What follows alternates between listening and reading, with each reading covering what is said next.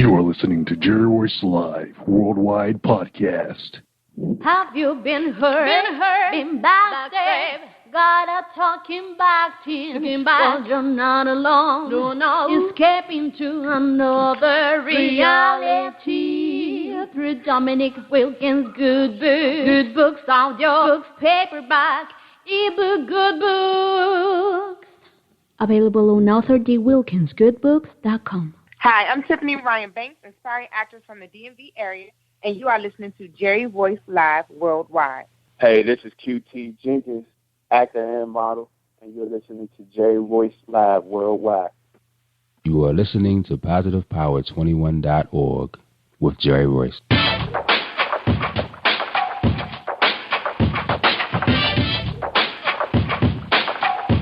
What up? It's your boy Kano Kingston. Hi, this is Angel Sessions. Hey, this is Pat. Hi, I'm Teresa Cowell. Hi, Jerry. This is Ira Stanville Carter. Hi, this is Phil Powers. Hello, this is Teresa Bobby with Jerry Royce Live. Hi, I'm Philip Barron. I'm live on the Jerry Royce Show. Hey, what it do? It's your boy Houston Saint. Peace, this is Dahlia the poet, spoken word artist. Hello, this is Lamar Marquise with Jerry Royce Live. All right, everyone. You got Robin Lynn, and I'm keeping it live right now on Jerry Royce Live. Hey, what's going on, everybody? What's up? This is a award-winning podcast with the greatest podcast on earth. Thank you for stopping by. I'm your host, Jerry Royce Live Worldwide on Internet Radio, where you get your positive on. So when it's all positive, it's all power. That's positive power. This is a worldwide podcast for growth, wealth, and success. Thank you.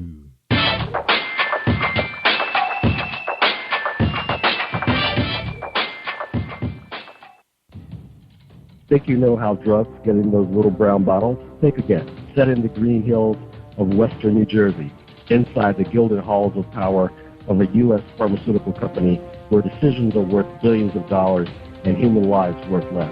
Nicholas Harding, a young executive at Marshall Pharmaceutical, finds his career, family, and life in jeopardy.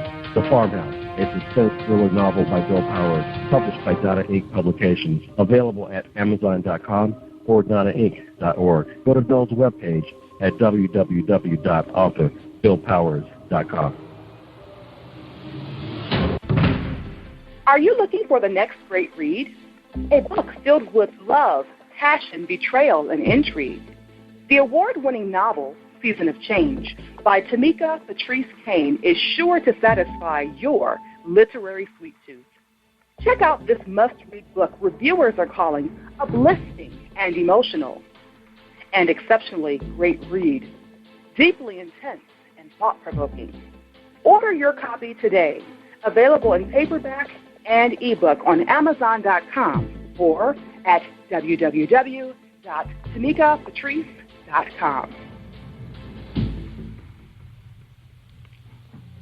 Are you an author looking for promotional services or a reader looking for a great read at low prices? In this competitive world of books, Writing Royalty Promotions is dedicated to bringing authors and readers together to build a greater respect for literature through our various promotional services and online bookstore. So head over to WritingRoyaltyPromotions.com and check us out.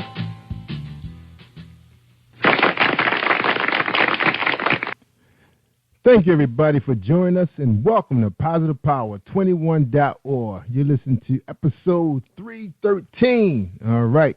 Stay tuned for a special message for today's sponsor, James Deshay. Are you looking for a great book of poetry that is romantic, heartfelt, and full of male emotion? Then get Thoughts, Love, and Reflections by James K. Deshay.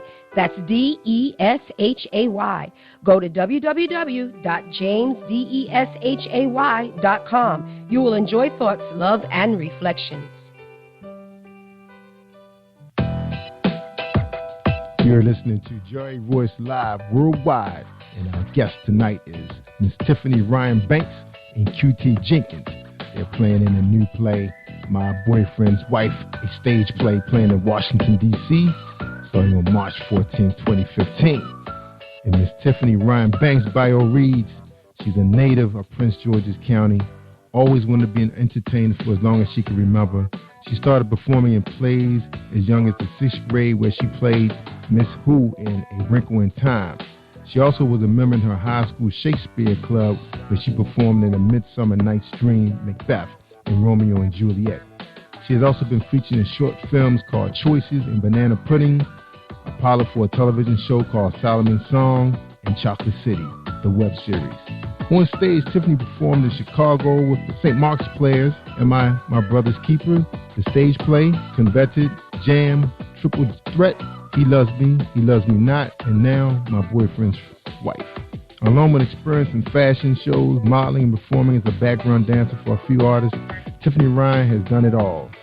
She would like to thank God for allowing her to live out her dreams, and to her family and friends for the continued love and support. Mr. QT Jenkins is an aspiring actor and model, 22 years of age, and has been acting and modeling for 3 years now.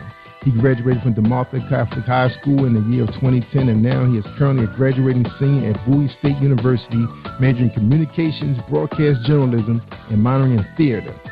Mr. Jenkins trained in Taekwondo for 7 years, played football for 9, played percussion for 7, and recently became a certified personal trainer. His favorite hobbies are working out and spending time with his family. Mr. Jenkins has been in multiple local productions such as film and theater. Currently is filming a web series called The Chocolate City and stars in an upcoming film that will premiere on April 11th, 2015 called Misconceptions of a Father. He is also part of a Six Flags America stunt team located in Largo, Maryland. His long-term goals are to become a professional actor, model, and QT's plan B, C, and D are becoming a police officer, firefighter, and or personal trainer. Ladies and gentlemen, I present to you Miss Tiffany Ryan Banks and Mr. QT Jenkins, playing in the stage play My Boyfriend's Wife, playing in Washington, D.C. on March 14th. Please enjoy this presentation. Hi, this is your girl Cotton, the softest voice in poetry. And when I'm online, I listen to Jerry Royce live worldwide on positivepower21.org. You should be listening to Jerry Royce live. All right, we're back, y'all. What's going on? Q, Tiffany, how y'all doing tonight? I'm doing good. Doing pretty well, my brother. All right, glad to have you guys. Congratulations. Thank you for having us. All right, so we can ready to get started because I know we had a long introduction. Had to get the sponsors out. The first question is you, Tiffany. Who is Tiffany Ryan Banks? Tiffany Ryan is my stage name. I've been acting for a very, very long time. I've always been told that I'm very dramatic in everything that surrounds me. So I just enjoy, acting, especially being on stage to feel the audience response. I'm very good. And Quentin can tell you I'm definitely the ad-lib queen. I'm ready for anything to throw at me. So, but besides that, I'm also a high school English teacher. I've been teaching for 9 years now. I have my dual master's degree. I'm a single mother. I do it all. Wow. Dual masters, mom, teacher. Mm-hmm. Wow. I also cheer for a semi-pro team called the Metro All-Stars. So I do a little bit of different dabbing. Wow. So what sport is that? It's basketball. Basketball? Okay. I thought you were going to say arena football. I miss arena football around here. I've cheered that before. I've done that too. I cheered for that too. Yeah. All right. Good for you, Tiffany. Wow. That's a lot. And your stage name in the show is what, Ananda? Ananda, yes. All right. She's one of the main characters. One of Malcolm's many women. Yeah. Michonne told me the story about Tiffany, and she said there's never a dull moment on the stage. Oh, yeah. And I think this is your second time working with her, right? No, this is actually my fourth time because we did Coveted twice, and then we did He Loves Me, He Loves You Not, and now I'm this one. So my fourth time. Oh, wow. So you must be simply awesome then if she asking you back that many times. Wow. Yeah, I audition every time, but I've been blessed. The roles I usually go for, I usually get. So I've been really blessed. Yeah. So how you find time with being a single mom? Is your who's your child? If you don't mind speaking about it. No problem. I have a 7-year-old daughter. Her name is Layla, and honestly, it's all about planning my time out correctly. And not only that, but I take her with me. She's actually in this play. She plays she plays the daughter of Malcolm. So she's with me at practice anyway. So go ahead and do your line. She's been in 2 other plays with Michelle as well. So she does a little bit of acting and cheerleading. So yeah, it's kind of easy when you have a child that loves what you love, Yeah, that's right. That's gonna be awesome. I can't wait to see it. Can't wait to. Let's hope the weather hold up. Hopefully we got our share of snow, this weekend, and that's it. We can see some sun. Well, they said next Wednesday is going to be about 60 degrees, so I'm hoping that it stays that way to the weekend. Oh, I thought you were about to say it's going to be about 60 inches. I was like, oh my God. No. Okay, good. No. I'll take that. I'll take 60 degrees. All right, Mr. Jenkins. So who is QT Jenkins? Well, I'm a family man. I really love spending time with my family and everything. But my one true passion is acting. I've been acting for 3 years now. Before that, prior to that, I wanted to be a police officer. That's what I always wanted to do growing up because my grandfather, he was a police officer, and my uncle currently now is a police officer. So, but 3 years ago, I went to Bowie State. And I looked into the theater program, and I got into one of the classes and fell in love. But when I was younger, I grew up, always watching movies, telling myself, oh, I'm that person. And I will always call myself that person. And ever since then, my family knew, I should be an actor. So it's going great for me now. Yeah, good for how many? So, is this your first one with Michelle? Yeah, this is my first one. First one. All right, good for you, man. Now, on your bio reads 9 years of football. Man, that's a lot of years. Is that starting at what, age 10, or that includes high school and college? Actually, it was age 10 when I started. So, and I finished. When I was 19, 20 years old. I actually quit football to pursue my acting career. Oh, wow, okay. So you think you would have had a shot at playing college ball? Because I know Bowie, man, they turned out some pretty good pro players. Yeah, well, I played a year at Bowie. I originally went to West Virginia State for 2 years, played with them for 2 years, and then I went to Bowie. And then I found acting, so yeah.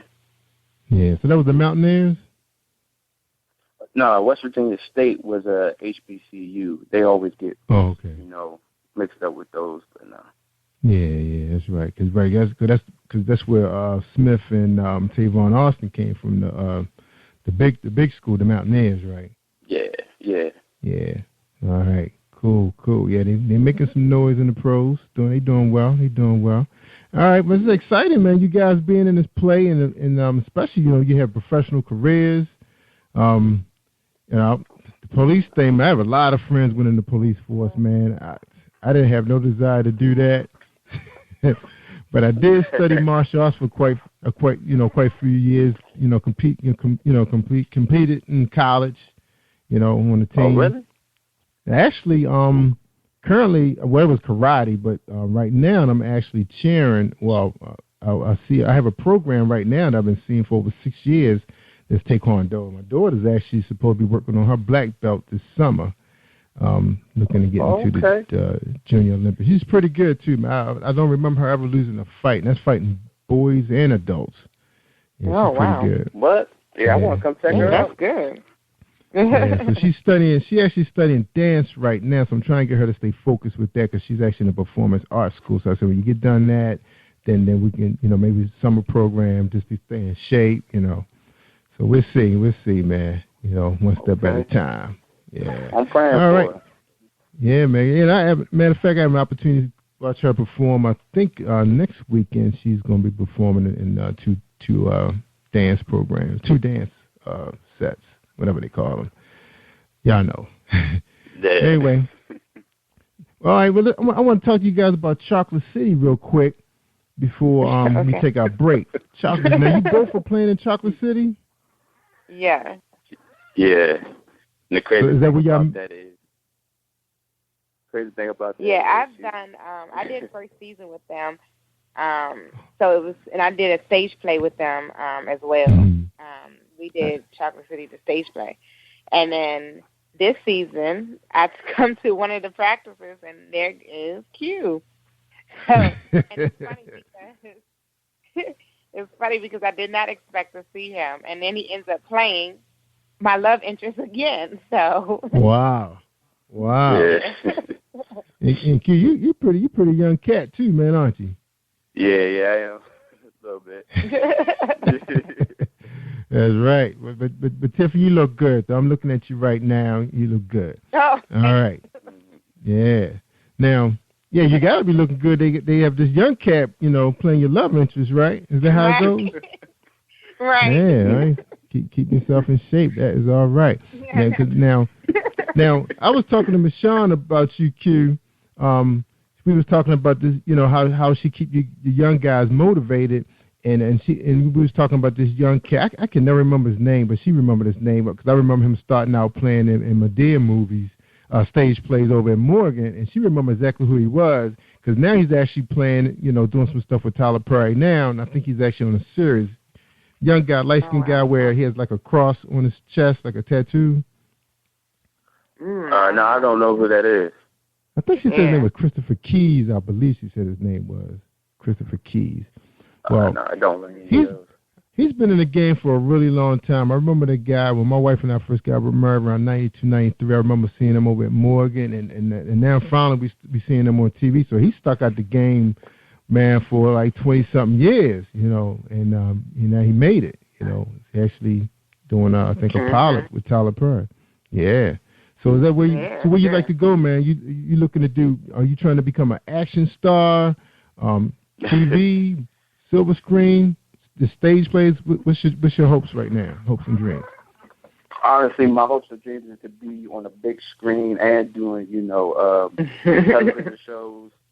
Of course, I want to do action. I just was casted as one of the stunt people at Six Flags of America. So I'm definitely trying to get into action.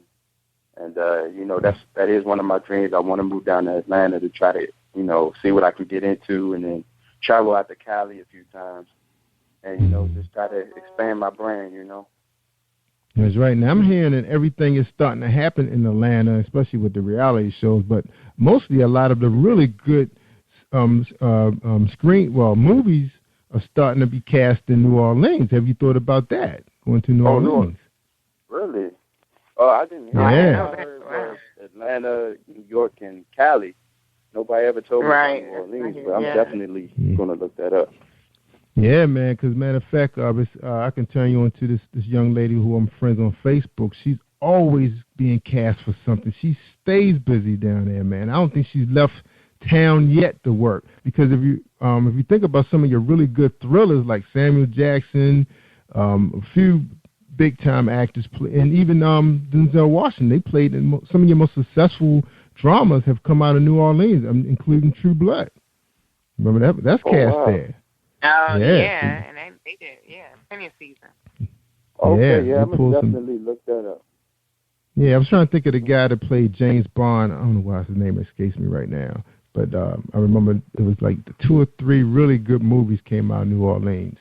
And like I said, True Blood. So you definitely got to check that out because she said there's always work coming down there. Always. So I'll turn you on. I'll forward her name to you, and then you can talk to her and see what's going on. I appreciate it. All right.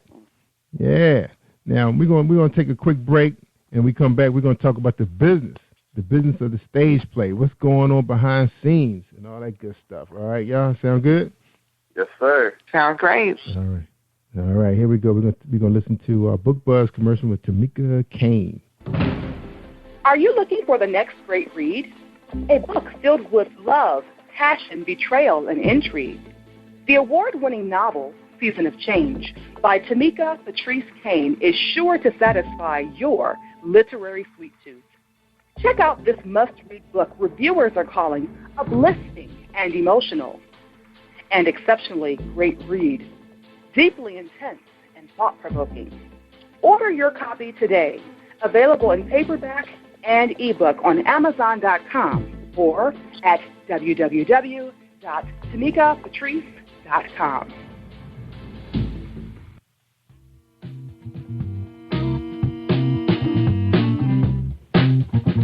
Are you an avid reader of urban fiction, looking for drama, suspense, and more? Reads World Publishing is dedicated to bringing the world's best literature to our readers. Urban fiction, erotica, sci-fi, mainstream fiction, and children's literature are just some of the genres produced by our diversified family of authors. You can reach us on Facebook, Twitter, Instagram, and at our website, www.reachworldpublishing.com. Positive Power 21.org, Internet Radio. You are listening to PositivePower21.org with Jerry Royce. Yeah, that's my staff right there. That's my kids. All right, showing love for Positive Power. All right, we talking to Tiffany Ryan Banks and Mr. Q Jenkins. That's right, two aspiring actors and actresses. That's right, doing their thing. All right, so tell us, y'all, what is it like on the set, rehearsing? Are you guys working every night now? It's coming down to the grind now. Yeah, pretty much now. Starting to be every night. Before it was every weekend. Yeah. On set though, it is fun. It's like we're like a family. We all joke around, have fun, but then when it's time to get serious, we get serious as well. So I really enjoy it. Well, you're a veteran now, so you kind of know the format now. So you can pretty much tell the director, hey, we should be working every night by now. Does it go down like that, Tiffany? Well, we do. The snow now, Tiffany, you think it's not like that yet? Our best friend now. Yeah, the weather is not our best friend, but we've been doing it almost every night. Yeah, that's right. The weather has not. Now, Tiff, you think you'll reach a point where you be ready to write or direct or produce? Where are you right now with your mindset, going into the future?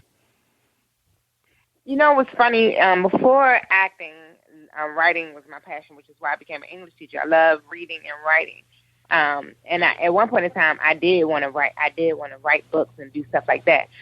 Because I love. I grew up with R.L. Stein and Stephen King. Like I love horror movies and horror, just horror fiction, anything. And so I thought I would one day write. But now as I'm older, I just want to act. I don't see me, maybe producing. I could do that, but I don't know about being an author. You don't know about being an author? You past that point now. But I would love to do, yeah. All right. Maybe voice now, over. Q, you made it known. Okay, sorry. Well, Q, you made it known that you're an aspiring actor and model. So, what have you done so far that's making you, you're interested in being a model? I know it's a pretty tough industry right there. You have the height and everything. As a model. Yeah, height and patience. For a guy, I don't know if I had the height for real. I mean, I am like 5'10", but I still can make things look pretty good. I mean, not to be conceited or nothing, but I have a very high confidence of myself when it comes to what I want to do in life. But that's right. The industry is definitely tough, but I've done a couple of runways at my school, and I've done a runway show for this guy named Shanti Walker, and it was actually at the Theater Art where the play is going to be at. So, I've done a couple of modeling gigs before. Right. Now, how about print work? Now, you don't have to be that tall to do print work. You got a lot of, urban fashion out here. A lot of the big-time designers are trying to break into urban. Have you done any of that yet, any print work? No, I haven't done any print work yet, but, trying to follow my first dream as an actor, I feel like, all that will come later. So I would just have to give it time. But I'm just really focusing on becoming an actor first. That's right. Now, do you have an agent or public relations firm you're working with currently? No. Honestly, a good actor told me before that you really don't need an agent because all you need is yourself to promote yourself and to, get everything together yourself and do the research yourself. So you're paying an agent 15-20% of your money, which you can just keep yourself if you do everything yourself. So right now I'm not really looking into that. Yeah, but how much work can you get on yourself? That's the question. Well, once I graduate from Bowie State University and I'm done with the stunt team at Six Flags, I'm going full-time, researching every day and updating my resume, and I'm going out for it full-time as an actor. Yeah. So I just need to put everything in line first. That's right. Because I remember my brother, he was a professional model, and he was working on his own. And the jobs, they came in. But I remember I signed with a small agency in the Baltimore area, and my phone was ringing off the hook, man, for casts for movies, even small parts, man, no speaking lines, but it was like all the time, print work, modeling, trunk shows, you name it. It's like the phone is just, and we didn't even have cell phones back then, man, and it was always, landline was killing, man. And I missed a lot of stuff because I was on, I didn't have a cell phone, was no texting and all that good stuff. So I did miss some good opportunities. And I've seen some of those movies, playing well right now, So, it's what it is, in different times, now with technology. Now, Tiffany, you have a career, you're a school teacher, when you stay at it a little long, you be able to get that retirement check soon. Now, what's going to happen if the silver screen start to call or Tyler Perry ring the phone? Would you walk away? Because I know you're off during the summer, so you can do whatever you want during the summer, but what about now? Right. To be honest, acting is my passion. That's my dream. So if it did come knocking, I would probably have to walk away. I would come visit my students, but I love you guys, but I got to go chase my dreams, just like I want them to go chase their dreams, Yeah. So I definitely would go. Mm-hmm. Now, I've been following a model on Facebook, and I really had a chance to really spend some time on her page because she's so much like she treats it like a diary. And going through her Facebook, found out that her daughter is actually the big star in the family. Beautiful family, sisters, brother, all of them, mother, all of them gorgeous. But the daughter is the one that's getting all the work. What's going to happen if things break for your daughter? Are you willing to pack up and head to California or New York or wherever? Yes, definitely. She likes acting. She's in it right now. Cheerleading is her passion, but she likes acting and she likes doing it. And she reminds me of me. She's always dancing and singing. And Q would tell you I'm always dancing and singing at practice, and she's just like me. She's definitely a drama queen. So if she had that chance, and she says it all the time, she's like, I can be on Disney. I should be on Disney. She says it all the time. And so if she definitely has that opportunity, I will pack up and go. Yeah, because are you free during the summer months? Because you teach. I know some people do summer school and college. You teaching what you said, high school? No, I'm free. Yes. Okay, you free? I'm free. I do every other summer off. So one summer on, one summer off because I'll teach summer school. But no, I'm definitely free. I'm always looking for new things to do. Now I know Q said he doesn't have an agent, but would you entertain the idea of getting her an agent so you can pursue the opportunities in Florida and Disney? I would actually, only because this area is definitely hard. Most of the stuff is word of mouth, and it's because it's so small. All of us are going for the same characters and the same thing, so it's kind of hard. And so I definitely would look into an agent, but it would have to be, I don't want to say a real agent, but it has to be someone good because a lot of people want their money up front, and that's not really how it goes. You get paid when I get paid. So you got to be careful who you look at. You need to look at a proper industry, a proper agent, and work that way. Yeah, see, they're not real agents. They're really good agents. They know that they get you to work. Right. They know when they open the doors for you, they know that the bank opens the account for them. Yeah, that's how it works. And the thing about and we're gonna talk a little bit about social media, how social media has really opened the doors up. Like for example, Michelle, she didn't really have to put out the thousands of dollars to be able to reach out over across the Beltway over here to Maryland. Just us talking about it right now. You're talking about couple thousand people in Maryland is like, oh, man, I'm going into that play. You know, they thinking about it right now. Because I remember me not knowing what my numbers were like at one time. I remember my cousin, she had just came back from Ohio, and she said she wanted to come on my show and talk about her play. Because I was wondering what happened to her because she wasn't Facebooking much, but she was working on her screenplay. And she was ready. She was ready. Everybody was cast. You know, the rehearsals were done. She came on the show a week before the play. Show up. It was at a community center because, you know, it was small time to her. Would you believe the line was wrapped around the building? Everybody was staying in line was like her Facebook friend. And my Facebook friend. It was like, how you find out about it? You told us about it. She was on your show. It's like, what? You were listening? Right. It was 10 people. So, you know, what's going on, you know, how Facebook is reaching out to people like Michelle? How's it reaching out to people like you, your daughter, and Q, you know, for having opportunities? I think social network does help to a certain extent. I think a lot of nowadays, especially like Facebook, they have like pages where actors and actors, you go on and they actually list auditions and stuff on there. So that really helps. And just getting the word out. But especially for the play, whenever I post something, I have people commenting saying, hey, I need a ticket. Or texting me, I need a ticket. Can I get a ticket? So it definitely helps. I think. That's right. Heck yeah. Right, because you're talking about your friends and Q's friend, every actor and actress in the play friend. You know, back in the day, I remember when people used to have like little fashion shows, you know, at the community center of the church. And you say, if you got 50, 60 models, you know, pretty much the producer kind of know they're going to get their money back and make some money, you know, and put out some money, you know, for food or whatever. They know that they can count on each of the actors, the models and their parents to sell at least 5, 10 tickets so their friends and family can come see them.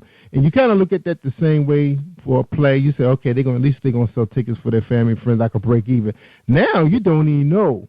You know, you talking about how many people cast for this play? You have any ideas the number of people? It's 5 of us. It's 5 of you guys?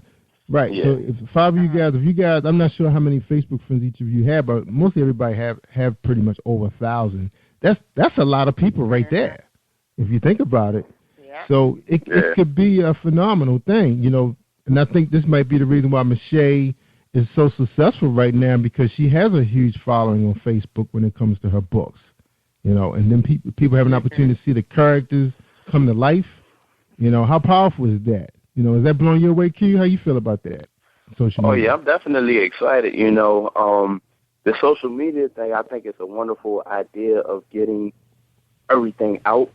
Because yesterday I was just posting that, you know, the tickets are due soon and it's the last time, you know, the last call for people that want tickets. And I got about, you know, more than 5 people hitting my phone saying, what's going on with the tickets? I need a ticket. Where can we meet? So, you know, it's definitely going around fast. And I know one of my friends at school, I didn't even know, you know, he knew about it. He talking about he saw it on social media. And, you know, I'm like, hey, okay, it's getting around. Nice. That's right. That's right. It's powerful, man. It's so powerful. Now, an example, too, of how powerful social media is for you, Jenkins, is the fact that I'm going to turn you into somebody who's already working, you know, in New Orleans as an actress and being successful. I mean, she's working on these movies are actually going to Netflix, the Redbox, and theaters. You know, and look, just think, if you connect with her, you may have an opportunity of getting a legitimate agent. It's just so much networking that could be done that can save you a whole lot of, like, getting a plane ticket, flying down there to meet with her. You know, a lot of you guys can do right online, and then you can just follow her diary, because pretty much Facebook is almost like a diary. You can follow the person all the way down to when they first logged into Facebook and see how their career has prospered and moved forward. You know, and then you can say, oh, wow, this person is doing pretty well. Because she posts pictures of, like, really successful actors and actresses that we see all the time. And she's on there with them, you know, behind the scenes or on the set. She shoots all those things, you know. She does a lot of selfies. So just an idea. And even for you, Tiffany, you know, saying, hey, you know, I'm free on a summer. I can head to New Orleans. You don't got nothing holding you back, right? Same thing. So I can share that same information with you, too. if you're interested. Yeah. All right. Yeah, that'd be all right. cool. Yeah, that's right. All right, y'all, we're going to take a quick break. We're talking to Tiffany Ryan Banks and QT Jenkins. He's still in college, but he's making things work. Right, man? I don't know how you do it, man. I guess because my focus was, I know it's hard, man. And we want to talk a little bit about that when we get back from this break. All right, hold tight, everybody. Another message from Reese Publishing.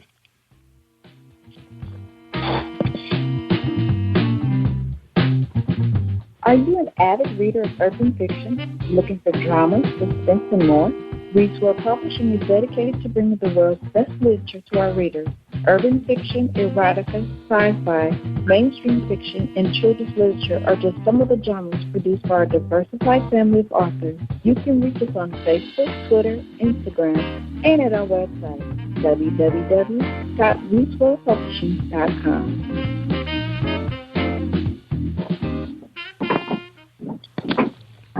Hi, I am Arthur Crystal Alexis, and I'm on Positive Power 21 with Jerry Royce Live. Woohoo!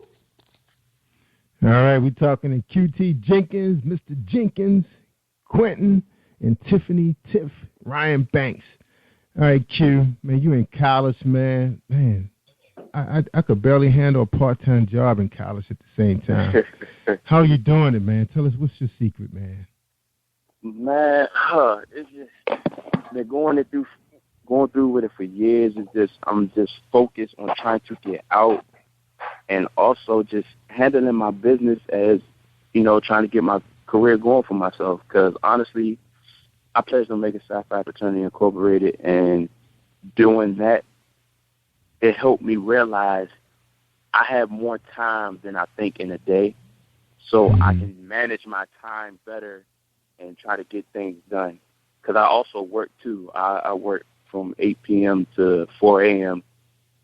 Sunday through Thursday. So I'm just, just trying to manage my time. That's all it is. Wow. And you're able to make rehearsals? So y'all rehearsals don't run that late? Well, basically we have rehearsals, sometimes during the middle of the day for a couple of hours, and then I go ahead to work. But I usually only have class Tuesdays and Thursdays, so I can set my schedule up like that. So Mondays, Wednesdays, and Fridays, I'm free. So, Tiffany, how you manage that, practice during the middle of the day? It is hard, especially when we have practice on Tuesdays and Thursdays, because I work 2 jobs, and then I go to cheerleading practice, then I go to rehearsal, and by the time I get home, I'm tired. And I'm finishing up my second master's, so I have homework to do, I have a lot of stuff, but it's all about planning everything out right. Wow, what a schedule. I thought I had it tough. Yeah, I'm one of them people. I can't sit still. I like to do stuff. So as long as like you said, as long as I just time out everything correctly, like I said, I have a set schedule, and actually it works for me. When I have space and I go home, that's when you might have trouble. I might lay down, might not want to come back out. So it's hard. When I have something to do back to back to back, it's better for me. So you're not. So you guys are finished. Yeah, I know. See now, because you guys worked on Chocolate City. How demanding was that doing the web series? Because I know it takes a while for them to do their setup because of the lighting and everything. How challenging was that for you, Q? Well, I mean, we only really shot one day so far. We about to have another shoot day coming up, but for that you have to shoot all day, and it's long and tiring, but it's fun because of the atmosphere you're around, the people that you're around, and it makes it so much better. So, it's actually pretty fun. I love it. Yeah, I love hanging around the studio. It was good. The few movies that I had an opportunity to be around, it was awesome. I had a chance to work with Sharon Stone and Kevin Bacon. Another big actor too. I can't think of his name right now, but it was small parts. But thing was being around and understanding it. Yeah, and then my son had an opportunity to work with the HBO series The Wire, and he loved that. Oh, I love that series. Yeah, he had a chance to work. Him and his stepbrother both, because he was a student at Morgan in telecommunications. So he actually worked with ESPN Sports. Had an opportunity to do a lot of the pro games for Philly, Washington, Baltimore, the Maryland games. He loved it. Got a chance to do music videos, work with the Trap Boys, the guys. He was around those guys when they was growing in Miami. Because remember, Miami had just busted on the scene. The music videos. So he got a chance to see all of that. Yeah, so you guys living the dream, man. And now on social media, plugging into it all, you gotta love it. When did your son graduate from Morgan State? Because I went to Morgan State too. He came out in 2007. Oh yeah, he came out a year after me. Yeah, I had to represent my Bears. I used to cheer for Morgan State. I love them. Everybody went to Morgan State except me. I was up there. I didn't go there, Q, but I did. They got my money. Oh, really? Yeah, my whole they got my family body went there. there, and that's the school I wanted to go to. But yeah, my sisters go there now. Yep. Oh, really? Wow. Yeah. Yeah, good program. Yeah, it's program. All my friends, well, they didn't graduate, but they did attend. but good program. And then they still doing, real positive things. I had an opportunity to meet, I'm not sure if you guys know Earl Graves, but I had an opportunity to meet Earl Graves on two occasions. He was speaking at the school. Yeah. And that's what inspired me to get into publishing, was meeting him. His strong, powerful words. Yeah, that's right. All right. Now, Q, I don't know how you guys do it, both of you, especially Tiffany, you raising a daughter at the same time, and then you just mentioned cheerleading practice. I don't know how you guys do it, but I know it's a I guess you can say something's at the end of the light is at the end of the tunnel. Now for you, Tiffany, when is the light going to be at the end of the tunnel for you? What are you waiting on big to happen? I think that day when I call my family and friends and I'm going to be on the big screen. I think that's when I'm going to feel like I'm at the light at the end of the tunnel. It's going to be like all this hard work paid off. I think that's what it's going to be. Now, you have a pretty nice resume so far. Is that enough for you to cast for a Tyler Perry movie? Are you ready for that? I think I'm ready. I've done a little bit of dipping and dabbing. I think I am ready. I've done a little bit of everything, stage play. I've done film. I've done, So I would love that to happen. And, I have family that live in Atlanta. My dad lives in Atlanta, and they always say, you can move down here. You can probably find more opportunities here. But I don't want to give up on D.C. either. We have opportunities here. We're going to make it, But, yeah, one day. One day I don't know. See, I'm going to tell you, I got to put Baltimore and Washington together in the same bucket when we talk about, opportunities. I mean, if you want to be a government employee and get your 30-year check, get your little pen, get your 10, 20-year pen, great place, And they even call it the Gold Coast in town. And it's 2 hours from Florida. You can get to the Bahamas in 2 hours. You can get to Chicago in 2. It's a great place. But I think when it comes to the entertainment community, this can be your home base, but you can't make it the only base. Can't make it the only thing, right? Yeah, you gotta circle third. So that means you gotta go to Atlanta, because that is where things are happening at. Because one, I think and this is my opinion, and you guys can correct me. I think Atlanta's working out for our people because one, it's easy for the film crews to get down there and make things happen because they don't have the problems with the traffic and stuff like they do in bigger cities. Two, people are starting to find that their entertainment money stretches a lot further in the South. I mean, they're beautiful homes, the communities are being developed. Yes, and then you have fun driving your fat ride because you got open highway. Here, man, we running a pot. I don't even know if I would want to have a sports car sitting there low to the ground because of the pothole. I'm ducking potholes now with my Jeep. Yeah. So I can just imagine. Yeah. Trying to have some nice rims. So, so Atlanta does sound like, if you got that opportunity, your father saying, hey, I would make the move. Now, your teacher, you could get a job there really easy, right? Isn't that possible? Yeah, you could teach anywhere. Atlanta is a little bit different. They do get paid less, but that's because the cost of living is less. But teachers in that area in Atlanta, Jonesboro, where my dad is, they only get paid once a month. So you get paid a lump sum, and you got to just make it last for the whole month. I'm already checked into it. I've been doing my research. You hear that, Q? She ready to abandon DC. Because, I mean, I'm looking at your resume. I mean, you've done web series. I mean, you're on film. You have footage. People can see how you look on camera, how you communicate with the audience, how they connect with you. You got it all, you know. So what are you really waiting for? You know, what's the real excuse? I just need to take that leap. That's what I need to do. Yeah, you got the connections. Now, Q, we understand your situation. You waiting to graduate, and after that, you off to the races, right? You gone. Oh, yes, sir. I can't wait. In November, that's the last day for the Six Flags thing, and I'm full time. Yeah. Now, Q. Now, my question for you, Q, is, and my brother and I, we was in the same situation. We was pursuing modeling and all that stuff. You know, of course, the opportunities are not, you know, out there like it is now because you have so many independents doing real professional work right now. I mean, just look at Michelle. She was an indie author. How long are you going to give it, man, if nothing happens?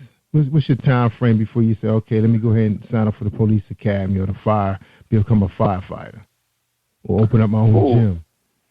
And, you know, I keep thinking about that. I really haven't got an answer, to be honest with you. But I honestly, something's telling me in my heart that something big is about to happen soon. I don't know what it's within a year or two, but something soon is going to come for me, and I have complete faith in that. So. Now, how about, you know, other things like, you know, having a family? You know, is that in the cards? Oh yeah, definitely. I'm currently with my girlfriend now. You know, we've been talking about the future, you know, and I definitely want a wife, and I did want 6 kids, but I bumped that down to 4. But I definitely want a family. I'm very strong on family, so yeah. Yeah. All right. Now, tell us a little bit about your family background. You have brothers and sisters? Well, I have 2 sisters on my father's side. And on my mother's side, I'm the only child, but I grew up with a lot of cousins. So they were actually like my siblings to me because I used to see them like all the time and had to, you know, stay with them and babysit them and everything. But I have a lot of aunts and an uncle. My uncle was basically like my big brother to me, and he was my role model growing up, and he's the one that's a police officer. So, I love my family. Yeah, that's awesome. How about you, Tiffany? Big family? Brothers, yes, sisters? I do have a big family. I have 3 sisters and 2 brothers. 2 sisters that live here in the DMV area, and then my sister and my 2 brothers that live in Atlanta, Georgia. Then I have, I call them my sister cousin friends or my brother cousin friends, and I have, like, they're really close to me. They're my cousins, but we grew up together. We actually just went on Family Feud earlier this year together. Wow. So, wow. Yeah, we're really close, and we just love doing stuff together. I'm really big on family. So is there going to be any room in the theater on the 14th? Is there going to be any room? Like your family going to take it up? If we keep selling the way we are, it might not be no room. Yeah, but she got to say, but I had to inbox her today to win my ticket because I'm seeing all this chatter out there. I want to know I got my ticket. Yeah. So is it so far? Is it just going to be the one date, or has it moved to a second date? It's just the one date. We're doing 2 shows, 3 and 6 p.m. But just the one date so far. If we were to sell it out, then she was thinking about doing another date. If we sold out both shows. Yeah, because she's making a lot of noise out there. I've been hearing her out there on social media. I know she's been on my Girl Be Swinging show. I didn't get a chance to hear you guys the whole show. I kept saying I was going to tune back into it. And because matter of fact, B's supposed to come out here to Baltimore and do a show with me on my set. And I hope I'm going to get a chance to see it before she get here, so we have something to chat about. Yeah. All She's right. so funny. Yeah. She is. Yeah, I had a chance to do a conference for her, which was a lot of fun. Yeah. All right. You guys sound like you guys got dreams, man. And it's about to happen. Things about to explode. Yeah. Oh, yeah. Definitely. So, Tiffany, being so close to all of that, I mean, how do you, I mean, what are you thinking about sometime, you know, when you lay your head down, you know? What's that feeling like, being so close to this big time, you know? when I lay down, my mind is going a mile a minute. I feel like my mind is never at rest. But I think about it all the time, and I can't wait. Like I said, Q would tell you I'm always singing and dancing. I'm ready. Yeah. I'm ready, and I'm always trying to turn something into a musical. And Michelle's like, "Sit down, Tiffany." But it's all fun, and it's what I love to do. So, honestly, if I can do this for the rest of my life, I would truly be happy. So. Yeah, because I'm thinking right now you kind of taking some love away from the world, not being on either a sitcom or the big screen. We missing something right now, and it's probably you. So you got to get down to Atlanta, make it happen. Exactly. Make it happen. And look, I told Michelle, I said, Michelle, when you gonna film these stage plays? So it can go on forever. I mean, is this gonna be one performance and that's it? Relying on ticket she's sales. Actually filming. Yeah, she is gonna film it. One, actually. Yes, this one, and she will be selling DVDs after the show. So this one will definitely be filming. Yeah, she took my advice then because she wasn't going to do that at first. I must have talked her into it. Yeah, she did because she told me the other day. Yep. Yeah, because I said all these independent film guys out here, I said, you have to worry about paying those thousands of dollars for nobody. These guys can do it on their tablet. They do. They do it on their own. Yes. Yeah. All right, guys, I want y'all hold tight for a second. When we get back, I'm gonna get your final thoughts for my audience. So you think about that while we're on this 30-second break, all right, with Mr. Bill Powers. Think you know how drugs get in those little brown bottles? Think again. Set in the green hills of western New Jersey, inside the gilded halls of power of a U.S. pharmaceutical company where decisions are worth billions of dollars and human lives worth less. Nicholas Harding, a young executive at Marshall Pharmaceutical, finds his career, family, and life in jeopardy. The Farmhouse, a suspense thriller novel by Bill Powers, published by Donna Inc. Publications, available at Amazon.com or DonnaInc.org. Go to Bill's webpage at www.author.BillPowers.com.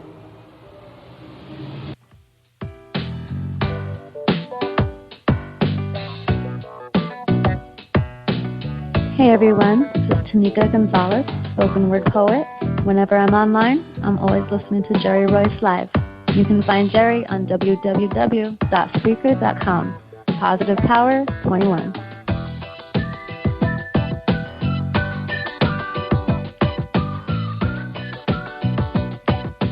All right, that's Tanika Gonzalez. That's right. She was part of our big super poetry remix last Sunday. And, man, people was having a good time, man, because they was blowing it up. That's right, the super remix. And next week, we hoping to have comedy come to Positive Power 21. That's right, Mr. Funny Man, Wayne Gigolo Weezy, Washington from Florida, is going to be gracing us with an unplug of his past performances being the Funny Man. That's right, bro comedy. All right, we talking to Tiffany Ryan Banks and QT Jenkins. He's still at Bowie. He's waiting to graduate, then things going to blow up for him. We got a good feeling. Time for some new faces on the big screen anyway. Yeah. That's right. Come on, I'm getting too old. I don't know if I can handle another Expendable. They look like they're starting to speed the camera up for them guys. Right. We need some new action stars, right? Yeah, man. We need some new action stars. That's right. Quentin Jenkins, new action superstar. All right. Now you guys got Calvin Washington on the set and Tiffany Strother and what's that, Michelle? I can't see my last name. Brody. So how's it been when you get working with those two actors and actresses? Well, those three. I'm sorry.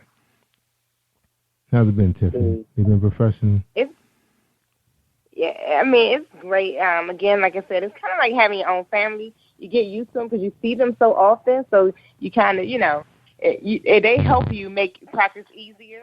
At one point in time, I forget that it's practice and I forget that it's work because I'm enjoying myself so much. So it's really like a big family when we walk through that door. So it's really it's like a wonderful atmosphere. Yeah, it's really sad, and it's just like being in a fashion show. You practice and rehearsal for 2-3 weeks, and then when the show is over, it's all over. Everybody go back home. That's the sad part. But at least you guys gonna have a DVD. to look at the performance, right? Mm-hmm. Yeah. And then the network Definitely. stays strong, gets stronger. The network gets stronger. All right, Ms. Tiffany, you up first. Your final thoughts for my audience. Remember, they worldwide now. They're in 15 countries. They want to know what they need to do to become famous like you. I guess my final thought would be anything that you want to do or anything that you're dreaming about doing, don't be afraid. Just go out there and do it. I mean, you might get a no and you might get some closed doors, but God always will open another door for you. So just go after what you want, because even when you're at the point where you feel like you're going to give up, there's going to be a breakthrough coming right around the corner. So don't give up. Keep doing what you got to do, and it's going to happen for you. Amen. All right. Nicely put. All right, Mr. Q, your final thoughts, sir. Remember, man, the ladies are listening, man. They need a new action star. What's up? Well, my final thoughts are definitely, keep your faith in God, because He will make a way for you. No matter what it is, whatever you want to do, it's possible. Just put all your work ethic into it. I promise you it will be yours one day. That's right. The funny thing about God, man, He knows how to keep you on that straight, narrow path. I mean, sometimes you kind of try to step off the path and go your own way, and then somebody just puts you right back on it. Isn't that funny how He works? Yeah. It is. Yeah, I can tell you some stories about that, boy. I'll say that for another show. All right, well, I wish you guys the best, and I hope we meet you, have an opportunity to meet you, and everybody going to want to hug you and kiss you and all that stuff, so I may not get a chance to, or maybe I can get a selfie with both of you. Would that be possible? I can just get a selfie? Of course, Of course. All right. I appreciate that. All right. That's right. We're talking to Tiffany Ryan Banks and QT Jenkins playing Malcolm and Ananda.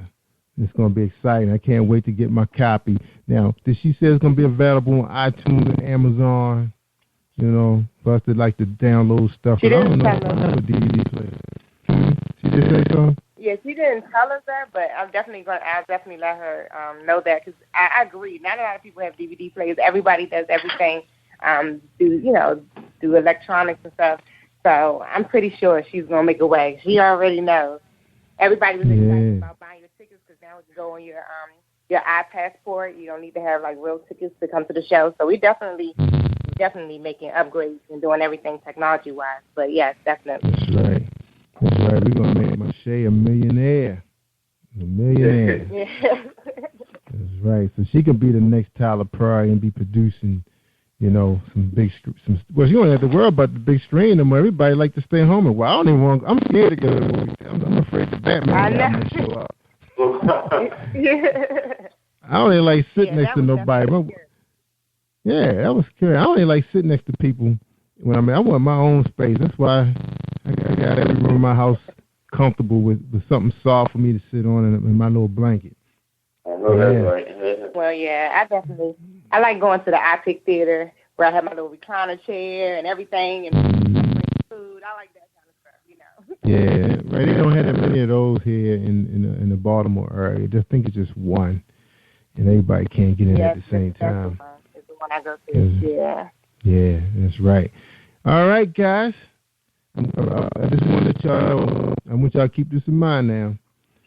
Whenever people need to hear the good stuff, y'all tell them about PositivePower21.org. You know why? Because Tiffany Ryan was here. QT Jenkins was here. Malcolm and Ananda. That's right, my boyfriend's wife stage play coming March 14th. It's going to be available in Redbox, Netflix, Amazon, iTunes. That's right. We're going to see you on the big screen right there in my own living room. That's right. Forget about iPad and all them places. Whatever they call them, Sony Theaters. That's right. I want to watch from the Jerry's Theater.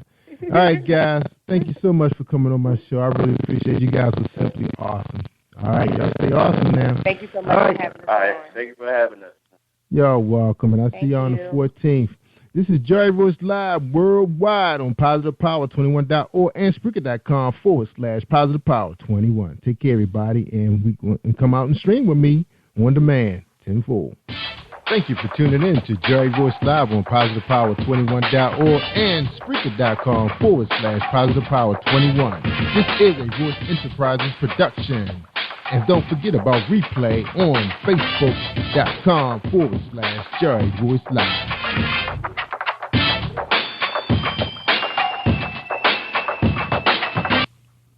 All right.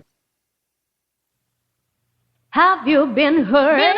Been backstabbed? Gotta talking back to you. Well, you're not alone. Escaping to another reality. Through Dominic Wilkins' good books. Good books, audio books, paperback, ebook, good books. Available on ArthurDWilkinsGoodBooks.com. This is Brandon Royce, and you're listening to Jerry Royce Live worldwide on PositivePower21.org. Hi, this is Miss Jessica Hughes, author of Blue Magic, A Prelude to Love, and I'm listening to Jerry Royce Live worldwide. You are listening to PositivePower21.org with Jerry Royce.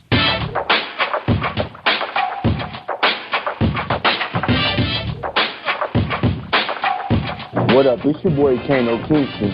Hi, this is Angel Sessions. Hey, this is Pat. Hi, I'm Teresa Cowell. Hi, Jerry. This is Ira Samuel Carter. Hi, this is Bill Powers. Hello, this is Teresa Bobby with Jerry Royce Live. Hi, I'm Philip Byrne. I'm live on the Jerry Royce Show. Hey, what it do? It's your boy Houston the Same. Peace, this is Dahlia the poet, spoken word artist. Hello, this is Ramon Marquis with Jerry Royce Live. All right, everyone. You got Robin Lynn, and I'm keeping it live right now on Jerry Royce Live. Hey, what's going on, everybody? What's up? This is award-winning podcast with the greatest podcast on earth. Thank you for stopping by. I'm your host, Jerry Royce Live worldwide on internet radio, where you get your positive on. So when it's all positive, it's all power. That's positive power. This is a worldwide podcast for growth, wealth, and success. Thank you.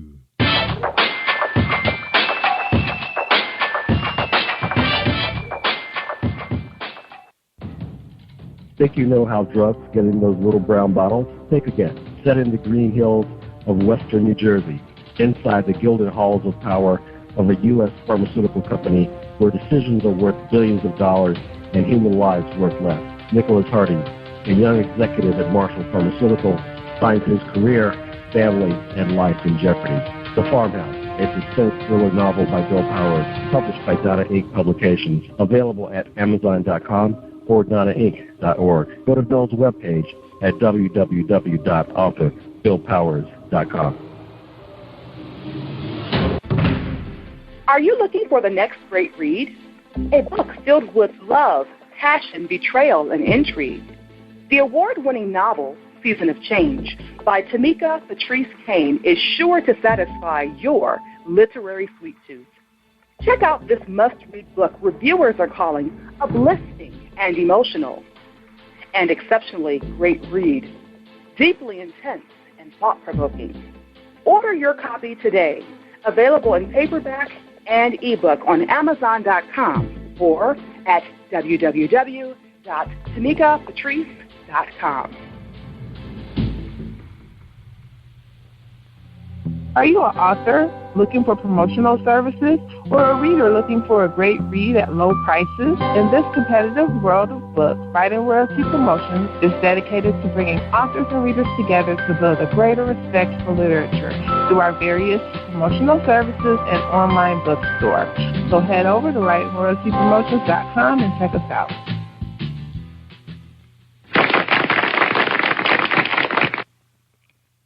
Thank you, everybody, for joining us, and welcome to Positive Power 21.org. I am Jerry Royce Live, and you're listening to episode 312. That's right, 312. And tonight, our special guest is Jessica Hughes, also known as J.H. Poetry. All right, and we're going to have her on as soon as we hear from our sponsor, James Deshay, the Romance Man. Are you looking for a great book of poetry that is romantic, heartfelt, and full of male emotion? Then get Thoughts, Love, and Reflections by James K. Deshay. That's Deshay. Go to www.jamesdeshay.com. You will enjoy Thoughts, Love, and Reflections. Hi, this is Angel Sessions, and when I'm in town, I listen to Jerry Royce Live, PositivePower21.org, where they play my favorite music.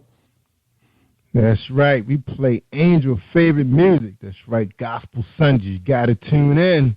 And also on Saturday, we're going to be introducing some comedy to you. That's right. And some R&B independence. That's right. Because we rock the independence on PositivePower21.org. That's right. And tonight we got another independent. I guess she's an independent. We'll find out. But we got Jessica Hughes, also known as J.H. Poetry. And her bio reads, Jessica Hughes, better known as J.H. Poetry in the cyber world, has been writing for more than 10 years. She was born and raised in upper parts of South Carolina as the only child to a single parent. She became creative early in life, and this imaginative seed grew well into her adulthood, where she fell in love with her muse. During this time span, Jessica used the tool of poetry to express her voice. In doing so, she has been widely known as a diverse poetess. However, Miss Jessica's new collections of poems, Blue Magic, A Prelude to Love, is a scope into the rebirth of her most intimate works. Her sensual intrigues, sensual sways, and romantic passages invite the reader into their own world of magic. This is where she draws you under her spell with potent words, vibrant metaphors, that prepare a feast for those who wish to partake in the bliss of love. Still, there's more for the reader to be thrilled about. The Blue Magic edition will continue to be penned in the spirit of romance in upcoming years by no other than the poetess herself. You can purchase her book at Creative Space, Lulu, and Amazon, and we will have the links available for you on her landing page on PositivePower21.org on Spreaker. All right, welcome to the show, J.H. Poetry. How you doing tonight? Hello this evening, and how are you? I'm awesome. Glad to have you on the show. Okay, you're blessed. We so excited. That's right. We're so excited to hear you read tonight. That's right. Now, before we get started in the first question, we're gonna give the audience a little taste of your work. So everybody hold tight. We're going to listen to Hidden Agenda. All right? Here we go. Okay. J.H. Poetry.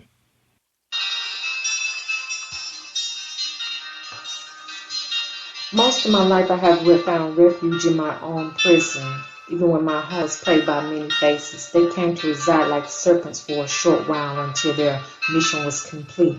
And I welcomed them with an open mind in hopes they would come clean. How can a viper be a true friend to me? I got nothing besides headaches, pain, and unfulfilled pleasure. These orders were sent my home with this hidden agenda. I ignored all the warning signals, zooming past stop signs, yellow caution lights, and failing to yield the right of way. I was a needle in a haystack, the teen under the influence at the frat party. I gave of myself freely, too freely, until I started to become unglued, bit by bit by bit. They did not care about me. They did not ask of my needs. They sarcastically laughed at me under my roof, the roof that eventually crumbled around my head. I was losing it. When my soul was almost taken, my heart broken to the meat, I began to consider my feelings. You know, it's a cruel punishment I would not place upon my worst enemies to be mistreated by the one who gave you life. It's all right. I have accepted that through my Father's help. However, some nights I just can't help myself from crying and wondering what did I do so wrong besides being born, and then anger would arise in a romantic song, taunting me to strike back like a cobra. I often wish myself someone else, or catch myself in a deep net of daydreams. Still, I had to confront my worst fears. There was no one to hold my hand, at least not on earth. I've always heard everyone needs somebody to love. There had got to be a reason for this. Was I a sacrifice? Only when the seasons change would that question be answered, the hour when the clock hand finally stops on me. So I keep living and existing as my heart is driven to seek a better place. I've done wrong. I've shouted from the rooftops. Yet, Those I've encountered refuse to see past my faults, the silent wasps outside my window pane. I'll pray for them before I go insane, but the knocks at the door I hardly answer because there must be a hidden agenda I can't afford to lose anymore.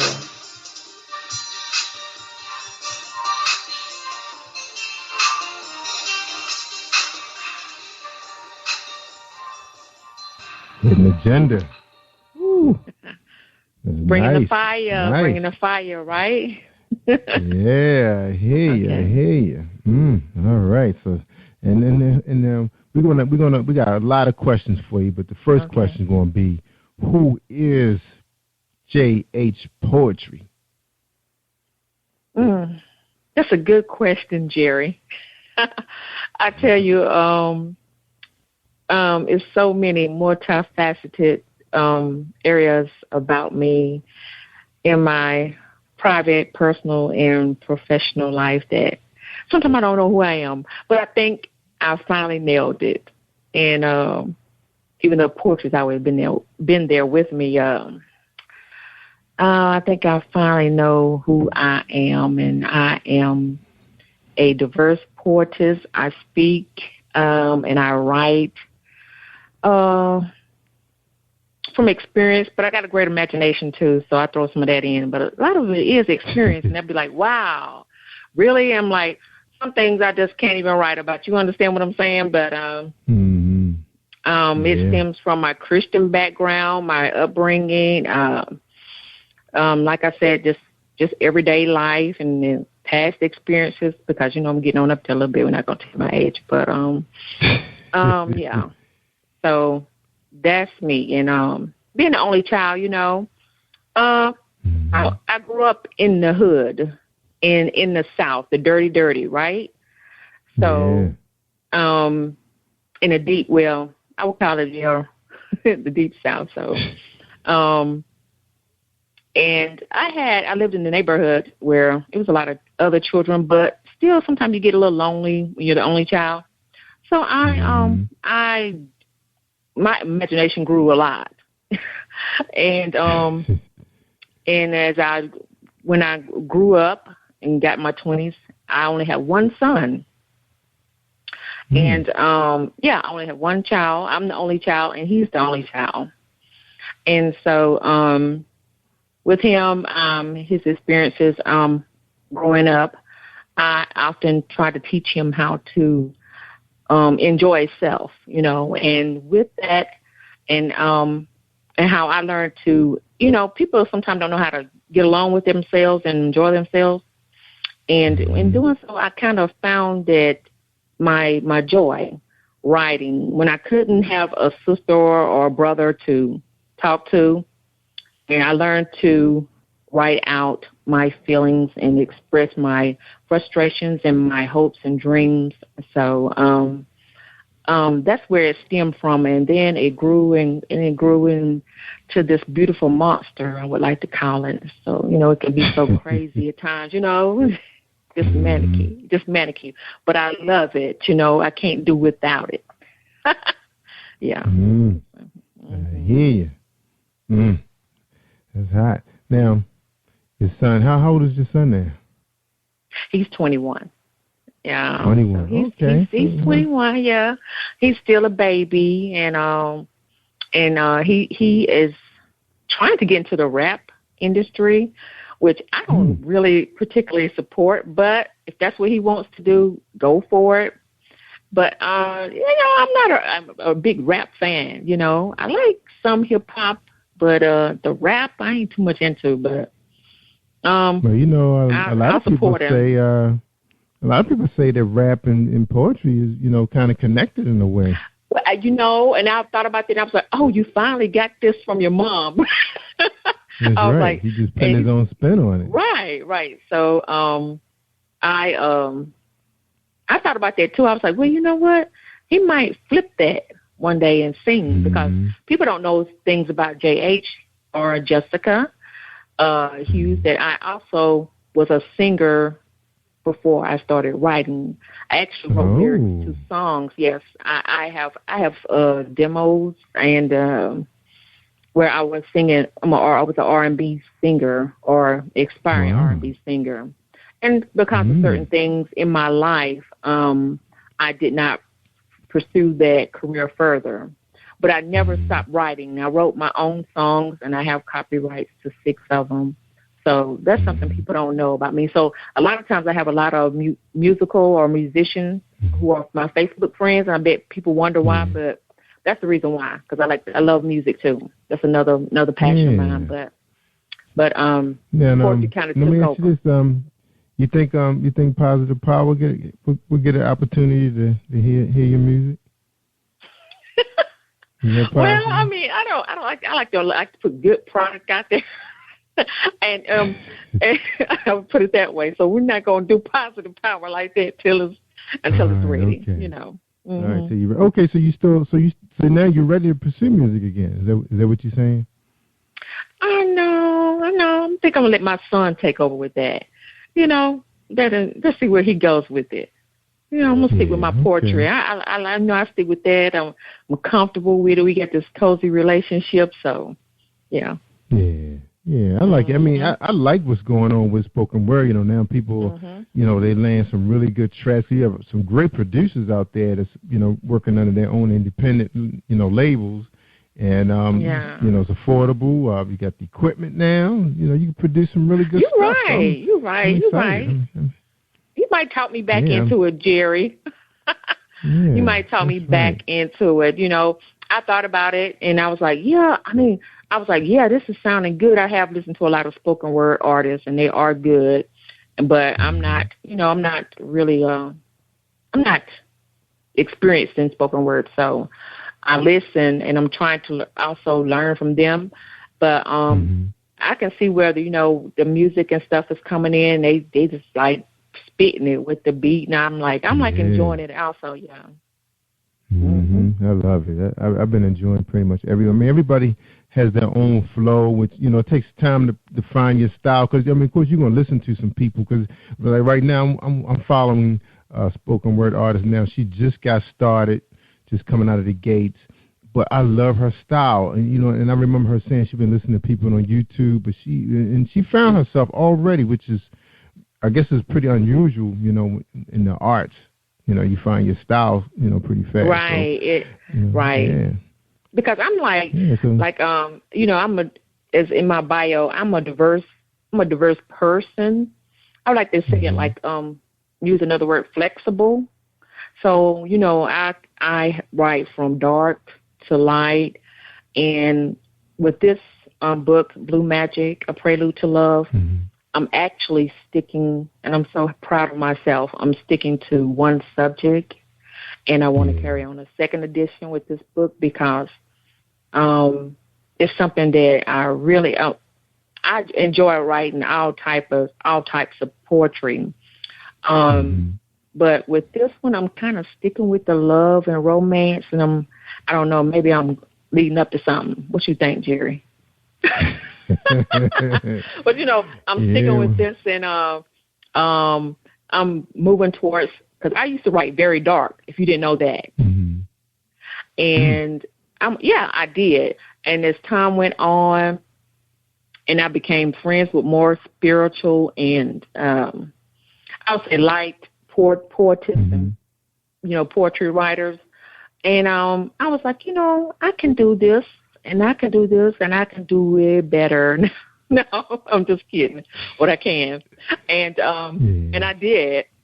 So I really got into it, and I enjoy it. So that's the main thing. You're having a good time and fun with it. Right. I mean, you're going to find yourself, writing your life in different chapters.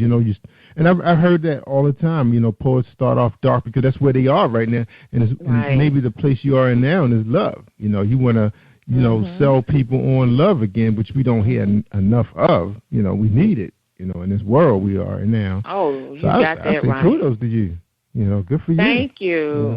Yeah. Because it seems like I'm moving from the dark to the light, even though I'm not saying that everything in my life is grand, but, I am moving in that direction. I'm loving it, that style. And I am a who out freestyle there writer. can say that? Yeah. Yeah, everybody got their, their ups and their downs. It's just the way life is. Oh yeah. All right. You're right. Sounded good. Yeah, and I wish his son the best. Like you said, he's going to go through. Like I had a guy that was on a couple of days ago. He was a rapper, and he moved into comedy. And then there was another guy I just was introduced today. I haven't met him yet officially, but I heard he was a rapper. Now he's a publisher, so you just never know, where he goes. Starting out young, that's what he know right now. That's his game. Mm-hmm. And remember I was telling you that piece you heard when we opened up when we were talking. That guy was a rapper I was telling you about. Now he's a preacher and has a gospel group that does rap. And a few of them are really successful at it. That's in the gospel arena is doing rap because the young kids need something. They need something too. Oh yeah, but they want some beats. They want to be able to dance. Jump up and down and praise the Lord. All right. Okay, well, we're ready to take our break. When we come back, we're going to listen to J.H. Poetry lay us some live stuff. She's going to go live. We had another recording, but we elected not to play it. But she's going to go live and maybe give us some more stuff later on, right?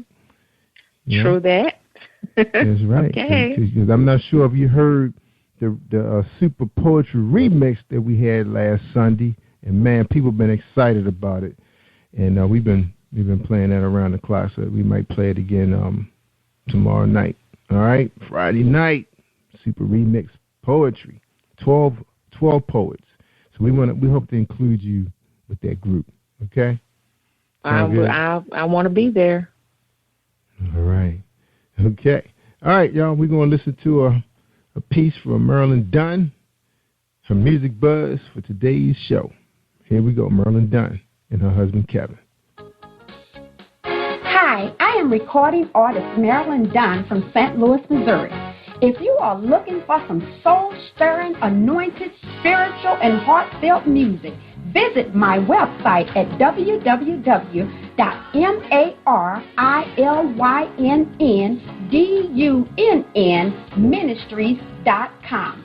Or you can also find me on CD Baby, iTunes, and Reverb Nation. For booking information, contact Mr. Kevin Dunn at 636-856-0551. That's 636-856-0551.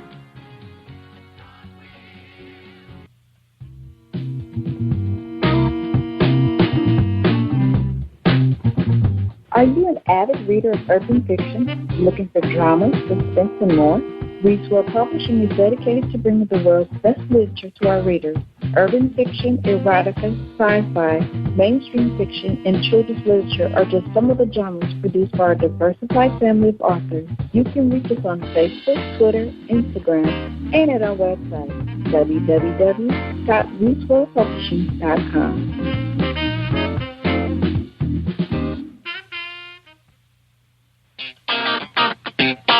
Hey, this is director-producer Alan Wills, and I am on Positive Power 21 with Jerry Royce Live. And when I'm online, I listen to Jerry Royce Live at www.spreaker.com/positivepower21.org. Y'all heard? All right. That's my boy, Big Alan, the short film director, making things happen. All right. In Indianapolis, that's right. I got to drop them, my man from Indianapolis. All right, we back with J.H. Poetry. She just laid down her life in 15 minutes. the only child, had her only child, raising a rapper. And right now we ready to talk about her book, Blue Magic, A Prelude to Love. And I'm just so glad somebody's writing about love, so now I have something to listen to. Now, J.H., now we know you have this paperback. Any chance of you working the audio version so the fellas can just put our headphones on and just sit back and enjoy your soothing voice? Any chance of that happening? I'm not going to count it out. It is a possibility, but I like to try. I am a perfectionist, and I know that's crazy, but I want to get more into, try to perfect my audio because my southern slang, We love it though. And sometimes it just gets in the way. I mean, seriously. So I'm like trying. Oh, Jessica. Don't you know the Northerners, we just love some Southern Belle. We love to hear your voice. Man, That's don't worry right. about... Ain't nothing like a Southern Belle. Because I'm going to tell you, every morning, well, it hasn't been every morning lately, but when I first started working in this new office I'm in now, it was a young lady from Dallas. And I used to love to hear her come in and say, good morning, y'all. Good morning, Jerry. And she's only worked one day a week now, so I don't get to see her like I used to. Plus, she moved her off her cubicle. And I saw it the other day. I just love hearing her speak. So just to tell you all of that, give it a shot. See what happens. Okay. Doesn't hurt trying. Because believe me, for those of us that's kind of unfamiliar with the world of poetry, I love poetry, but I can't read it. I don't get the same out of it, like I do when I listen to it. It'd be just like me trying to sing Michael Jackson's song, but it just won't happen. I want to hear him sing. Right. It's like you go to them concerts, right, and you hear somebody singing a Rihanna song, you trying to hear Rihanna sing. You don't want to hear them singing, right? Right. Same thing. Yeah. So come on now. Make it happen. All right. Well, let's talk about this book. Well, are you ready to read something and we can start talking about it? You want to do that? I'm sure I can do a piece. Yeah. It's entitled Lying Here. All right. Okay. So, I allude back to my luminous morning. He was the one who inspired me to slow dance with poetry. At first, I rebelled against my feelings. The thought of I am poetry engaged in such an act left of pondering. For poetry is a universal language, only the rarest of the rare can transcend. But as he spilled from his soul, my closed heart began to open. My pen began to wiggle into the deepness of this divine expression, and then he left like a fleeting ghost. This is when I became the lonely poet. Days could go by, and I would visualize his orchard lips that caressed my insecure inkwell. In the noonday, I'd spend hours feeding on the substance I held dearly. Warm sunrises, my sounding pulse, and dwelling on his enticing words. Every day my pen would feather. Every day I would become fonder of the man who freed these lips of mine. Nowadays the wind blows a little softer under my chin. Intimacy sits a little longer as I girdle my love story. The tassel upon my brow awakens the goddess of writing, and he pianos right beside me as I lose myself within the illicit light of poetry. Lying here in peace.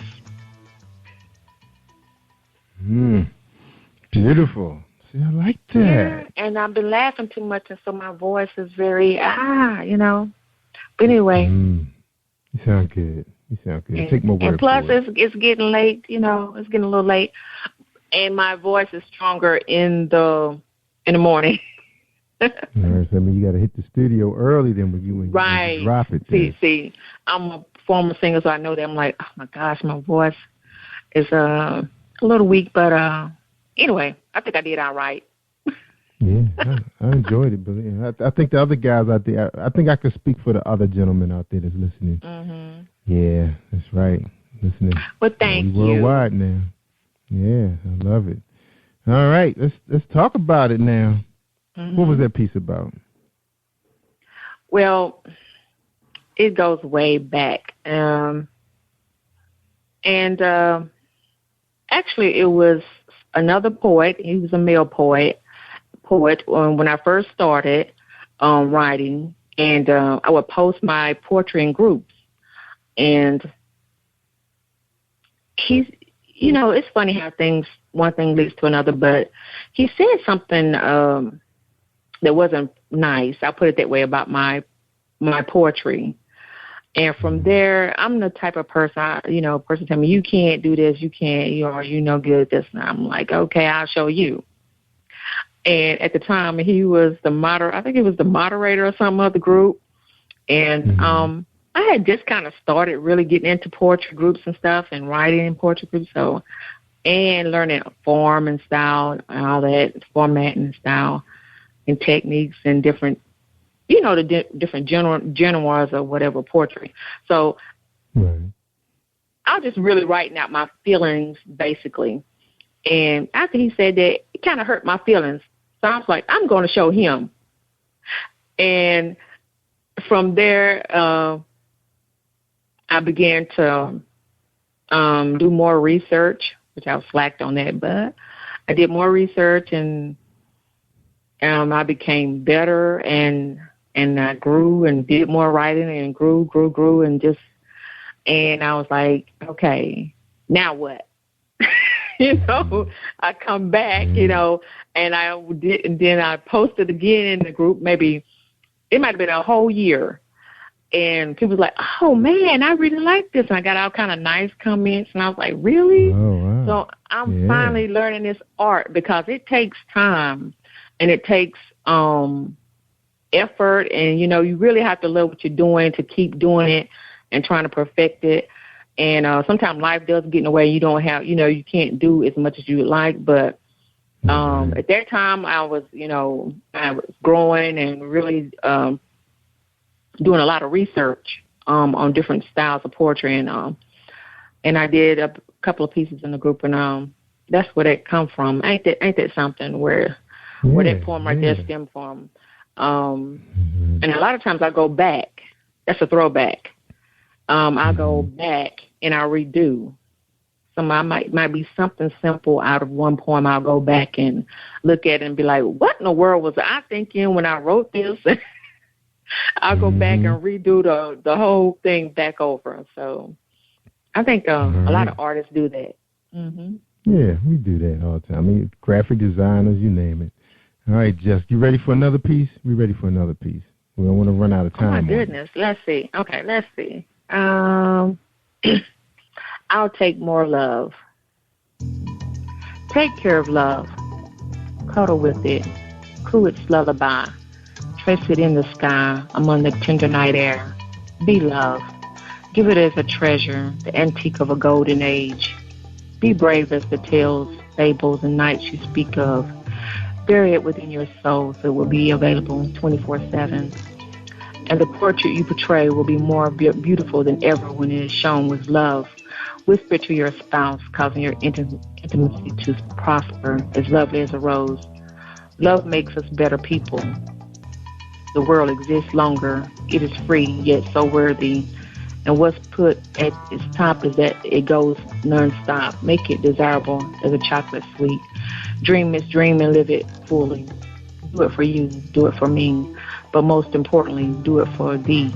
Set the example in the light of the sun. Always remember God is love. So I'll take more love in peace. I like that. Wow. Yeah, I'm sorry my voice is it gets hoarse like that. I'm so sorry, but anyway. No, it was great. It was great. Now that just means that we really want to hear what you sound like. So now you have to either send me some more poetry or you have to do audio. Right, I'm going to do audio because, then I can tape it, and my voice won't be hoarse at night. And, because it gets a little scratchy, especially when I laugh. And you make me laugh, Jerry. Because you are like so what's going to happen? Well, what's going to happen, Jessica, when you start doing those sets at night in those nightclubs, where they have those poetry slams and shows going on? They're not going to ask you to come in the morning. People come out at night because they want to get their drink on. Well, what I'll do some rituals, and then I won't talk. Make sure if I'm going, if it's on a weekend or whatever, I won't talk a lot because that'll save my voice. Drink some warm tea. Prepare for that. I think the guys like what they heard tonight. It wasn't all about the sound. It was about the words. We were feeling the words. Right. Listen to the words. That's right. That's what it's all about. That's what Blue Magic is, right? The Prelude to Love. That's right. Paperback. That's right. Just released, right? Just released in January. That's right. Where can people get your book at? They can buy it at lulu.com, createspace.com, and amazon.com. Yeah, and if they go to CreateSpace, they get the paperback, but if they go to Amazon, they get the digital version. Is that how it works? Amazon is on Kindle and book, paperback. Oh, I didn't get both. Okay. See, that's awesome. Right. All right, now, do you have any spoken word venues set up for this year where people can hear you live? I'm working on that, Jerry. Don't you? If you like, Jerry is like rushing me. You stop rushing me. Oh, okay. Well, you did. Yeah, okay. Well, you just dropped your book in January. I was just wondering. Right. I mean, a lot of people, they get agents now. They get public relations. These people were like setting up shows and programs, and because we just came through Black History Month. You want to sell books, right? You gotta get out there. I know you like pushing. There. You need to be my agent. My you need to be my mentor. Yeah, I'm gonna be your mentor. Right, you in the family now. So that's what I was saying. Right. You gotta listen to these shows, man. These people are grinding. They are working hard. I know. There's competition out there, I know. Look, your son 21. What you doing all day when you get home? Your son 21. It's time to work. What you mean? I have things to do. I have things to do, and but I always make time to write, and I also use it for relaxing tools. So sometimes I just write, and I just, when I'm relaxing, I sit down, I write, and just let it flow. But I did one SoundCloud, and it's called In the Still, and it's a little racy and erotic, a little sensual, because I'm known for that also. So right. Yeah. People like this stuff. I'm starting. Okay, yeah. so. Well, I appreciate the, radio friendly, piece. But look, Jessica, we're going to take a quick break. So when you come back, we're running out of time. Okay. When you come back, we want to get your final thoughts. So hold tight. Okay. We're going to listen to another episode of Book Buzz, all right? With Tanika Kane. Sure. Did I say Tanika Kane? Tamika Kane, I'm sorry. And I didn't even have her queued up yet. All right. Here we go. Are you looking for the next great read? A book filled with love, passion, betrayal, and intrigue. The award-winning novel, Season of Change, by Tamika Patrice Kane, is sure to satisfy your literary sweet tooth. Check out this must-read book reviewers are calling uplifting and emotional, and exceptionally great read, deeply intense and thought-provoking. Order your copy today, available in paperback and ebook on Amazon.com or at www.tamikapatrice.com.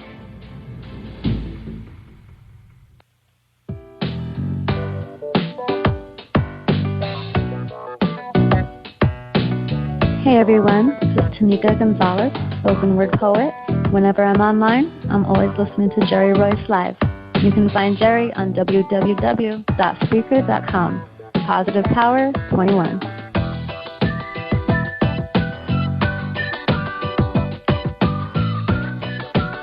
All right, that's Tanika Gonzalez out of Florida, spoken word artist. She had her first show during Black History Month, and she tore it up. She was on YouTube. All right, we got Jessica.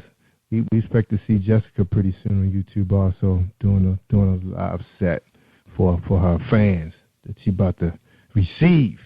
That's right. That's right, and mad love to my fans. That's right. Give us a set. That's right, and upload it. All right, Jessica, your final words for my audience. Okay, I'd just like to thank you and your audience for listening in. And I got mad love from my Facebook friends. They are so supportive, and they are crazy, sexy, cool, all of that.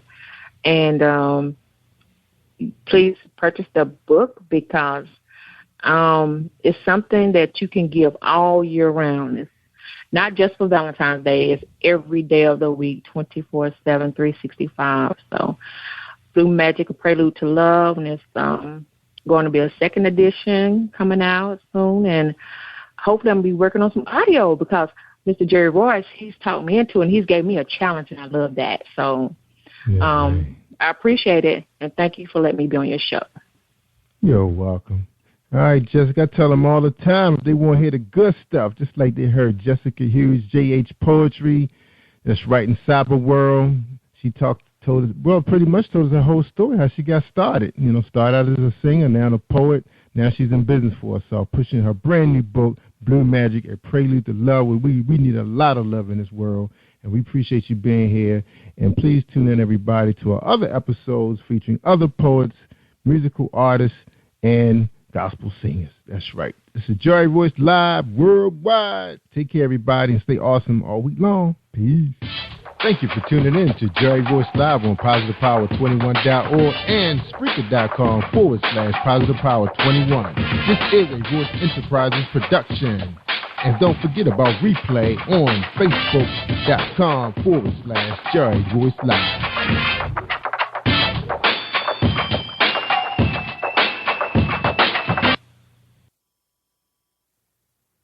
Have you been hurt? Been backstabbed? Got a talking back team. Well, you're not alone. No. Escaping to another reality. Through Dominic Wilkins' good books. Good books, audio books, paperback, ebook, good books. Available on AuthorDWilkinsGoodBooks.com. This is Brandon Royce, and you're listening to Jerry Royce Live Worldwide on PositivePower21.org. Hey, this is Jet Black. I'm the new author of Stunt, and I'm here on Jerry Royce Worldwide. You are listening to PositivePower21.org with Jerry Royce.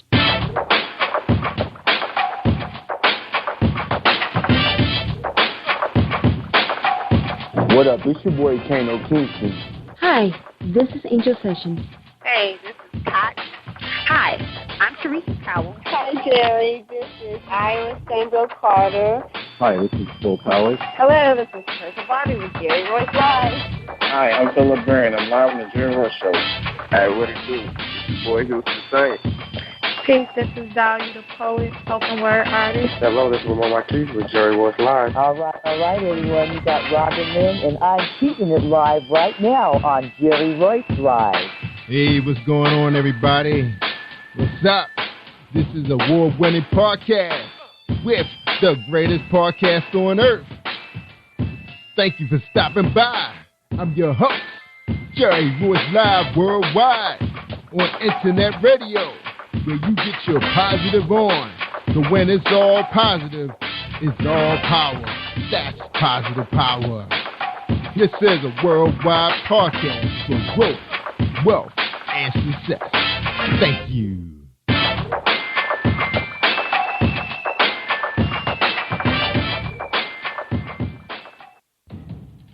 Think you know how drugs get in those little brown bottles? Think again. Set in the green hills of western New Jersey, inside the gilded halls of power of a U.S. pharmaceutical company where decisions are worth billions of dollars and human lives worth less.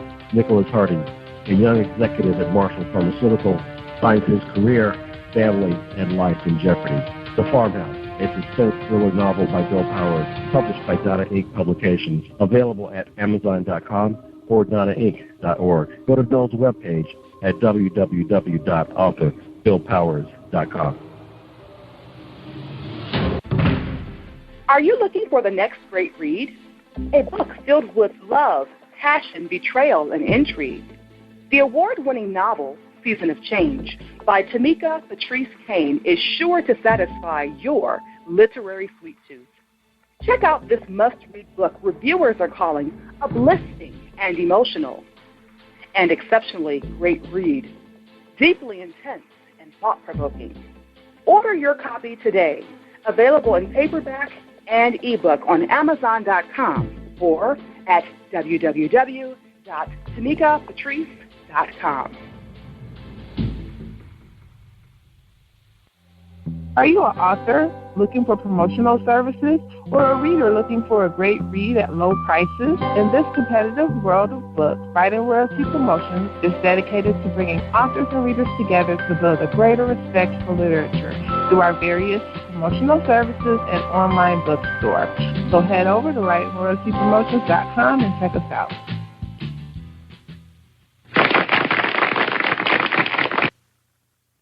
Thank you, everybody, for joining us, and welcome to PositivePower21.org. I am Jerry Royce Live, and you're listening to episode 310. That's right, episode 310. And tonight on the show, we got Jet Black. But before we bring him on, let's hear a message from today's sponsor. That's right, my man James Deshay, and he's a romance poetry writer. So check him out. Check him out. Are you looking for a great book of poetry that is romantic, heartfelt, and full of male emotion? Then get Thoughts, Love, and Reflections by James K. Deshay. That's Deshay.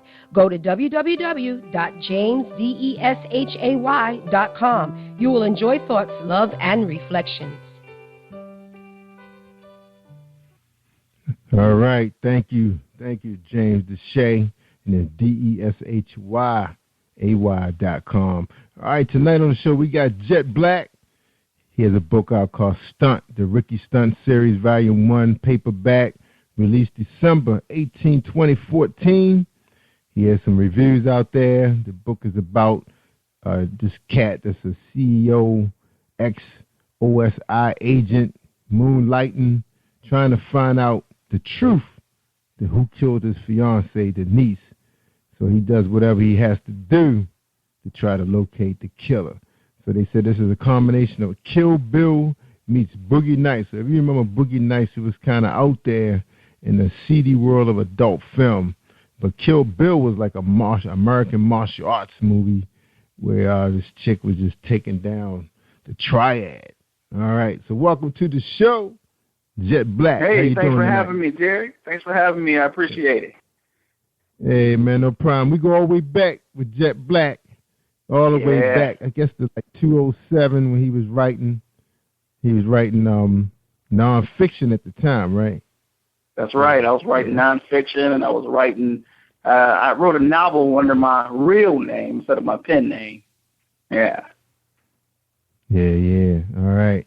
So you kind of been like doing, wearing both hats, nonfiction. Exactly. Fiction. Yeah, I've been real busy. I for the most part I was writing a lot of book reviews, and so I had an idea for the stunt book, and so I started writing that. But prior to that, I hadn't written a novel in over 10 years. I was just writing mostly nonfiction stuff, and so I had the idea for stunt because I was in a writers group. And I was writing another novel, not stunt, but a different novel, and I was sharing it with all of my writers in the writers group. And somebody told me, man, this is just boring. And I was like, oh, man, I can take that. So I said, well, let me figure out something that's a little less boring. And so I came up with stunt. And so now, after about 5 years later, it's actually an actual published book now. All right. All right, man, we're going to talk about stunt in the bottom of the hour, about 8:30, so they're coming in about 9 minutes. But first, we want to hear a little bit about Jet Black. Who is Jet Black? Who is he? Yeah, well, this is my debut novel as Jet Black. I have written other stuff, under my real name, which, it's easy to find out, but I'll save that for the mystery solvers. But I've been writing for about 13 years now.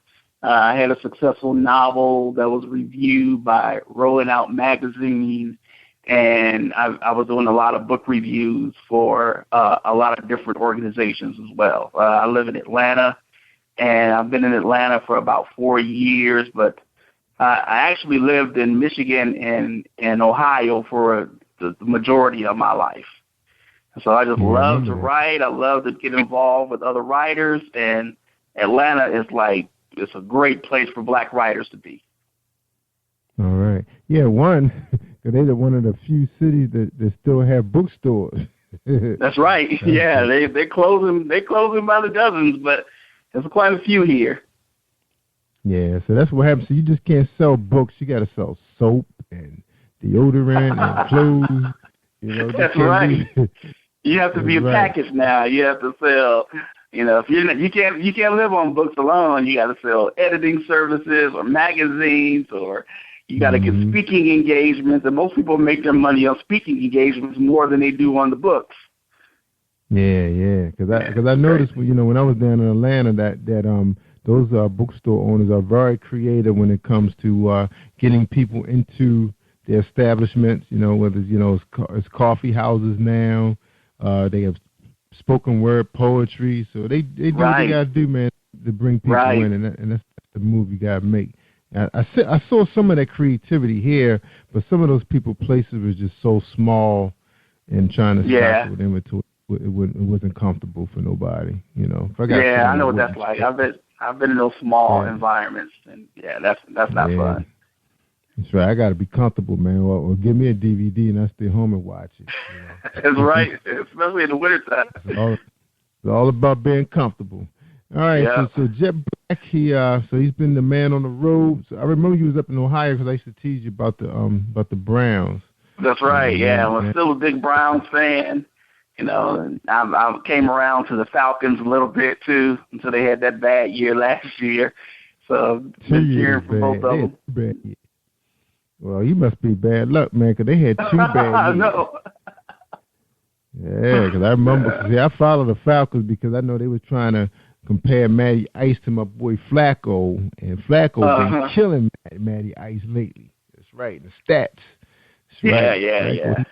He lives in the playoffs. That's right. Guaranteed. Now I ain't gonna say he guaranteed, but I'm gonna say my man. He used to it now. All right. Right. So Jet Black. So Jet. So you kind of got away from nonfiction, and you kind of let this one cat, in the workshop dictate your move. So what happened, man? I mean, did he raise an eyebrow to say, hey, maybe I need to try something else out? What was the deal, man? Yeah, you know what? I mean, the critique was like spot on. I mean, it was exactly what I needed. I mean, it wasn't exciting to read, and I knew that my primary audience was African American women, and it was actually an African American woman who told me, I like your writing, but the plot itself is just, it's kind of boring. You need something a little bit more exciting. And so I said, well, let me go back to the drawing board. Yeah, but I mean, so what's the genre for this book? What's your genre? So the genre is actually mystery with a touch of adult in it. So, in the realm of Zane and E.L. James from 50 Shades of Grey. Mm-hmm. And what people do is they tend to deal with the erotic part, but really enjoy the mystery part and dealing with the character himself. And that's Ricky Studd. Okay. Yeah. Okay. Now I get a lot of people who say, I never read, adult or erotica or anything like that, but I was really into this book and I finished it in like a day. Yeah, because that's what I was going to say. A lot of the erotica writers nowadays are writing a little different now. They putting a little spin on it. It's like an adventure book, but at the same time you have these stud cats and these real aggressive, high-powered females, that's balling with the big cribs and the fat rides, big bank accounts. And they do throw in a lot of the, some of the hardcore adult stuff, the kind of, because some of them are very graphic writers and they know how to paint a real picture. So it's going to kind of push the book over in erotica. All right. So, but if you had to put it on a scale, where you leaning, more mystery, more erotica? Yeah, I think it's more mystery than it is more erotica. And actually, as the series progresses, it's actually going to be fewer and fewer erotica in it. As you get to know the character, it'll be, primarily strictly mystery. The erotica is kind of like the hook, where people can get that, but then when they get into the characters and the plot, they kind of forget about the erotica. Yeah, because since I've been doing this, I think most of the authors that's been on this show that are the most successful, they're the ones that are really writing away from that. They're like giving you more substance in the characters and the storyline. I have one writer that I follow. She puts out like 3-4 books a month, and she's writing like in science fiction now, doing sci-fi, because she knows how to tell a really good story that her audience tend to buy everything she puts out. It doesn't even matter, what she's putting out. Right. But I think that's the whole idea, is just telling a real interesting story. You don't necessarily have to head over to, the adult side to, but of course you're going to have some people who want to say, okay, well, these are the authors I like to follow when it comes to this genre, but then I do like this kind of stuff too at the same time, So yeah, no, there's way more mystery readers than there are erotica readers. Because if you look at, say, the New York Times bestseller list, you've got James Patterson and a bunch of people like that out there, and they're selling all the time. You don't see a lot of erotica on the bestsellers list. No, only Zane be hitting it on Amazon. I saw her like number 4 about 3 weeks ago, and she actually got beat out by somebody who's actually a mystery writer that I know. She has a little bit of, some pretty graphic scenes, lovemaking scenes, but her story itself is intriguing, and she actually beat her out. Yeah. She came in 4th. Yeah, she was in 4th, and Zane was in 5th. And this was a young writer, brand new writer. I think she'd just been writing just roughly a year. I remember she was struggling before she got on this show. She was like, Jay, what do I need to do to get people to read my book? And I read her book. Her book was really, really good. I mean, it opened really powerful with 2 men, with dialogue. Now, that's what I want to talk to you about. Now that most of our females are majority of the buyers of these books. Right. What you think is more important, in the book to you as a writer? What you're gathering from them? For me as a reader, or for them as a reader? For them as a reader and you as a writer, what do you think is more important right now? So, you know what? For them, it's actually most of the women that I speak with about the books that they read, especially fiction, they just want an escape. So they usually want a story that's nothing like their own story. There's nothing like, the life that they live every day.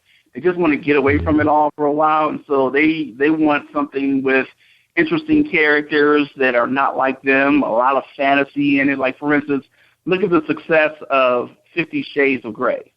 Now that's totally fantasy. You've got this billionaire who, falls for this, average everyday interviewer, and people fall for the billionaire hook. They're like, oh wow, what if I met a billionaire? Would I go through those things? And so that's what it is. It's the fantasy that they like. They like the escape. Mm-hmm. Yeah. And for me, I try to write books that I like to read. And so, a lot of traditional publishers, because I'm independently published, a lot of traditional publishers want you to have like a 300 to 400 page book or a novel. I don't like reading books that long. It's like I don't have that kind of time anymore. So I like the short novels that are about 50,000 words or maybe a little bit more.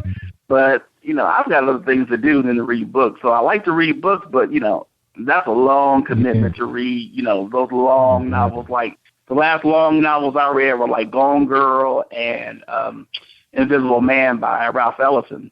Those are some novels. They're epic.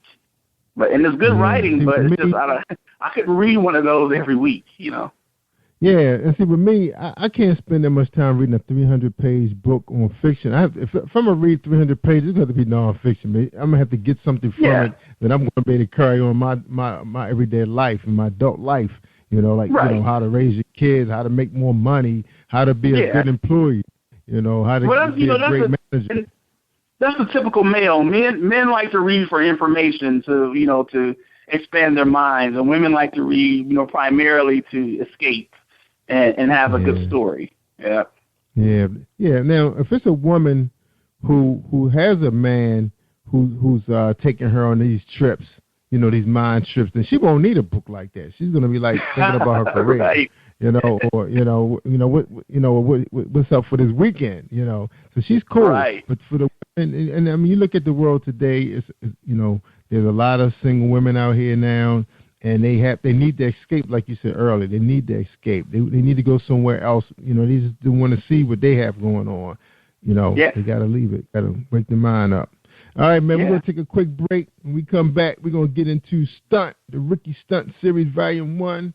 So we're going to take a quick break, all right? And we're going to listen to my girl, Marilyn Dunn. She has a 60-second presentation. That's right. Music, gospel music.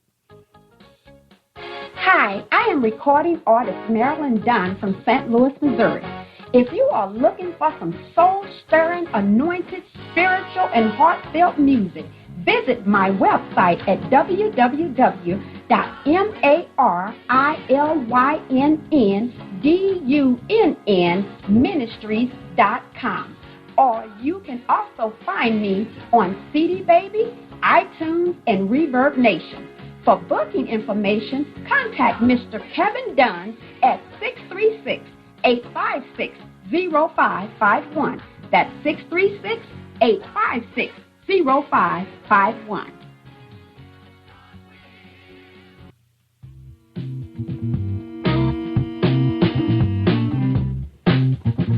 Are you an avid reader of urban fiction, looking for drama, suspense, and more? Readswell Publishing is dedicated to bringing the world's best literature to our readers. Urban fiction, erotica, sci-fi, mainstream fiction, and children's literature are just some of the genres produced by our diversified family of authors. You can reach us on Facebook, Twitter, Instagram, and at our website, www.readswellpublishing.com.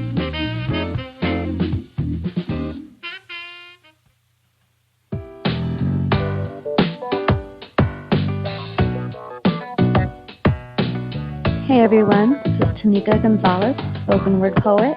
Whenever I'm online, I'm always listening to Jerry Royce Live. You can find Jerry on www.spreaker.com. Positive Power 21.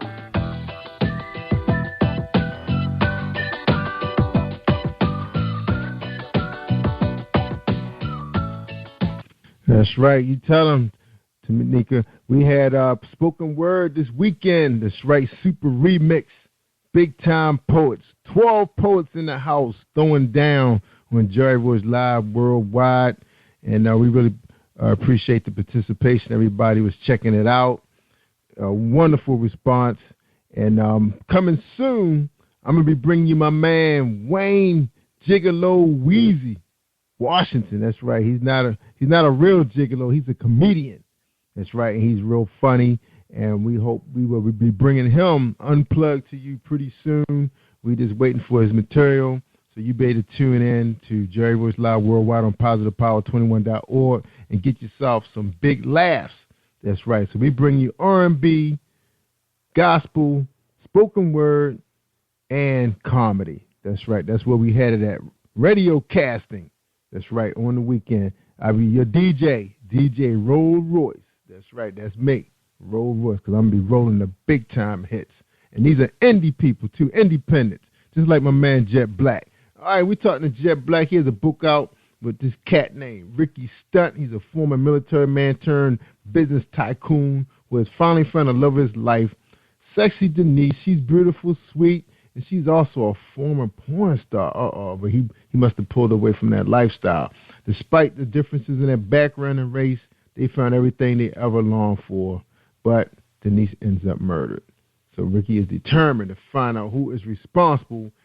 And with his military background, I guess he's a killing machine. He's going to make them pay. Is that right, Jet Black? He's going to make them pay. That's right. Make them pay. Dang.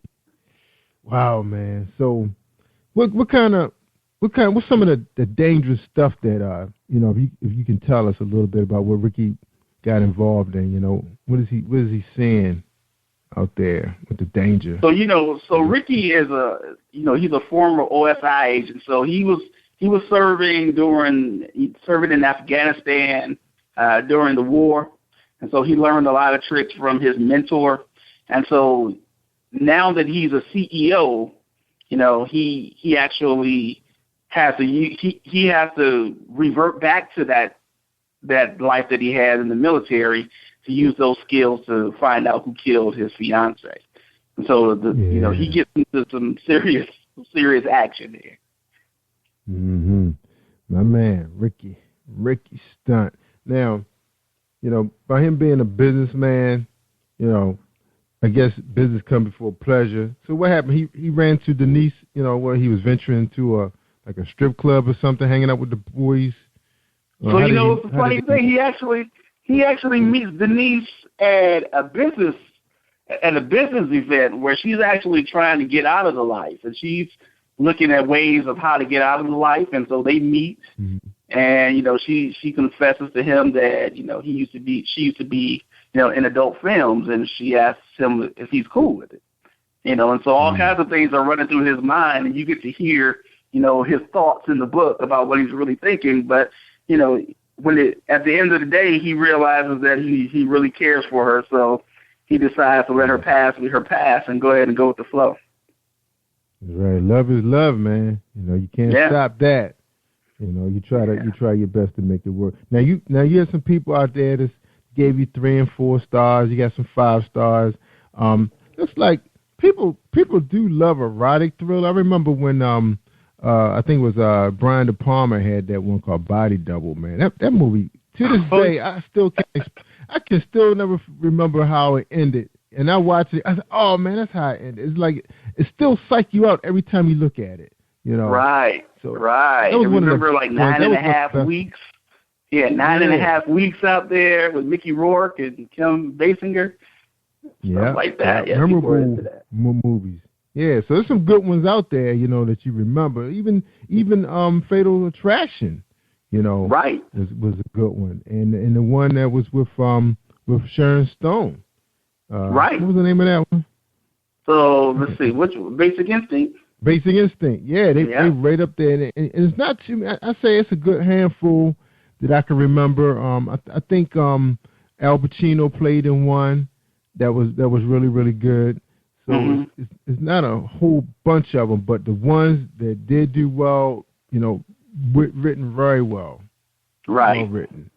Right. It's like, and that's what it is. It's like the sex.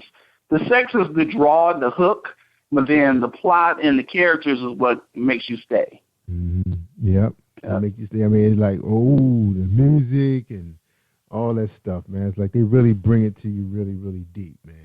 Right, because if you think of like Fatal Attraction, you don't even think about the affair that he had. You think more about the bunny that got boiled. Remember the bunny? Yeah, that's what everybody talks about, the bunny. And Douglas played in some pretty good ones too, man. He's played in some. I think he was actually getting known for it for a while till he got a little older. He wasn't too convincing. To the exactly. These women, it's like they didn't really want to see him up there. Right. And even Gibson, Gibson was in a pretty good one too. I think it was that one called Something Sunset. He played the drug dealer, and I think he had fell in love with Michelle Pfeiffer, and cop was after him, trying to bring him down. So that was a pretty interesting one too, man. Some pretty good ones out there. Now, what are your writers? What are the readers saying about Jet Black's writing out there? What you reading your reviews? Yeah, I glance at them. Yeah, I really. It's funny because I pay more attention to the ones that are less than 5 stars than I do the 5-star stuff. So when it's 5 stars, I'm like, okay, well that's good. But the other stuff, I get to learn from it. I want those constructive criticisms. If it's 4 and 3 stars, but for the most part, I mean, it's been majority 5 and 4 stars, and I've got like 3,000 Twitter followers. So, because I had started off with a few samples online and people started following me on Twitter.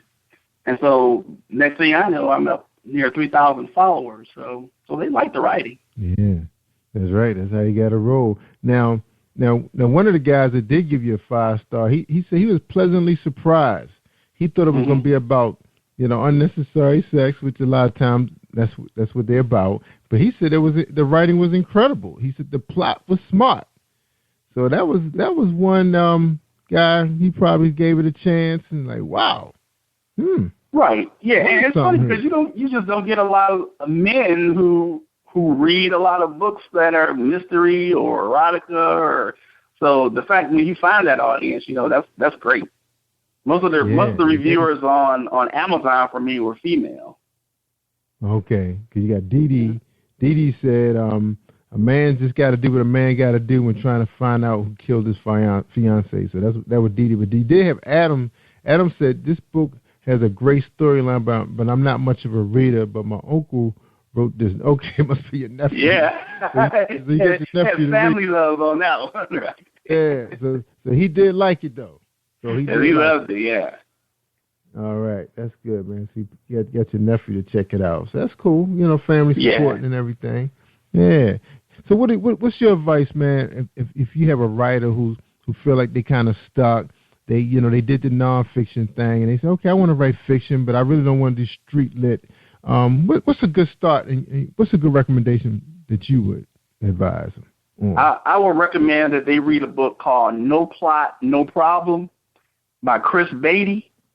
And he's the guy who invented it's called the National Writing Month in November, where he actually challenges people to write a novel in 30 days. And he has that once a year. He just asks people to bang out a manuscript. Don't worry about editing. Don't worry about plot. Just get all the words in it that you can, in 30 days, because that's when the creative juices are flowing. You can always go back and do your editing, your first and second and third edits, and then hand it off to a real editor who will help you with, more plot and things like that. But No Plot, No Problem by Chris Beatty is a classic. It's really good. All right. Wow, that's a good one, man.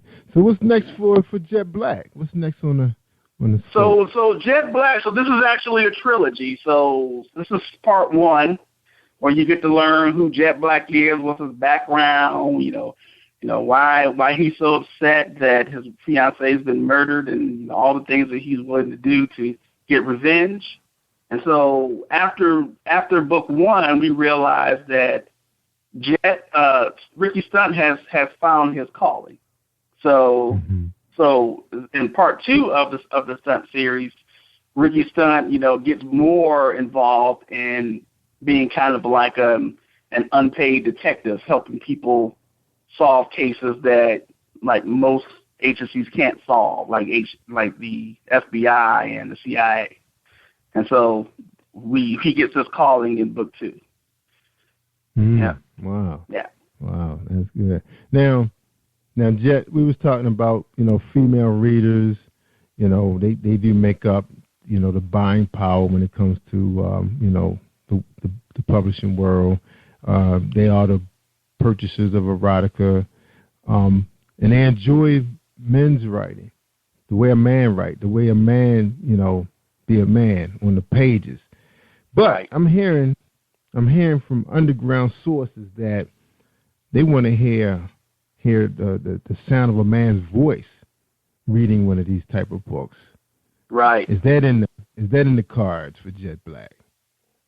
So you know what? We're considering doing an audiobook. I know a few people who are really into publishing audiobooks, and I have a few cats who actually do voiceover for them. So we're kind of taking one step at a time. First, we started with the paperback, and then we started with all the different versions of the ebook. Next is the audiobook. All right. Yeah. So it is in the cards. All right. Definitely. Yeah, because I'm hearing because digital devices are so popular, and almost everyone owns one. Especially now that people are downloading books. Sometimes you get home, you're just too tired. You've been reading all day. Say you're a lawyer or, whatever, and you read all the time. Do you really want to read a book? But you still you don't really want to watch TV because it's so dumb sometimes. You want to hear, a soothing voice. Sometimes they don't sing enough on the jazz, the sound of jazz tracks anymore. Right. Everything's so instrumental. You want to hear a beautiful sounding voice, and there are some guys out there that can really do a good job on a woman. Yeah. Because that's what's going to happen. He gonna get her, man. So right. It's good to hear you looking at that project, because I'm hearing a lot of people really looking at that, man, especially since digital devices are so reasonable, affordable, so many good deals out there, and they so reliable. Now people are using them like it's their wallet. They actually using them for credit card purchases. Oh yeah. Kindle and Nook and really a lot of like iPad type of devices, tablets. Mm-hmm. People are really into those, and so you can either you can read an ebook on that, or you can just download an MP3 of a audio book and listen to it. And so you can listen to it on the way home from work, or listen to it while you're working out, or listen to it when you're kind of cooling down from work at home. So a lot of people are into various formats of books. Paperback. Some people are old school and say, well, just give me the paperback, and then some want to put it on their Kindle because they already invested that $100 or so they want to download. Yeah. And then the other ones use like Audible from Amazon, and then they just listen to books. That's right. That's right. Cause I love my tablet, man. I'm actually using it for video production as well as audio. Cause everything is so superb with those devices, man. Yeah, it would be wise for a publisher to publish as many formats and languages as they can afford to do. So you not only iPads and audio, but you're talking Spanish and French and the really known languages around the world. That's right, and people got to keep in mind too. People are leaving America, moving abroad, but they still miss some of the lifestyle and the luxuries of Americans. So they want to continue to buy American products, but sometimes it's hard to find those things in retail overseas. Right. So they're going to download it. They're going to order it online. So and just like my show, man, surprisingly, I'm in 15 countries right now. I never thought that would happen, man. Sweet.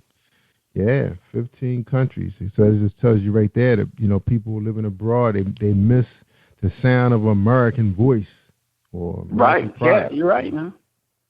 So, the internet makes it happen. It's worldwide, international. Oh, yeah. All right, man, we're going to take a quick break. When we come back, man, we're going to get your final thoughts for our audience, man, because my audience, they love to hear the final thoughts of a man. My female audience. They always inbox me. Yeah. Okay, let's take a quick break. We'll be right back. We're going to listen to a Book Buzz episode with Tamika Kane. All right, she got a good book out, too. Are you looking for the next great read? A book filled with love, passion, betrayal, and intrigue. The award-winning novel, Season of Change, by Tamika Patrice Kane is sure to satisfy your literary sweet tooth. Check out this must-read book reviewers are calling uplifting and emotional. And exceptionally great read, deeply intense and thought-provoking. Order your copy today, available in paperback and ebook on Amazon.com or at www.tamikapatrice.com. All right, thank you, Tanika. All right, man, that's a crazy coincidence this is because your girl Cotton, the softest voice in poetry. I'll tell you. And when I'm online, I listen to Jerry Royce live worldwide on positivepower21.org. You should be listening to Jerry Royce live. Yeah, I had to throw some cotton in there since we talking about Stunt, the Ricky Stunt series. That was funny because I heard Tamika Kane's voice on there. She's one of the reviewers on Amazon and actually reviewed Stunt and said that she really enjoyed it. So, wow, it's a small world. Yeah. Tanika, she's quite a woman, a businesswoman, man, making things happen. Trying to figure out this whole social media thing. We got a chance to chat and everybody trying to figure out, how you reach your audience. Now, how you making out so far with your audience, man? How you reaching them? So, you got a few minutes to tell us about that, and then you can give us your final thoughts. Yeah, so right now I'm using digital marketing for the most part. I have an ad out on like AALBC.com. I've got a display ad up there. I'm currently working on an ad for Goodreads, which is an extension of Amazon. Reaching out to bookstores and book clubs to get them samples of the book so that they can purchase it for their clubs, and going out to libraries because I love libraries more than I do bookstores because they buy books in bulk and they don't return them. Bookstores have that option of returning back to the distributor, but libraries never return books. And so once you make a sale, it's a sale, and they usually buy at least 10 copies or so. Wow, that's awesome. Yeah. Man, you got to think about bringing your business to Positive Power, man. We have several authors on our show who made the bestseller on Amazon, man, and a few of the singers have made top 10 and made some big time radio plays, man. So we're reaching a pretty good audience at this time. So think about us when we put that budget together. All right. Nice. Anybody out there listening? Let me get my plug in. Think about it now. We worldwide now. Americans are buying American. So check us out. All right. So inboxes at Facebook, Jerry Royce Live. Okay? All right, man, your final thoughts, man. Jet Black. Hey, I appreciate you taking some time to speak with me, and to the readers out there, this is definitely a book that it took me a good 4 or 5 years to work on because I wanted to perfect it, so I know you're going to love it. So be sure to find it wherever books are sold online. It's on Amazon, Barnes & Noble, Google Play, Books A Million. You can download ebook or you can buy the paperback. And if you go to my blog at thisisjetblack@blogspot.com, you'll find a contest there where I'm actually giving away a Kindle to people who send in a copy of a picture of themselves holding the paperback version of the book. And so it's actually going to be a drawing. So whose name's ever drawn and they sent in a copy of that picture, they could win a Kindle. All right. Man, that sounds good. All right, you guys, you got to get it. You got to get Stunt. Download it, right? And it's available as paperback. So you got ebook. So what is it going for on ebook? I'm actually on your Amazon page. Mm-hmm. So it's actually $11.95 for paperback. Amazon always reduces the price. So right now they're selling it for like just a little over $10, and the ebook is for $7.99. And I found it that Google Play actually discounts it for about $6, so you can get it on Google Play, probably the least expensive. So you're looking at it either $6 or $10. Yeah, that's a good deal. Good deal. It's way cheaper than a movie, and it lasts a lot longer for you. and you got an opportunity to win yourself a Kindle. That's right. If you don't have one. All right, Jet Black, man, we appreciate you being on the show, man. Hey, Jerry, thanks for having me, man. Always good to talk to you, brother. Yeah, man, next time you got something going on, don't forget about us, man. Keep us in the loop. When you want to make some appearances or something, let us know so we can drop that on people. We actually got a show called Go Live running on YouTube where we introduce current guests and we talk about, the people about to come on the show. We're going to introduce them to you if you never heard of them, and then we're also going to talk about what was on the show with our past guests. So check out Go Live, subscribe to our YouTube channel so you can keep current with what's going on. It's on our website, www.positivepower21.org. And I'm going to tell you, Jet, I tell them all the time, man, they want to hear the good stuff, man. Just like this new book you got, this new series coming out, Stunt. It took you 4 years to write it, so it got to be good. They want to know about it. You come here to Jerry Royce Live worldwide on PositivePower21.org and Spreaker.com/PositivePower21 to find out what's good, what's happening. Listen to all our independent interviews with independents, which is always awesome interviews. You're always going to learn something new about what's going on out there in the industry. Like last night we had my girl. Well, we had Kenny York on the other day. We're talking about sexual assault. She's having an event coming up in April in Atlanta. It might be a place you want to be, man. So nice. Get you that information. Yeah, that's coming soon. So she's gonna be having a great event. Big turnout is expected, like every year. And also, we want to thank all our guests that came out on the show this week, man, and made this an awesome presentation this week. So we thank you, man. Thanks a million. Thank you, Jerry, man. I appreciate it. All right, hold the line, man, because I want to make sure I get you that information on Kenny York event, okay? All right, everybody. It's Jerry Royce Live worldwide. Have an awesome week, y'all. Stay awesome.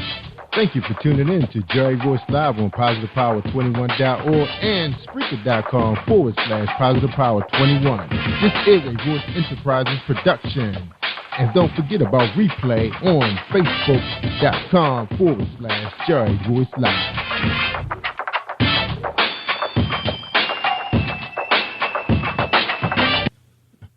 All right, that's Have you been hurt, been backstabbed? God are talking back to you, but you're not alone. Escaping to another reality through Dominic Wilkins' good books, audio books, paperback, ebook, good books. Available on AuthorDWilkinsGoodBooks.com. This is Brandon Royce, and you're listening to Jerry Royce Live worldwide on PositivePower21.org. This is Jess Patrick, and you're listening to Jerry Royce Live. Yeah. I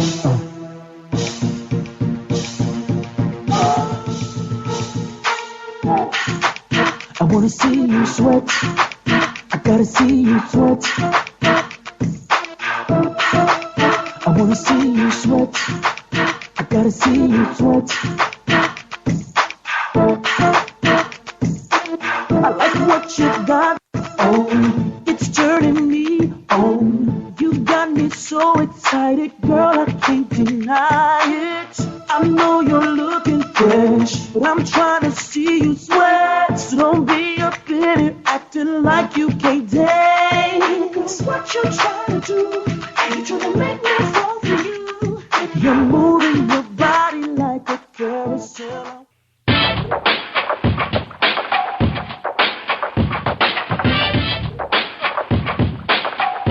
What up? It's your boy Kano Kingston. Hi, this is Angel Sessions.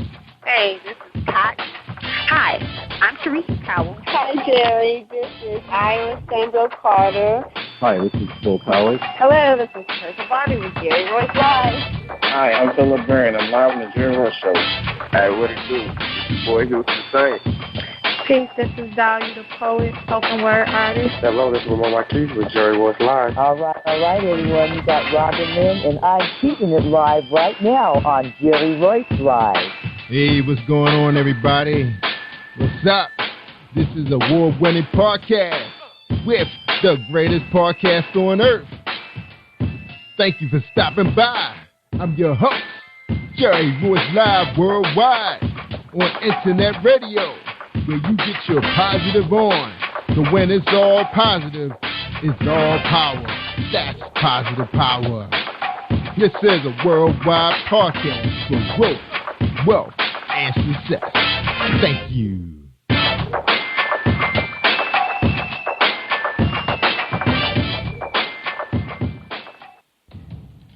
Think you know how drugs get in those little brown bottles? Think again. Set in the green hills of western New Jersey, inside the gilded halls of power of a U.S. pharmaceutical company where decisions are worth billions of dollars and human lives worth less. Nicholas Harding, a young executive at Marshall Pharmaceutical, finds his career, family, and life in jeopardy. The Farmhouse, a suspense thriller novel by Bill Powers, published by Donna Inc. Publications, available at Amazon.com or DonnaInc.org. Go to Bill's webpage at www.authorBillPowers.com. Are you looking for the next great read? A book filled with love, passion, betrayal, and intrigue. The award-winning novel, Season of Change, by Tamika Patrice Kane, is sure to satisfy your literary sweet tooth. Check out this must-read book reviewers are calling uplifting and emotional, and exceptionally great read, deeply intense and thought-provoking.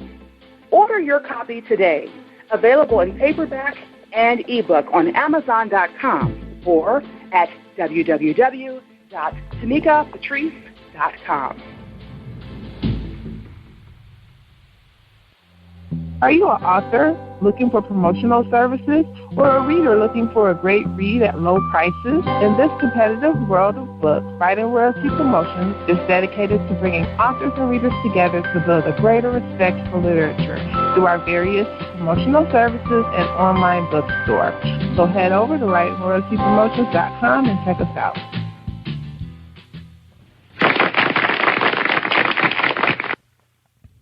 Thank you, everybody, for joining us, and welcome to Positive Power 21.org. I am Jerry Royce Live, and you're listening to episode 311.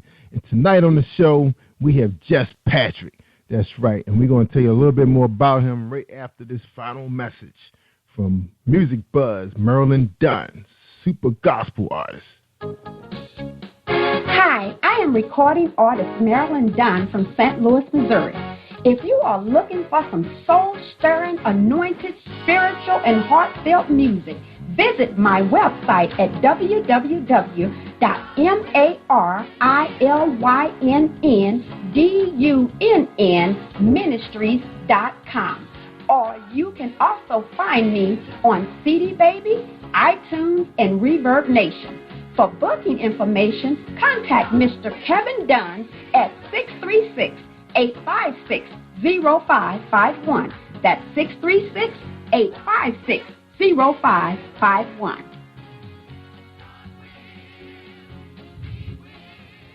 All right, tonight on the show we have Just Patrick.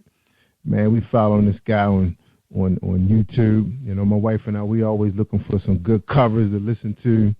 And sometimes we just enjoy listening to other artists sing other artists' songs, especially the independents, man. They can really blow, man. Oh, they do a great job out there. We be listening to them for 3-4 hours sometimes.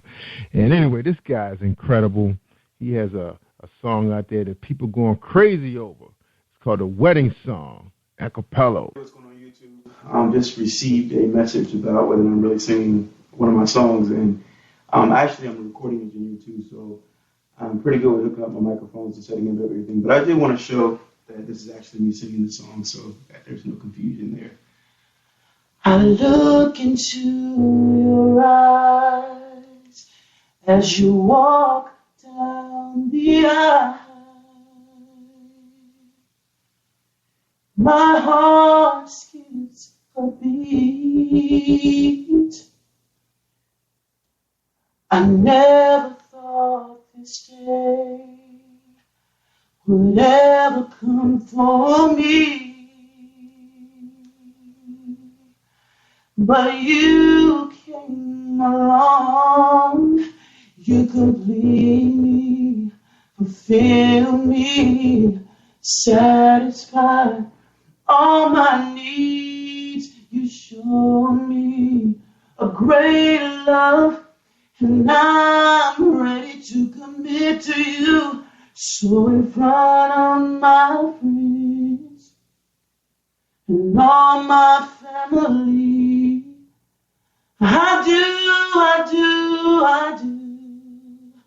I love you from this day on and for the rest of my life.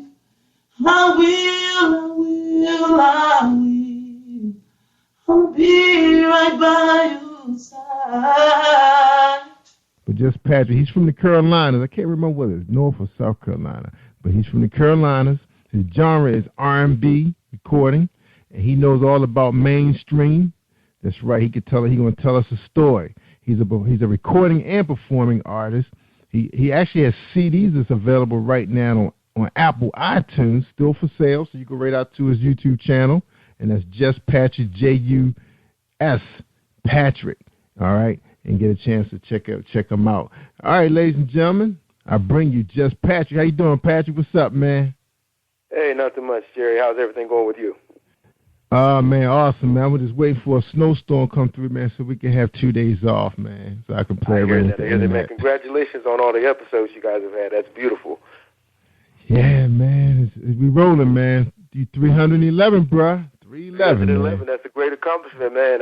I feel honored to even be on one of those episodes right now. That's amazing. Yeah, man. I give God all the praise, man. I don't know how I did it, man. You know, pushing 7 to 8 shows a week, 4 days a week, man. Brother grinding, man. Wow. Yeah, but man, you're the real success, man. I didn't get a chance to tell you about all your accolades, but I mean, this dude has a lot of subscribers. I always thought that's pretty amazing when people can get someone to subscribe to their YouTube channel. Because YouTube is not always an everyday thing for you. You know, it's like Facebook and Twitter. It's like every day. Well, you know, maybe a couple of days a week you want to watch a video, listen to a song, or watch somebody act up, but not like you do, you know, your communities. So that was one of the reasons why I wanted to talk to you, is because I want to know what is the secret to YouTube. Because Oprah will bring you on if you hit 1 million. She'll have you on her couch, you know. So anyway, man, that's right. You got to hit 1 million. But anyway, man, before we get started and talking about the YouTube and the social media, we want everybody to get a chance to get to know you, because I told you my family is all over Maryland, all over D.C., and they like to know who I'm talking to. So, Patrick, your first question is, who is Just Patrick? Well, let's see, Just Patrick. That's a very loaded question, but I'm going to try to answer it the best I can, as best I can. I would say I'm a songwriter, I'm a singer, I'm a producer, and I'm an artist. And I think if I were going to choose one of those to characterize me in full, I would say I'm an artist first. Being that, a lot of times people misconstrue what artist means and the word artistry. And for me, music is my outlet for artistry. And when I say an artist, it's actually my methodology of actually allowing myself to actually express everything that's going on inside of my mind, everything that's going on inside of my head, the things that I'm trying to release, and things that I want to try to touch the world, tap into the world with a little bit. So music is just that outlet for me. So that's why I would say over all of those things, just being an artist, I think all the other things compile to form that one word. So that's what I would say, just Patrick is an artist. If you want to deals with that right there, yeah. That's right, and man. Singing and songwriting and all those things just come with the territory. Nothing wrong with that, man. So you hear him, ladies. Now I was telling them that you was turning up out there, man. On the YouTube channel, you got your singles out there. You got your album being introduced to people. Now a lot of this stuff you had done a couple of years ago, man. Tell us a little bit about what you've been up to the last few years, and who's Just Patrick? What is he all about? Is he all about the music? He's about his audience, because being away for 2 years or however long you've been away from us, I know the people miss you, man. Your fans miss you, and maybe that's why they're all over YouTube, man, wanting more of you. So tell us that story, man. All right. I'll start with Just Patrick, the artist first, instead of going way back. And then if we want to go back a little bit further, we can. But I'll start there first. When I first started my solo career, I decided that I wanted to try to do something a little different, and I wanted to be true to the things that were important to me in terms of writing and singing. So I tried to stay very true to that in terms of touching people's emotions. That could be love, or it could be somebody that's going through something like abuse or something like that. I wanted to include all of that, have all that inclusive in the songs that I created, so that it would actually touch and actually, hopefully, inspire something inside of someone that could change their life or their situation. So the first thing that I actually did was I created a maxi single, and it had like about 6 songs on it, and which is what's actually on iTunes right now and Amazon. And that was about 6 years ago, actually, believe it or not. It's been a while. I'll admit I've been out of it for a while, but I had very great success with that particular release of that maxi single. And pretty much the hard copies, we had all the copies that we printed out, they sold out. And right now, we still have the digital copies, of course, being sold online on a lot of different venues, and those are still doing well. But a lot of people have expressed that, are you just out of the game? Did you quit singing? Did you quit doing music? And to answer that question to those people that may be wondering that, no. I mean, this is who I am. So I don't even think it's an option or a choice for me to ever stop doing this. I think that, when I'm 65, 75, 85, if I am fortunate enough to live that long, I'll still be trying to hit some keys on the piano if my fingers still work. Hopefully arthritis won't kick in too much. And I can still be able to do that. That's right. But and I'll still be trying to sing and create music, because that's just, like I said, I think it's ingrained in the person that I am. But just to let you know about what I'm doing right now, I am working on a new project, and this will be actually what I consider to be my first release. So I'm actually kind of excited. I'm very grateful that the opportunity is still here for me. I'm also grateful that the passion still exists, because in music industry, with it being as difficult and hard of an industry as it is, I know that there's a lot of horror stories with people that have been in this industry and have just kind of given up just because of not so much the fact that they're very talented, or not so much of what they're able to do, their own abilities, but because the industry a lot of times actually has so many just downsides to it that it ends up being a situation where it seems more convenient for people just to give up. So to be able to say that right now I'm actually working on another project, I think that that's actually a blessing, because, again, anybody who's been in this industry, in the entertainment industry, period, can speak of a million horror stories that they've had to, to talk about. So, but yeah, this project that I'm doing right now, I feel like it's going to be something that no one else has ever done, which is something that I like to do. I like to be a little bit different than everybody else, and I'm very, very, very excited. It will be done this year, and I'm hoping that it's received well by by the masses, and when I say masses, I mean those people who have been there and following me and listening to me, and just people that enjoy what I quote unquote, I guess the experience of the music that I'm presenting them with. Yeah, sound good, man. Now, I'm thinking, man, when you drop this project, man, they're gonna go crazy, man. Now there's gonna be a follow up. I mean, like what we're expecting to see leading up to this drop. What should we see? With this drop right here, this one's going to be a little bit different than what I've done before because you're gonna hopefully you'll have me back on number one. That's the first thing. I'm hoping that I get to have the privilege and pleasure of being able to speak about this again with you once we get close to that point. That's number one. Number two, I'm hoping, I am going to, with this one right here, through my JustPatrick.com website, I'm actually going to have a lot of things. We're going to be putting a countdown on there of when we're going to do the release. We're not trying to do a label. I'm not trying to do a label thing, like a major label thing. I've been down that road before, and there are a lot of politics along with it. So I feel like having control over yourself and having control over your music is very important.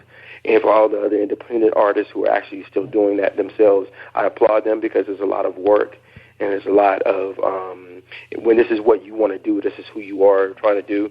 It is very difficult, but I applaud everybody that's out there trying to do this thing independently because it is a lot of work, a lot of downsides to that also. But at the same time, I think that when you have total control and total autonomy, you're able to actually be who you want to be the artist that you want to be. So on this one right here, what we're going to do is we're going to use a lot of the social media venues.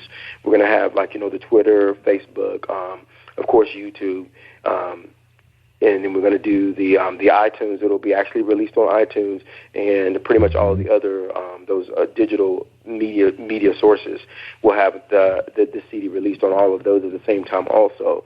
So even though it's going to be an independent, we're going to try to treat it as if it's a release from a major label in regards to what we're able to do and hit as many venues as we can and hopefully, get on a couple of radio stations and do a few other things like that so that as many people who are interested in hearing this music can actually have the ability to easily access it and get to it and and moving like that. And what the main thing of it is, what I'm hoping is that this also opens up the doors for some other artists that are really thinking about this independent route and realizing that, right now that this is a great time for them to really push themselves a little bit more so than they have been in the past and making sure that, I can still do this without having to actually go to some of these big labels or some other things and learn the business a little bit for themselves, because I think that's always important when you get into anything is knowing what you're getting yourself into.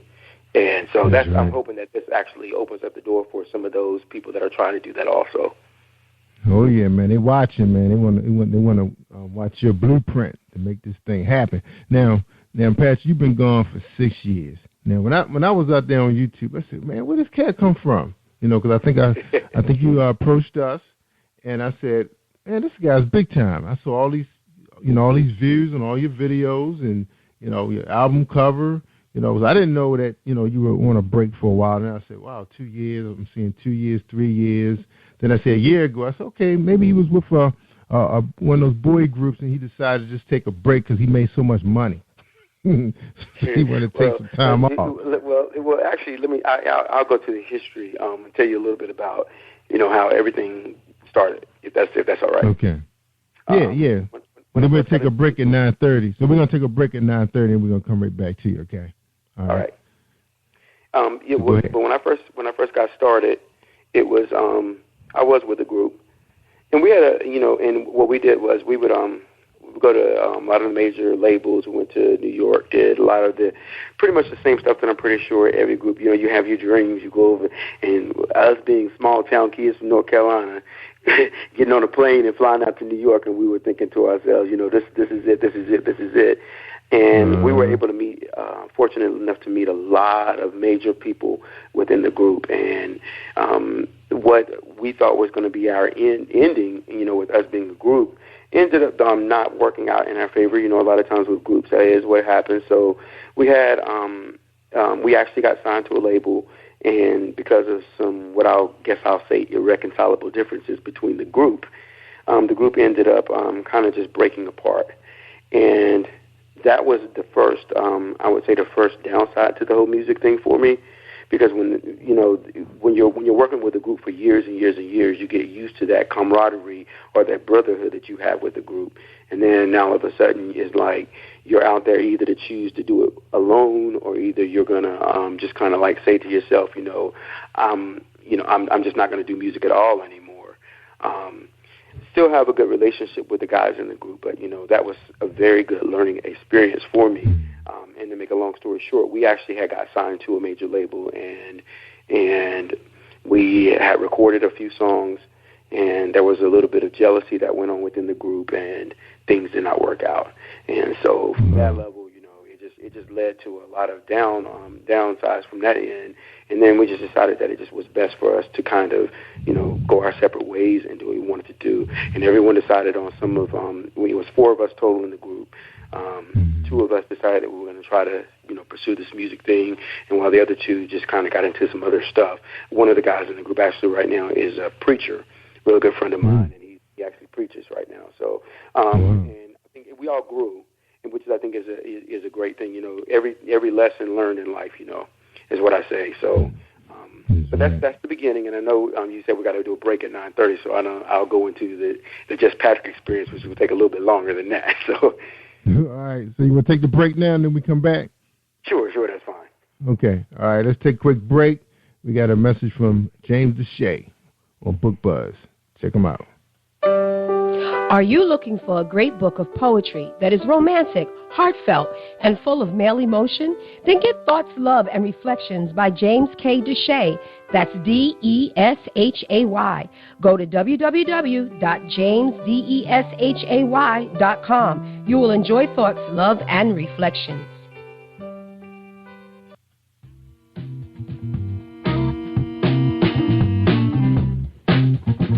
Are you an avid reader of urban fiction, looking for drama, suspense, and more?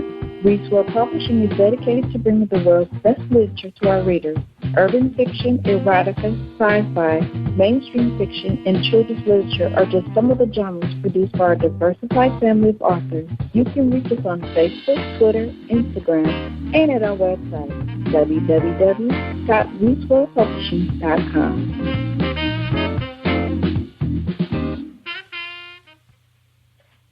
Hey everyone, this is Tanika Gonzalez, spoken word poet. Whenever I'm online, I'm always listening to Jerry Royce Live. That's right. You better, Tanika. You better be listening to Jerry Royce Live worldwide. All right, guys. Don't forget about the Super Remix Poetry. That's right. It's out there now on demand, available for you. You're talking about 2.5 hours of poetry from 11 poets. And we're hoping to get some music from Just Patrick so we can have an R&B session. That's right, a mini concert with the many R&B and I guess all R&B singers we had on the show. We try to get that together for you guys real soon. And don't forget, we're going to be having my man, Wayne Washington, better known as Gigolo Weezy. That's right, he's going to be bringing some comedy to us pretty soon, so we hoping we have that ready for you by Saturday. So we just waiting on him right now, and that's going to be Unplugged with Wayne Washington, the funny man from Florida. That's right. All right, we're talking to Just Patrick. My man. Pat, you from South Carolina? Is that right? Actually, from North Carolina. North Carolina. Tiny, small city called Eden. Eden, North Carolina. It's about the size of a bean. Small. I get that. It very country setting, but you learn from that. You grow in that type of thing. So it's a beautiful place to grow up in. Yeah, it sounds like now Now, a place like that, a small town, you know, you hear all the time the big models, the big R&B gospel stars coming out these small towns. You got an indie guy there now. I just met last month that's really kicking it really big as an independent. He's from Mississippi. You know, now living out in California, working with a producer, you know, as an indie. Why is it that you guys are so successful, man? Tell us a little bit about that passion, man. Where you get it from a small town? Well, honestly, I think we get it from the church. You know, a lot of times these Southern, you know how South is about the church, man. You don't play about the church. You in church. When you come out the womb, you get carried to the church, and I think that's where a lot of it comes from is the church. To be honest with you, and another thing that I think the reason why a lot of them, you know, a lot of us Southerners, or I would say small town in general, while we're able to get involved in this music thing, and is because the difference between a city like, say, New York, where there's so many opportunities at every corner, when you're in a small city like Eden or High Point, which is where Fantasia was from, which is not too far from Eden, you know, places like that, you're talking about, we don't really have anything else going on. So we get into music and we get into our art form and we really study it, and that becomes what we do. And so it's a passion for us, and we really, really push as hard as we can to try to get to the next level when it comes to that. We kind of live, eat, breathe, sleep it in our own little world, you know. We don't have the equipment. We don't have a lot of the stuff that exists in these larger cities. So we have to make distraction. What we have. And you got to create your own thing. You got to make your own pathway. And so I think that's why a lot of times it's just a different type of passion, because I don't want to take away the passion from someone that may be from one of the larger cities either. It's just a different kind of passion that we have coming from smaller towns, because you just don't have those avenues. And there is, you can't go to a record label because they don't exist. You can't go to an A&R rep and say, hey, I sing, because, again, that doesn't exist. So the only way that you can do that is to get in a plane and fly somewhere and hope that you can go knock on the doors of these labels and that they'll hear you. Well, fortunately now, one of the things that I think that has really opened up the door is the whole social media and the internet. And I think that that's allowed some of these smaller towns to become just like the larger ones, because now people can post their videos and they can get responses immediately from anybody in the world, you know, or coming on to a venue like yours and actually being able to talk about what you're doing and you being able to actually display that out to the world. So that has really opened up the door for artists. But yeah, that's why I think the small town thing has been so successful for a lot of artists. Yeah, that's amazing, because now one of the things, you know, I grew up in Baltimore, but my family is from the southern Maryland. Well, they call it Eastern Shore, Maryland, but it's south, you know, like you're heading to Virginia. We have a lot of distractions in the city, man. We have a lot of talent, but because the guys get caught up, and I'm not saying the guys don't get caught up in drugs in the South, because, you know, that does happen too, because I know where I'm from, you know, my father from, they call that Rock City, man. But, you know, crack was like, they were growing that bad boy, you know, in the backyard. So you know, I just think the big cities like New York, if the guys, you know, trying to, you know, it's expensive to live those places too. So it's like you're thinking about earning money. You know, the quickest way you can earn money is what you're going to do. You know, and then most of the time you're heading down the wrong track.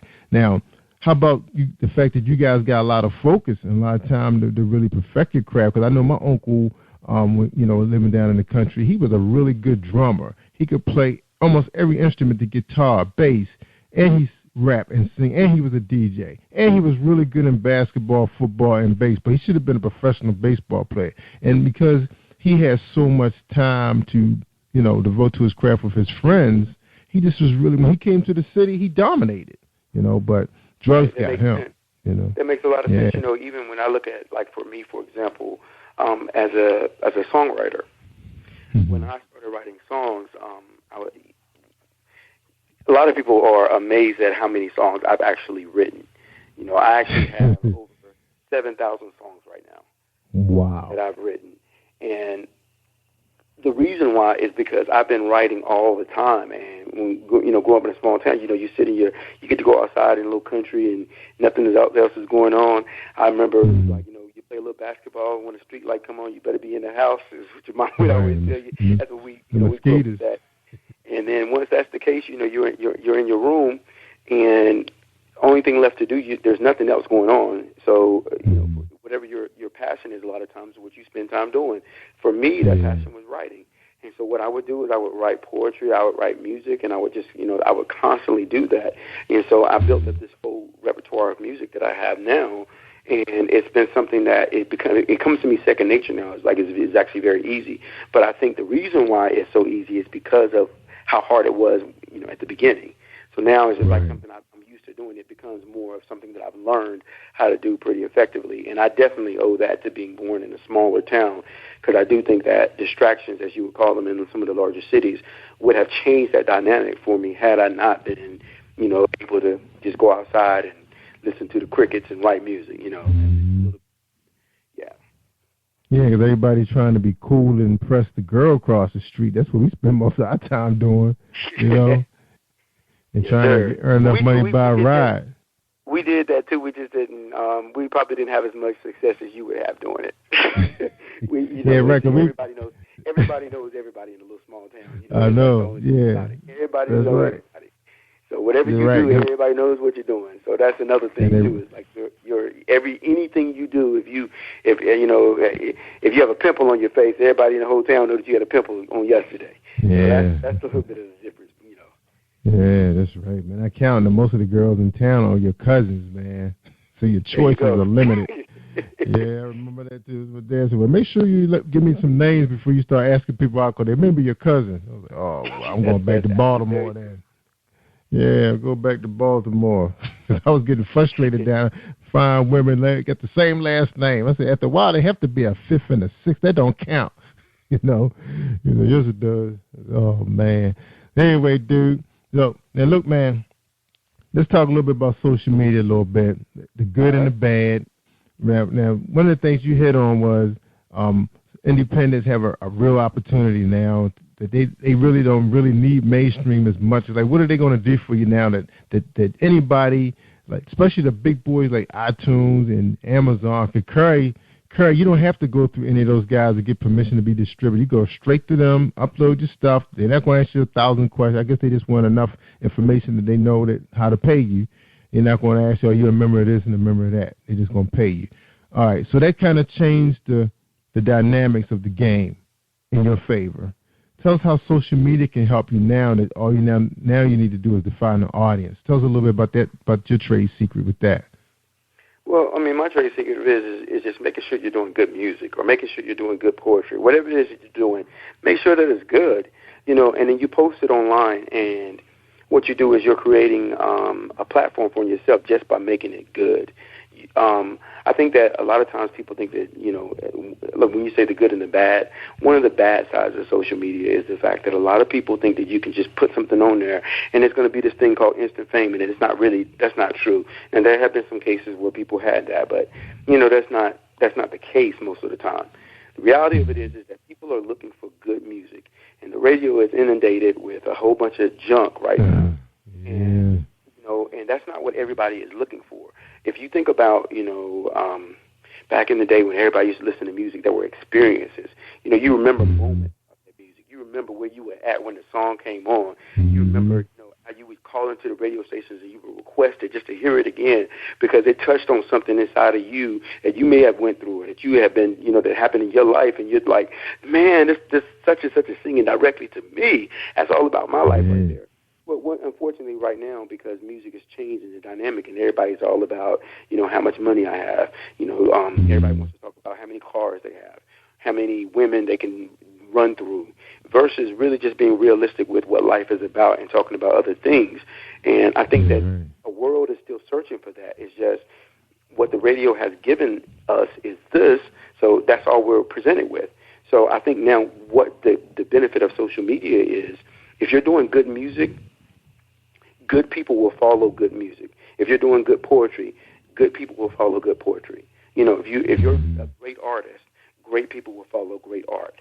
So the thing of it is that I think that that's the only winning formula, is just to make sure that you spend time, make sure that you put a little bit of effort into it, and don't just put anything out there that you know is not great. if you're not proud of it yourself, then trust me, nobody else is going to be proud of it either. And we all, come a little short on some things, but what I'm saying is, you have to spend some time and some energy into writing it and to making sure that it sounds good, making sure that the listener can understand what it is that you're trying to give them. And I think that once you do that, then they'll follow you that easily. You're going to get more and more people coming through. I wrote one song that's called Mrs. Jones, Miss Jones. And actually, it was written based off of a friend of mine who actually, she was abused, physically abused. And I was trying to come up with a song that, for weeks and weeks and weeks, she talked to me about this abuse, weeks and weeks and weeks. And so it was like, I just had to do something with it. And what I ended up writing was I wanted to make sure that it was going to be a song that, had that feel to it where anybody could hear it. But once you heard it enough, you would get the lyrics behind it, and you would say, oh, my goodness, man, this is really, the women that was going through that, or I guess sometimes even men that are going through that. And, abuse can come in many forms and fashions, so it don't, anybody can be touched by that. But when I wrote it, I actually played it for her, and she had actually called me, and she cried, and she told me that she was actually leaving her husband at the time because of hearing that song and knowing that that was her life. And something like that is, I think, what people want to hear. That's what they're looking for. So, you do songs like that. You do songs, and everything doesn't have to be about, if you can talk about love, you talk about love to the 10th degree. You talk about love to the 10th degree, and then the way people that are looking for love or searching for love or in love are going to follow you. If you're talking about the world, talk about the world to the 10th degree, so that people that are trying to hear something that's going on with the world, because a lot of people are searching for something, you just got to talk to these people and whatever it is they're searching for, and in some way or form or fashion help them find it. And, most of us know art is what really helps a lot of people get through situations. So that's my secret formula, is just trying to be proud of what it is that I put out there for people to listen to. Be proud of it, so that when I say that I meant this, and when I wrote it, I meant it when I'm singing it. To the best of my knowledge, I put it out there, and I'm giving this to you. So you're getting a piece of me when you hear the music that, when you're listening to anything that I'm doing. You're getting a piece of me, and that's what I want to do. I want to lay it all out there on the table. You listen to it, and then people, they seem to respond to that. They seem to follow it because I guess they can feel that I'm sincere about that, which is, and that's what it's all about for me. So I think that's how it works. But social media, to understand how it's changing the dynamic, I think that now, before, we talked about like being in a small town and you didn't have an avenue. There were platforms like American Idol and things like that came about, and everybody flocked to that because that was a way for people to try to make it. Well, what social media has done, where YouTube and Facebook and all these other sites and platforms like yours, what that's done is allow people who may have never had a voice that would be heard by anyone to actually now have a voice. If you have something that's good and it can get out there and people can hear it, it's going to spread like fire anyway. So all you have to do is get it there and get it heard. And that was the problem before, was nobody was able to get it heard. Record labels were so high-strung on how you looked. They were high-strung on, so an artist like Adele, how Adele was, he was a little bit, the weight was a little too much, that type of thing, or Jill Scott, another one of those, where they may have talked about, Jill Scott can't really come out into this industry because she's not shaped like a Beyonce. She's not Rihanna, in terms of that, in the way that we see her. But, that doesn't take away from Jill Scott's talent or how beautiful Jill Scott is. It's just that's what the industry was trying to define, not only the art, but they were trying to define what the beauty was. Well, now you don't have to worry about that. Now you can just say, I'm going to put myself on YouTube and get my following. Yeah, the thing I thought that affected the art to me was when music videos became real popular. It's like, let's just get somebody up there that can dance and look good on camera, and we'll just, fix their voice up in the studio and throw some good beats on it. To me, that went on for so long that it's like the people like the Adele and the Jill Scotts, they were kind of like, where their videos at? But now, people kind of like, well, everybody's size 16 now, and that's, guys want curvy women. Curvy, man. Curvy. Yeah. That's right. We want to try to rub on that. We want some That's right. You want the big girls, you know. Yes, sir. And look, I think that was the reason why a lot of us wasn't sporting big girls back in the day, because they had them little sports cars, remember? In the 80s, the cars was only 2 doors. You couldn't get a big girl in there. But, you know, now everybody got the big SUVs. Everybody comfortable. That's right. That's right. She got a pretty face, got her hair done, got her nails. She happy. You happy. That's right, what man. it is, man. All right, yo. We talking to Just Pat. We're going to take a quick break. We come back, man.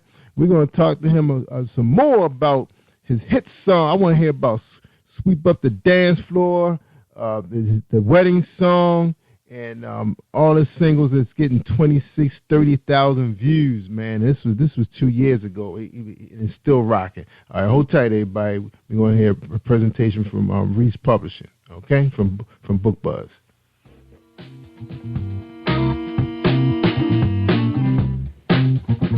Are you an avid reader of urban fiction, looking for drama, suspense, and more? Reese World Publishing is dedicated to bringing the world's best literature to our readers. Urban fiction, erotica, sci-fi, mainstream fiction, and children's literature are just some of the genres produced by our diversified family of authors. You can reach us on Facebook, Twitter, Instagram, and at our website, www.reeseworldpublishing.com.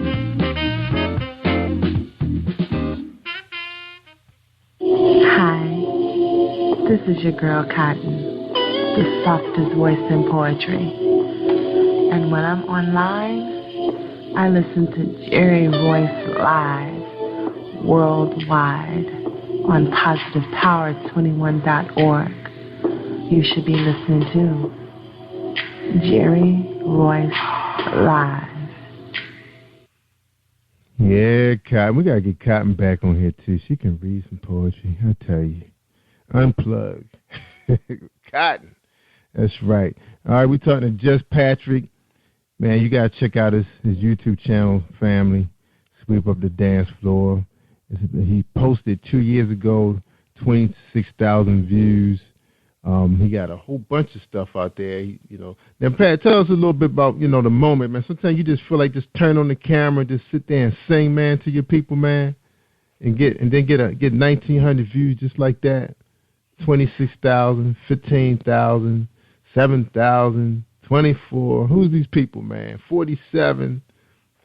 Who are they, man? Well, I tell you, man, honestly, I think the first thing was when I first started, I just wanted to go out there and put a couple of songs on YouTube, and it's been years ago, like I said. So, and what's amazing is the fact that, you know, I have my YouTube, for example. I'm directly linked to my email on my phone, and every single day I get about 300 or 400 emails from people that are asking me to sing at their wedding, to come sing, you know, a song or do something for it, you know, some type of thing like that. And to me, it's amazing that, you know, I haven't actually even posted a video in so long, but it's like these people are still following me. And there are some people that are requesting, you know, where are you at, Just Pat? Where you at? We're looking for you. We need you to come back and do your music. You know, you're a great artist. Where you at? Where you been at? That type of thing. And it's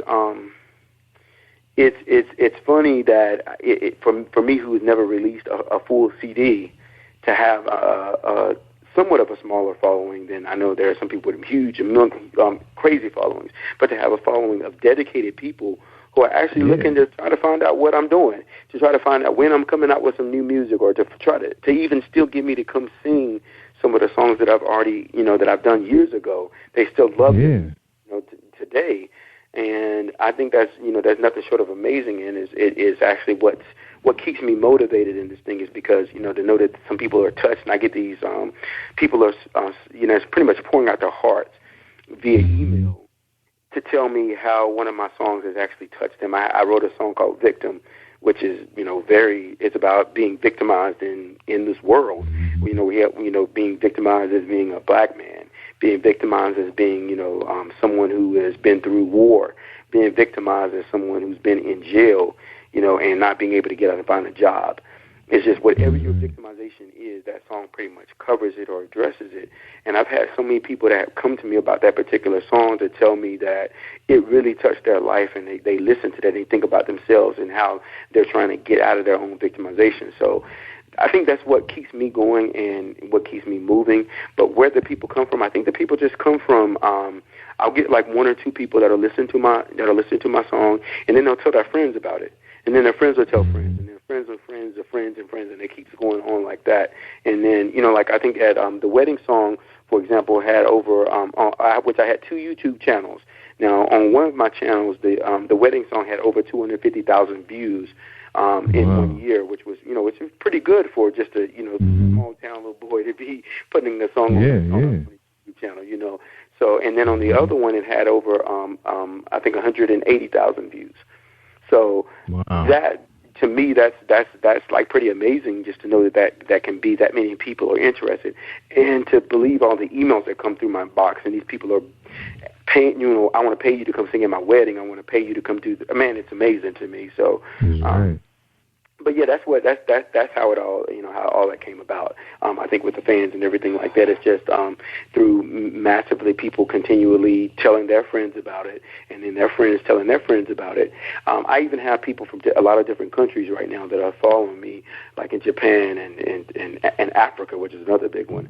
A lot of people from Africa will call me and tell me they're listening to my stuff and how it's inspiring them, and they're waiting for my new stuff to come out, and et cetera, et cetera. So it's a beautiful thing. That's right, man. Can't keep us waiting too long, man. Now, no, sir. I'm about to come up with something new. It's going to be real nice, too. I told you it's going to be something that's never been done before. So I'm thinking of something along the lines of, like Stevie Wonder songs in the key of life type of thing. Yeah. Because I'm going to tell you, man, I follow quite a few artists that, that's out of, the mainstream, the limelight. And they kind of like post stuff to YouTube, like some of their old stuff, and they have a small following. But I don't see, the 100,000, 200,000 views, and the people are still engaging them. You have a few people say, "Oh, we just want to know what you up to," And I had one of them. A couple of them was on my show years ago when I was doing podcasts, and they were trying to make a comeback. But that was before iTunes and Amazon, because it wasn't what it is today in 06 and 07. Right now they are monstrous, distribution. Now, tell us a little bit about Victim again. Now, I was reading that you posted the song, and you said, "This is me performing my favorite song in North Carolina. Please let me know what you think about it. I wrote this song a few weeks after my father was murdered." All right, what were you going through then, when you wrote that song? Well, I mean, of course, having your father get murdered is puts you in that victimized state of mind immediately. Myself and my brothers and sisters and my mom, we all went through a whole bunch with that situation. And so when that happened, I was actually in college, and you go through this little state of depression because, it's a lot easier dealing with death when death is on its way. And I say that not to, minimize it, because I think it is what it is. When you love somebody, it's just hard either way it is. But when I say that, if you have someone dying of cancer and they tell you that this person has 6 months to live, then there's 6 months that you have of coping with the fact that there's a chance that this person might not be here in 6 months. Or, someone who's at a certain age in your life right now, you're thinking to yourself, and they're going through a lot of health issues, that there's a chance and possibility. You kind of receive that because it's been oncoming for a while. Well, when someone's murdered, there is no warning. I mean, and even though we know it's not up to us anyway, but in unexpectedly, when someone is murdered, especially when it's someone as close as your father or someone like that, it changes the dynamic of who you are as a person, which is pretty much what happened to me. And I remember I said at the piano that, because you have to try to be strong for your family, you try to be strong for everybody else, and, you still have to go on because life doesn't stop. And that's one thing that's sad about it all is, after the funeral services and after everybody gives all of their condolences, that next week, once again, you're just there by yourself. That's what always happens with death, and a lot of people don't realize it's not the week of that you hear about someone dying. It's the months after that are probably the hardest, because that's when everybody's gone now. No one's calling to check on you like they were, the day of.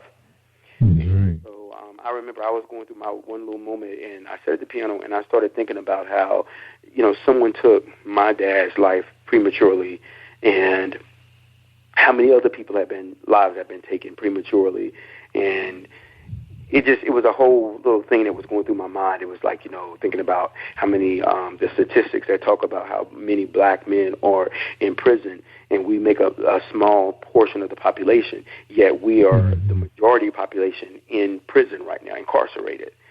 So that didn't make sense to me to think that, of things like that, and how that is a form of being a victim. How women and abuse and it all just was coming through my head at that same time. And so I got and I started writing that song and playing it, and I wanted to keep it very simple because I wanted the lyrics to stand out. And it just goes into being a victim of hate, a victim of crime, a victim of self-sacrifice, being that, sometimes it's not about the world victimizing you, but you victimizing yourself. Because sometimes you go through these things like you're on drugs, then you're victimizing yourself. Or if you're in a situation where, you're doing something that's harmful to you, be it sex, be it whatever, that you're not protecting yourself, then you're actually sacrificing you as a person. And so that's what that song is about. And for me, that's why it's probably one of my favorite songs, is because it spoke to me in a moment when I needed it to speak to me. And I know that wasn't words that were coming from me. And that's the thing, and that goes back to what I was saying. I try to write and sing songs. Like even when I did the wedding song, the wedding song was written about just a good friend of mine asked me to write a song for his wedding. When he asked me, he said, "Can you sing Ribbon in the Sky, Stevie Wonder's Ribbon in the Sky?" And I said, "Of course." Then he was like, "You know what? I don't want you to do that, because I know you can sing Ribbon in the Sky. I want you to take and I want you to write something that's specific to me and my wife. My future wife. Wow. I want you to write something. That's what I want you to do. I don't want Stevie Wonder's version of what he sees love as. I want you to talk about what you see when you see me and my fiance and the love that we have for each other." And so, that was, I was like, man, that's a big challenge to do. But I was like, I can do it. I can do it. And that's when I came up with, the whole thing. And I just thought about that day and her walking down the aisle, which is how the song actually starts off. I look into your eyes as you walk down the aisle, and I got into all of that. And that's what I thought about. I was like, let me just put myself in his eyes and try to see what he sees in his future wife right there on that day. And it was so funny at the wedding, man. I sung that song, and she came over and she gave me a little light slap. It was like a little joking slap. His fiance did. She said, "Man, why did you have to do that?" And I said, "What?" And she said, "Look at my makeup, man. You've ruined me." And she said, "I wasn't supposed to do that." And so she said the whole way down the aisle, all she did was cry, and all the bridesmaids were crying. It was a beautiful thing, very beautiful thing on that end. But I try to get emotional with it. So that's where that all of that is, the dynamics from that come from. But that's Victim in the same way.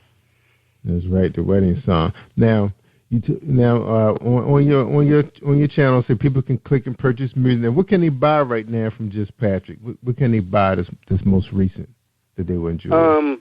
Well, I'll tell most recent. Really, believe it or not, it's not most recent, but you can still, the wedding song is still popular. To give you a little heads up, man, on our local radio station, they have a little. It's where they do local artists.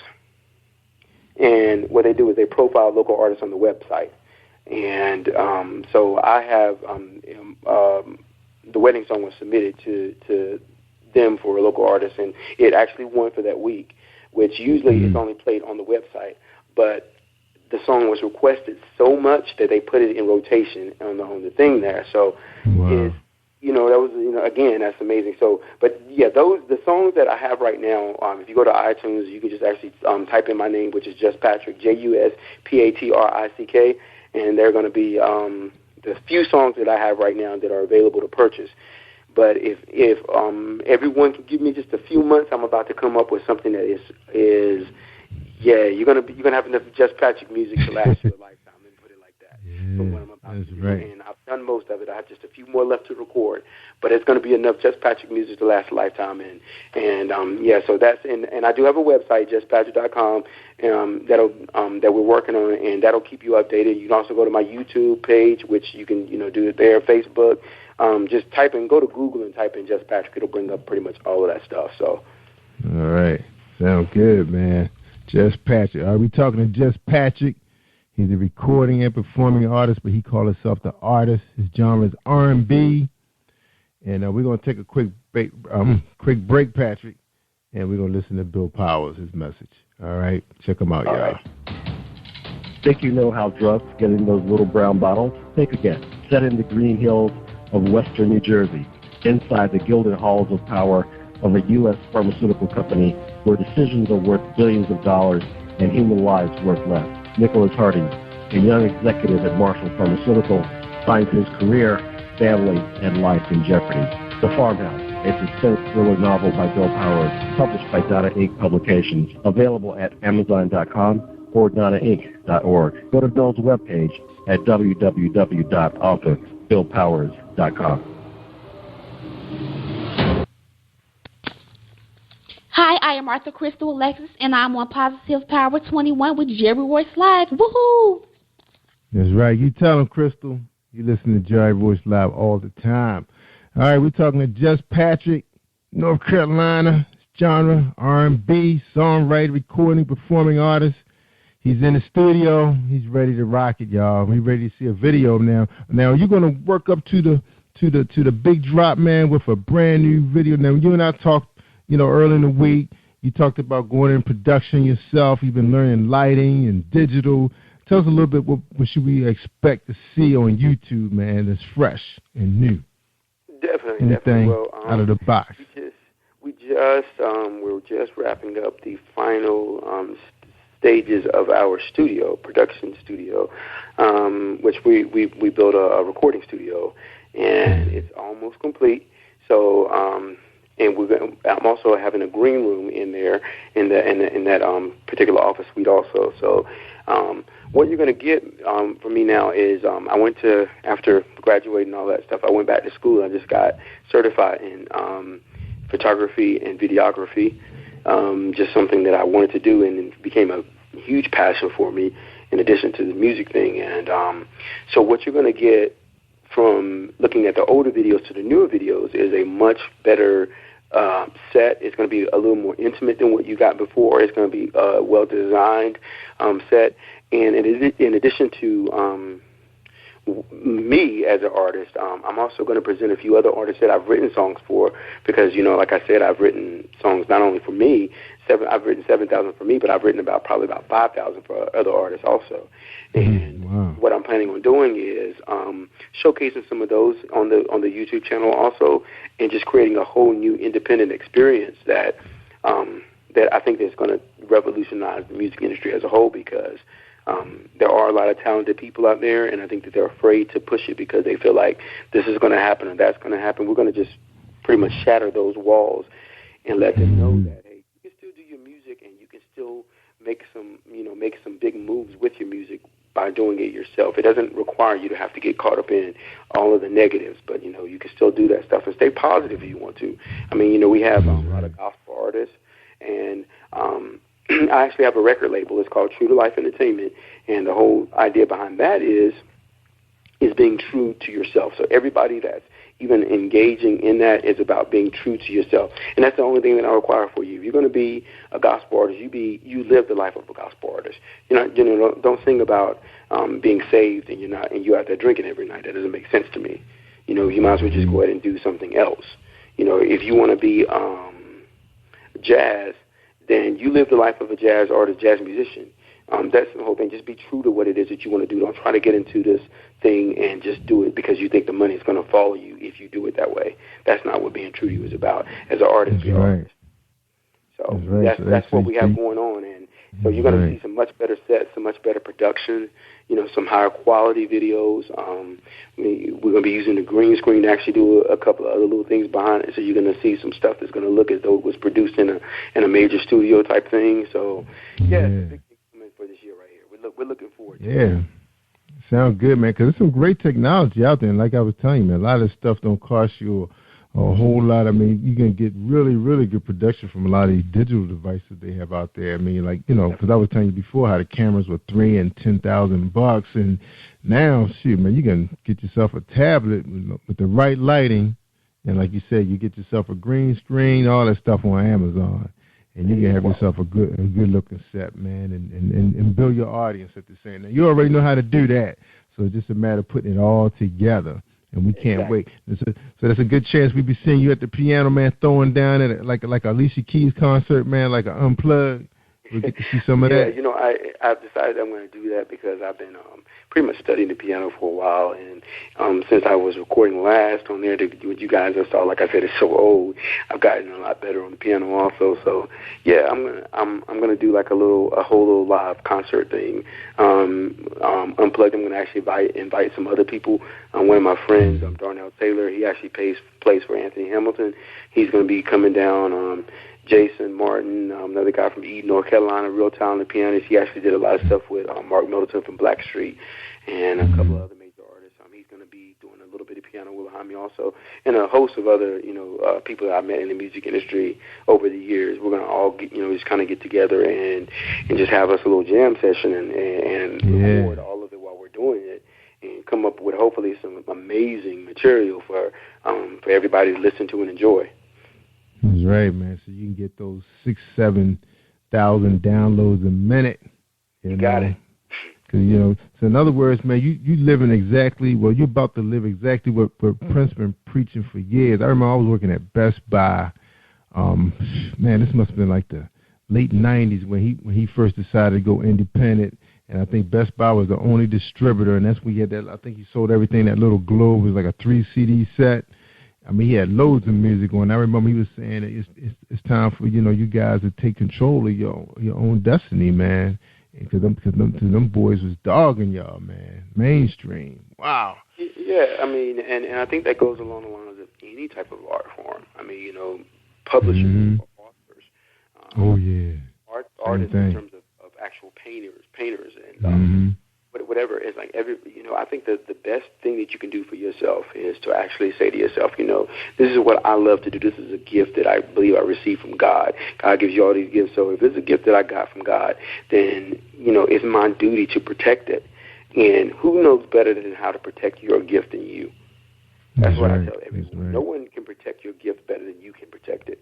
So if that requires you to actually look for some different avenues and venues, no one told you that this is the only way that you can go through. I mean, there are different avenues from every street that you're on. You don't have to go exactly down this particular road.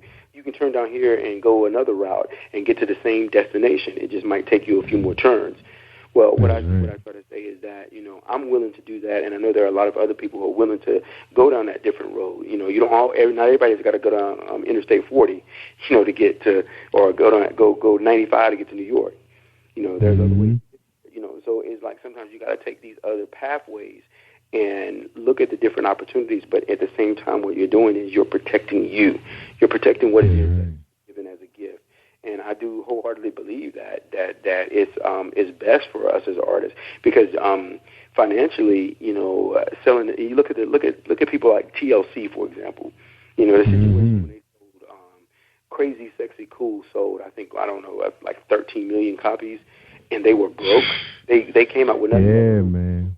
Or something, a Suburban or something crazy, and that's it. After all the millions of dollars that was made. So but they said they said 700 million or something like that, crazy number like that. And I used to see them shopping in Marshalls, man, TJ Maxx for their outfits. Oh yeah, because I mean they really had nothing. And you're talking about somebody. I mean, the money that was generated, it didn't go to them. It went to everybody but them. And so that's when like what Prince is doing is taking care of, or like I said, protecting what it is that he spent time and energy into doing, and it's his art form, his craft, and his gift. So I wholeheartedly believe, man, we in a whole nother.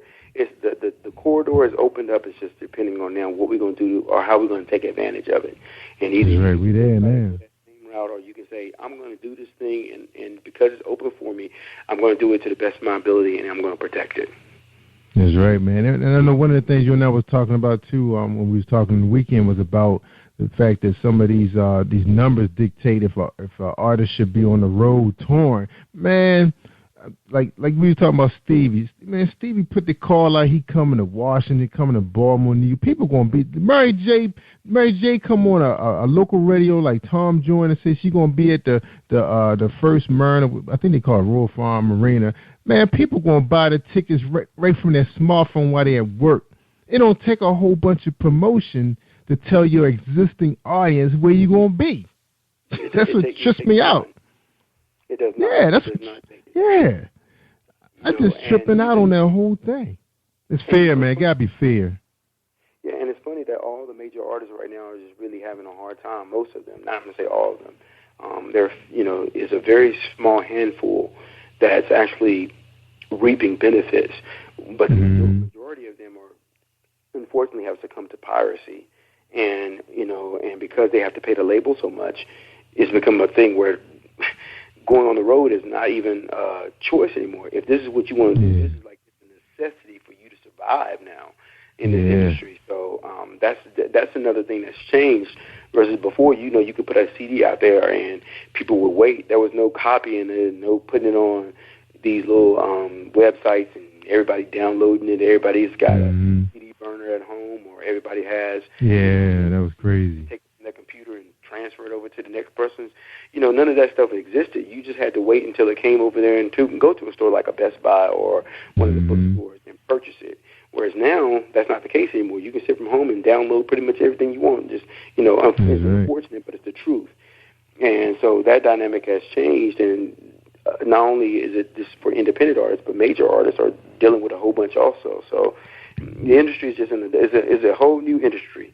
And if you don't change with it, then you're going to end up being sucked up with it and eaten alive by it. So, my thing of it is just make that change and protect what it is that you're doing. And that's what I plan on doing. I plan on, and it's not about the money. It's about, I feel like the gift that I've been given is to touch a lot of people. And that's what that gift is for. And for me, what's most important is that I have to make sure that people are able to get to it and receive it. And I think that as the years have passed, and you ask, like, why have I been away for so long, it's like I got caught up in the industry also. I think like everybody else did, I got caught up in it, got hurt by the industry. As a soloist, I got a major label. I was actually signed to Def Jam. And, after that experience, which was a great experience, I met a lot of people. I actually was in the studio with Mary J. Blige. I did some stuff with Case. And so I had, really, really good experience. I met a lot of artists, a lot of major people in the industry. But it also showed me that there's nothing that is going on within this label that I can't do for myself. That's right. That's the benefit of what I learned from all of that. That's right. But Peg, let me tell you, my experience, being a consumer, and I know a lot of times you guys being artists, you don't really know how we really feel because nobody asks us. But I'm going to tell you, man, I think I told you when we talked before that, I felt like ripped off. You're talking about most of your audience are working jobs that they're not even really being paid what they're worth, and then you have to go out and spend $25 for a CD, and there's only 2 songs that you really like. But now with digital downloading, being that you guys are now making the songs available as a single. So if you have 12 or 15 songs and it's only 2 I like, and I'm only paying 99, I don't feel like I need to steal it from you if it's only 99 cents. If I can't afford $1, I need to go back to college and get a PhD or something. There's something wrong. And I think that was the problem, that the CDs was marked up so high. And so you have 4 or 5 artists that you really like. Everybody always drop everything the same time of the year, right before Christmas. They dropping stuff. How you can afford $25 per CD for 5 artists? And we don't make that kind of money, So I think that's when you got into people, and then guys want mixtapes. You got all these DJs making mixtapes. They take their favorite hook off your song that you like and mix with your other favorites. You say, well, I'm going to go ahead and buy a $5 mixtape because they got like 20 of my favorite artists, and I'm going to go ahead and spend $25 for a CD. There's only 2 songs I like. So that was the thing about it, too. The industry was killing the consumer, man, pocket. That's why they were stealing the stuff. When Microsoft and all these PCs made it so that we can copy your music from a friend, just like that, they were going to do it, man, because we couldn't afford it. It wasn't that we wanted to steal it. We just couldn't afford to support y'all. And then buy the tickets. Man.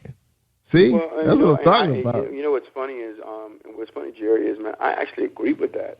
I 100% agree with that. I feel that the record labels were so greedy. They were so greedy that, and they weren't paying people anything, so they had these royalty points set up a certain way.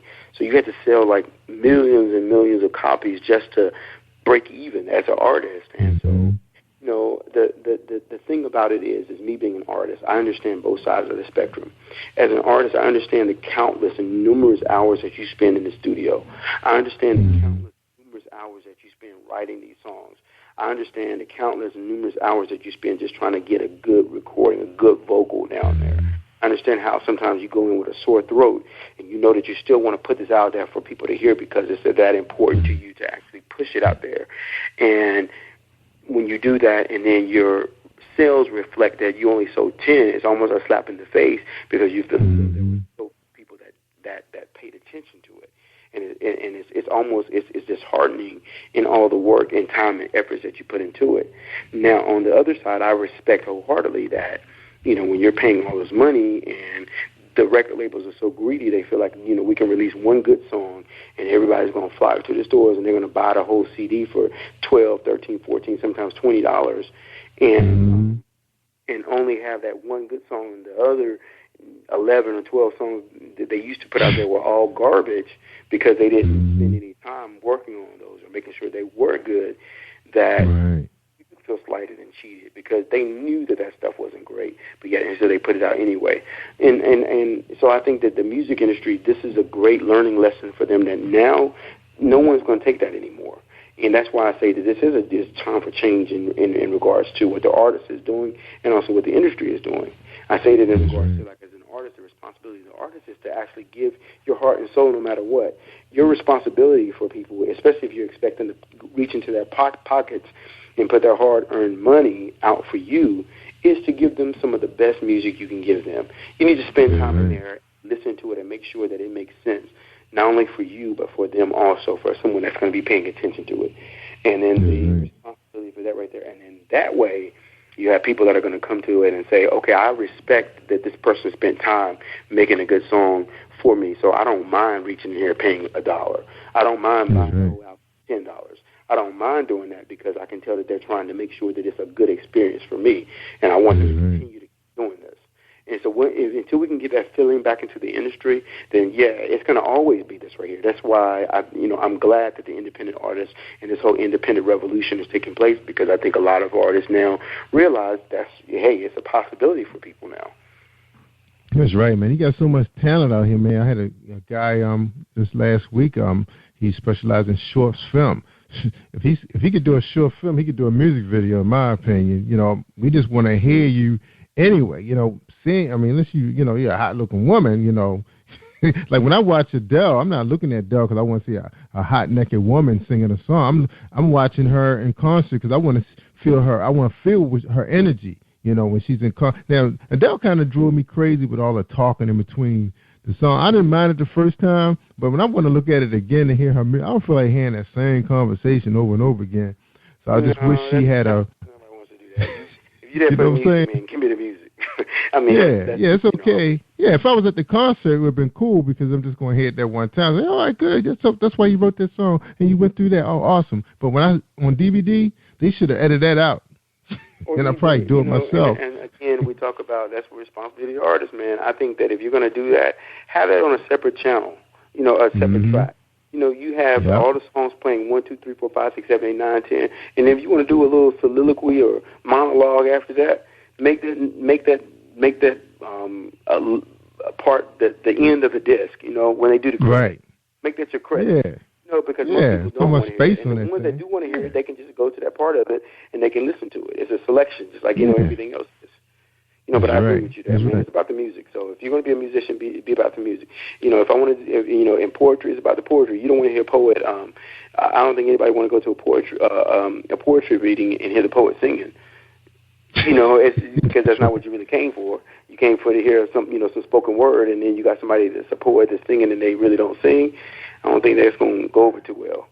And it's the same thing. I'm going to play this guitar real quick. Yeah, he's let me play this guitar real quick. Like, I didn't know you played the guitar. Or a comedian. You don't hear a comedian talking about politics. That doesn't make sense. Yeah, unless you know that's his thing and that's part of the show. But if he just going to spring on you, his opinion of what's going on in the White House, you're like, wait a minute, dude, I'm not voting today. I want to hear you do your thing.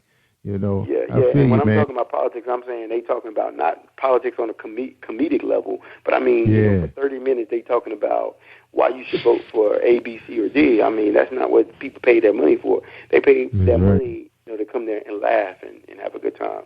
So same thing with music. People want to hear you sing. They want to hear your music. They want to hear your voice. They want to hear you, do that or what they came for. So I totally agree with that.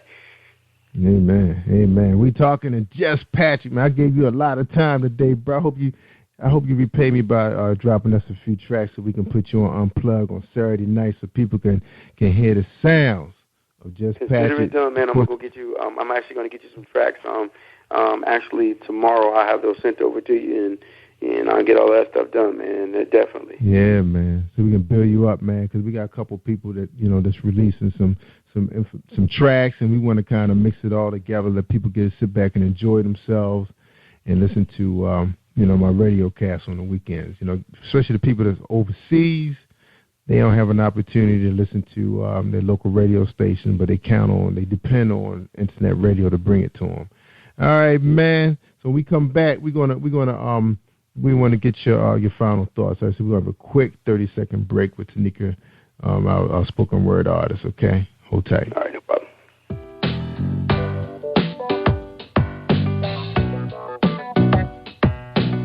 Hey everyone, this is Tanika Gonzalez, spoken word poet. Whenever I'm online, I'm always listening to Jerry Royce Live. You can find Jerry on www.spreaker.com. Positive Power 21.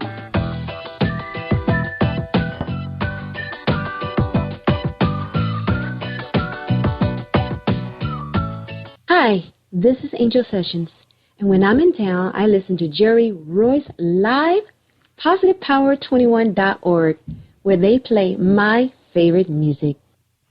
That's right, Angel. You know it. On Saturdays, y'all, we're going to be playing Just Patrick. Can't wait to get my tracks. Man, I'm going to be DJ Roll Royce. That's right, I'm bringing him alive, man. DJ Roll Royce going to be the man on the weekends, man. He's going to make me a star. That's my alter ego.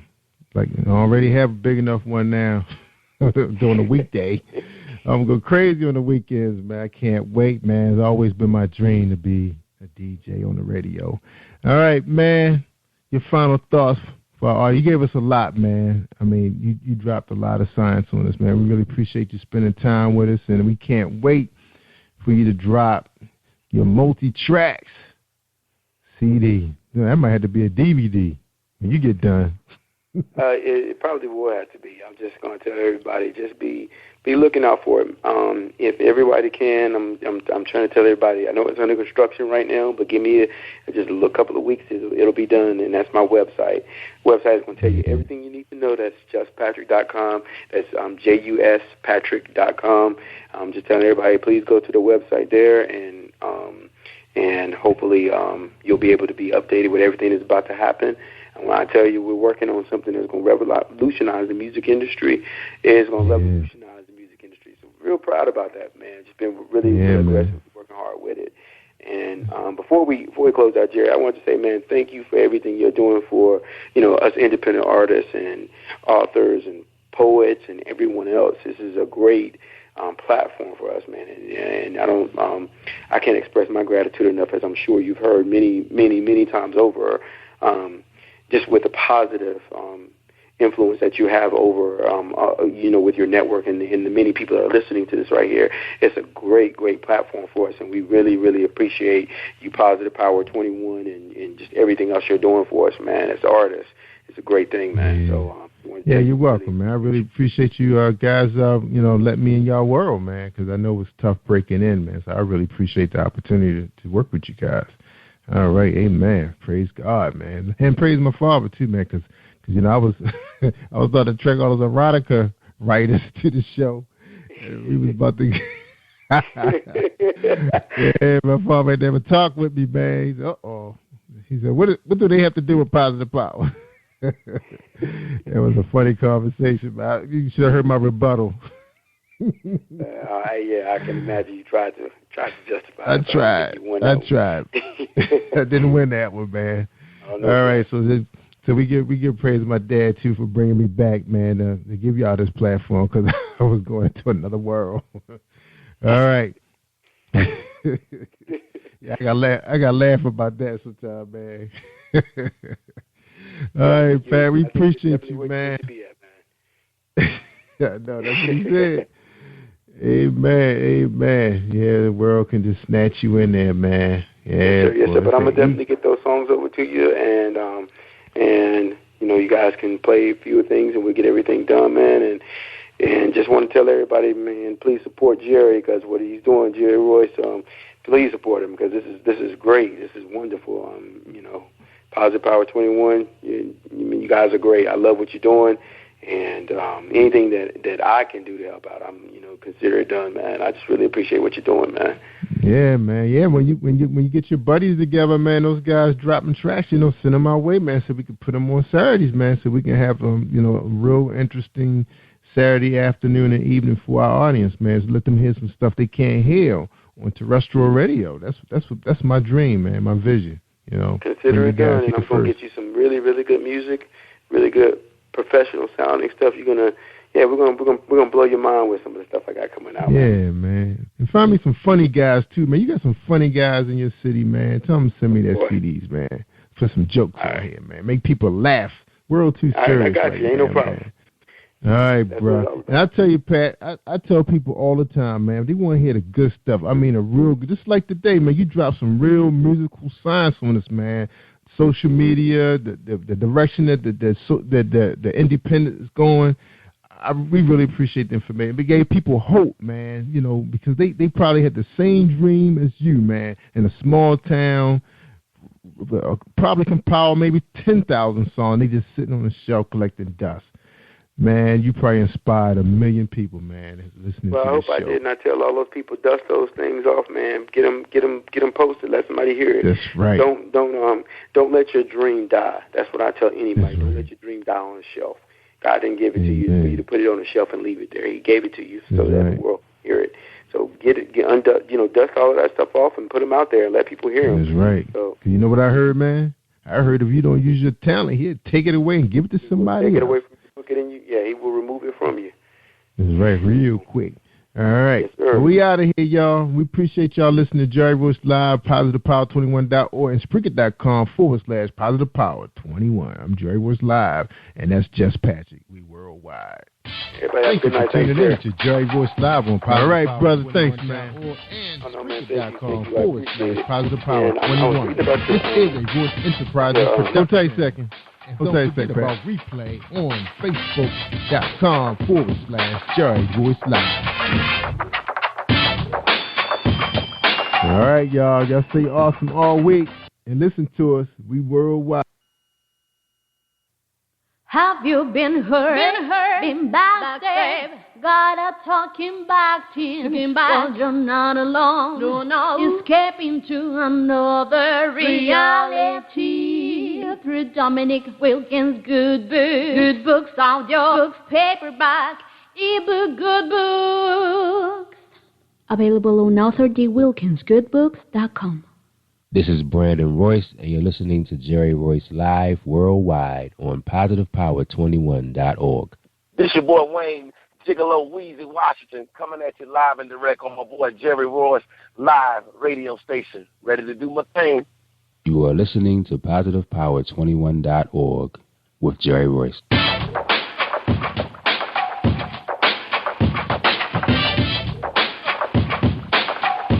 What up? It's your boy Kano Kingston.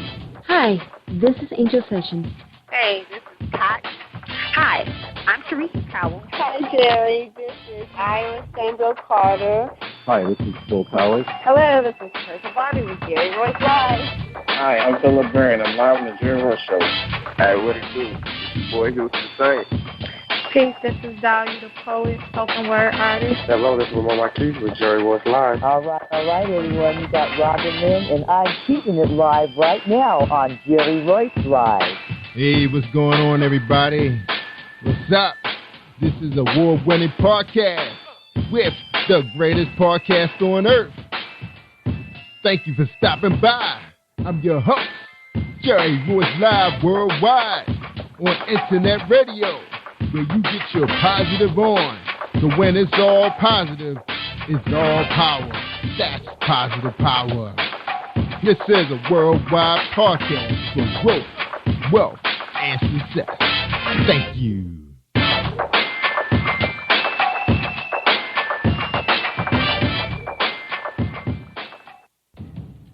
Think you know how drugs get in those little brown bottles? Think again. Set in the green hills of western New Jersey, inside the gilded halls of power of a U.S. pharmaceutical company where decisions are worth billions of dollars and human lives worth less.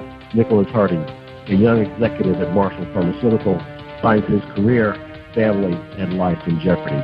The Farmhouse, a suspense thriller novel by Bill Powers, published by Donna Inc. Publications, available at Amazon.com or DonnaInc.org. Go to Bill's webpage at www.authorBillPowers.com.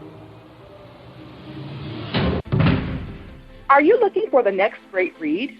A book filled with love, passion, betrayal, and intrigue. The award-winning novel, Season of Change, by Tamika Patrice Kane, is sure to satisfy your literary sweet tooth. Check out this must-read book reviewers are calling uplifting and emotional, and exceptionally great read, deeply intense and thought-provoking. Order your copy today, available in paperback and ebook on Amazon.com or at www.tamikapatrice.com. Are you an author looking for promotional services or a reader looking for a great read at low prices? In this competitive world of books, Writing Royalty Promotions is dedicated to bringing authors and readers together to build a greater respect for literature through our various promotional services and online bookstore. So head over to WritingRoyaltyPromotions.com and check us out.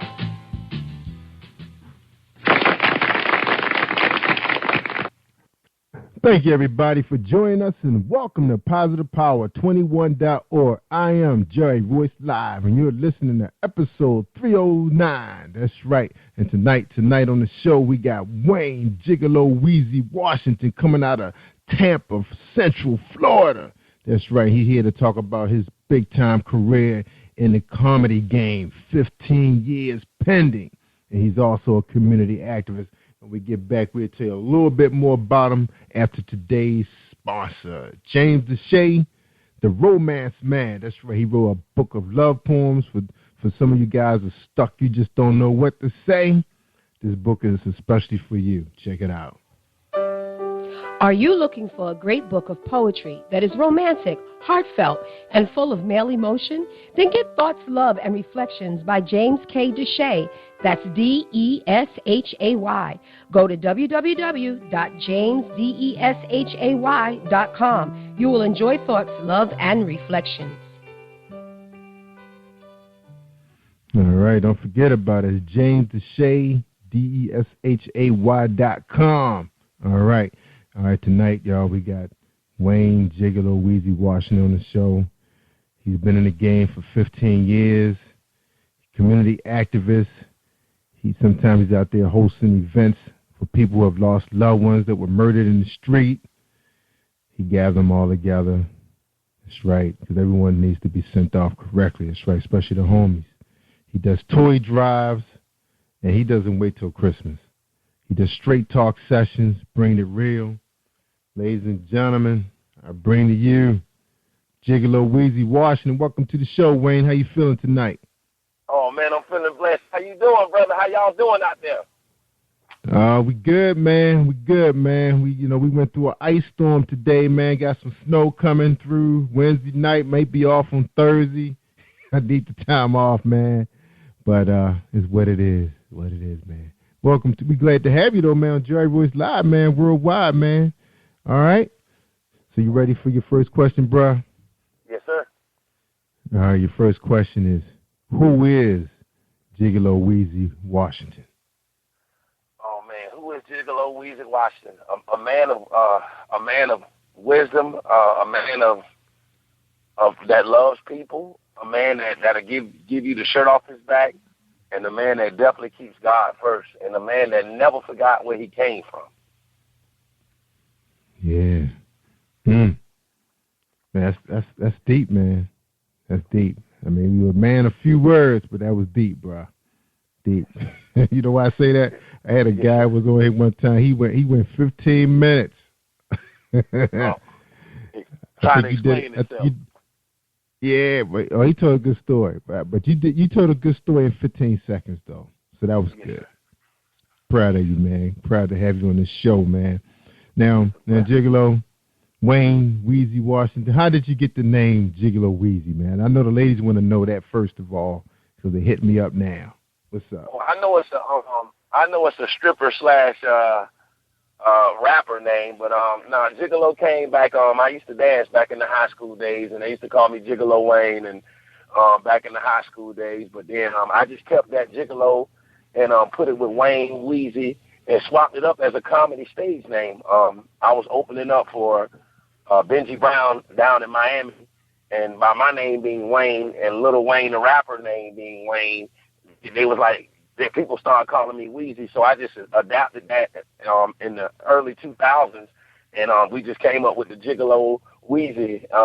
And I want to say something too, Mr. Joy, to let everybody know that the name, I know it sounds crazy, but don't let the name confuse nobody, because people think I'm a pimp or something like that, but no, it's nothing like that.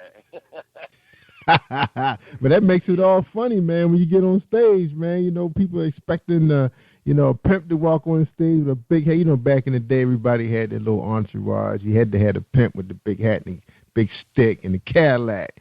So that's what they're expecting to see when you pull up, right? Oh, man. Big Cadillac or Eldorado. So you still got the Eldorado, man? Are you driving one of those? Man, actually, brother, I got the 2006 Chevy Trailblazer, and I got the 1990 Boys in the Hood Honda Accord, man. I'm a single dad out here, bro. So we. And also, by the way, I want to let you and your fans know, man, that the weather is great down here in Florida. Yeah, we know, man. Like I was telling you earlier, my family, we cover Maryland and D.C. in large numbers, man. So we cold, man. We can't wait till the spring, man. I'm telling you, boy, we tired of this stuff. It's funny because January was pretty easy. We had a great Christmas, man. The weather was beautiful, man. And February started looking kind of like, I don't think it's going to be that kind to us. And we were right, man. We getting hit hard, man. We was talking about them people up in Boston, teasing them because they won the Super Bowl. We felt they didn't deserve it. So Mr. Winter slammed them. Yeah, I guess it's our turn for letting the cat out of the bag. Because I think it was the Ravens that ratted them out. No.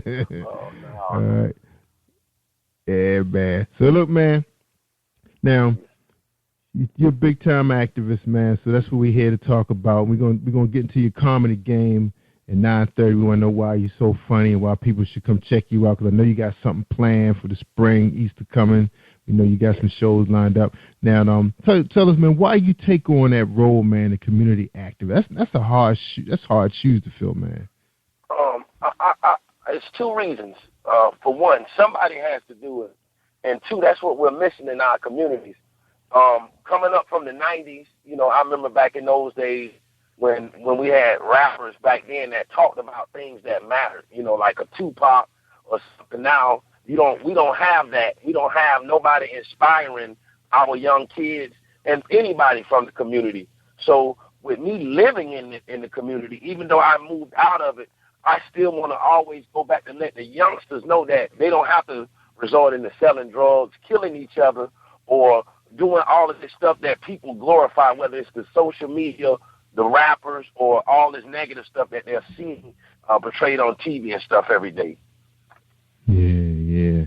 Now, back in the day, man, most of the guys are, they run the streets, hustle, play cards, dice, little drugs, just to make enough money to get their turntables or whatever they need, the new sneakers to get on the court or get a new helmet to make the big leagues. Nowadays, man, what are guys doing now, man? They just dying in the game? What's the deal? They don't have no talent? What happened? Well, everybody's caught up in the image. It's no more empathy, and everybody wants to be cool. And when it just amazes me when I see guys my age, because I'll be 37 this year. And, these guys have kids just like me. I have an older son, and I'm a single father of a daughter that I have. And, and when is it time to grow up?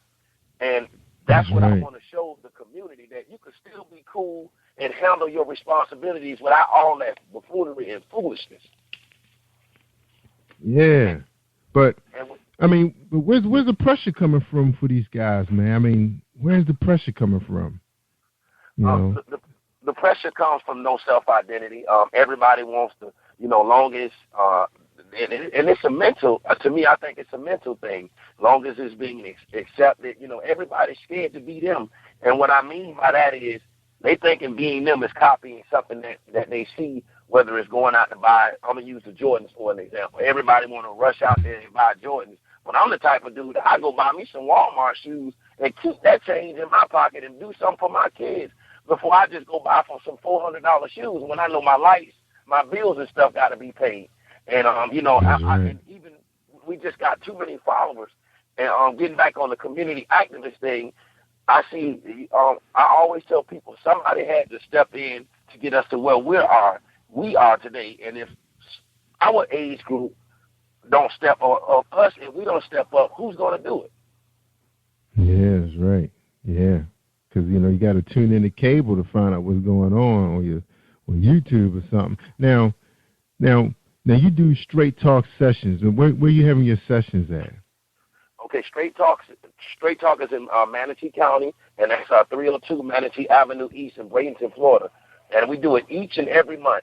And I took on Straight Talk 7 years ago. I get the building for free. Shout out to CCRA in Manatee County, my homegirl Jessica, and all them. And she believed in the vision.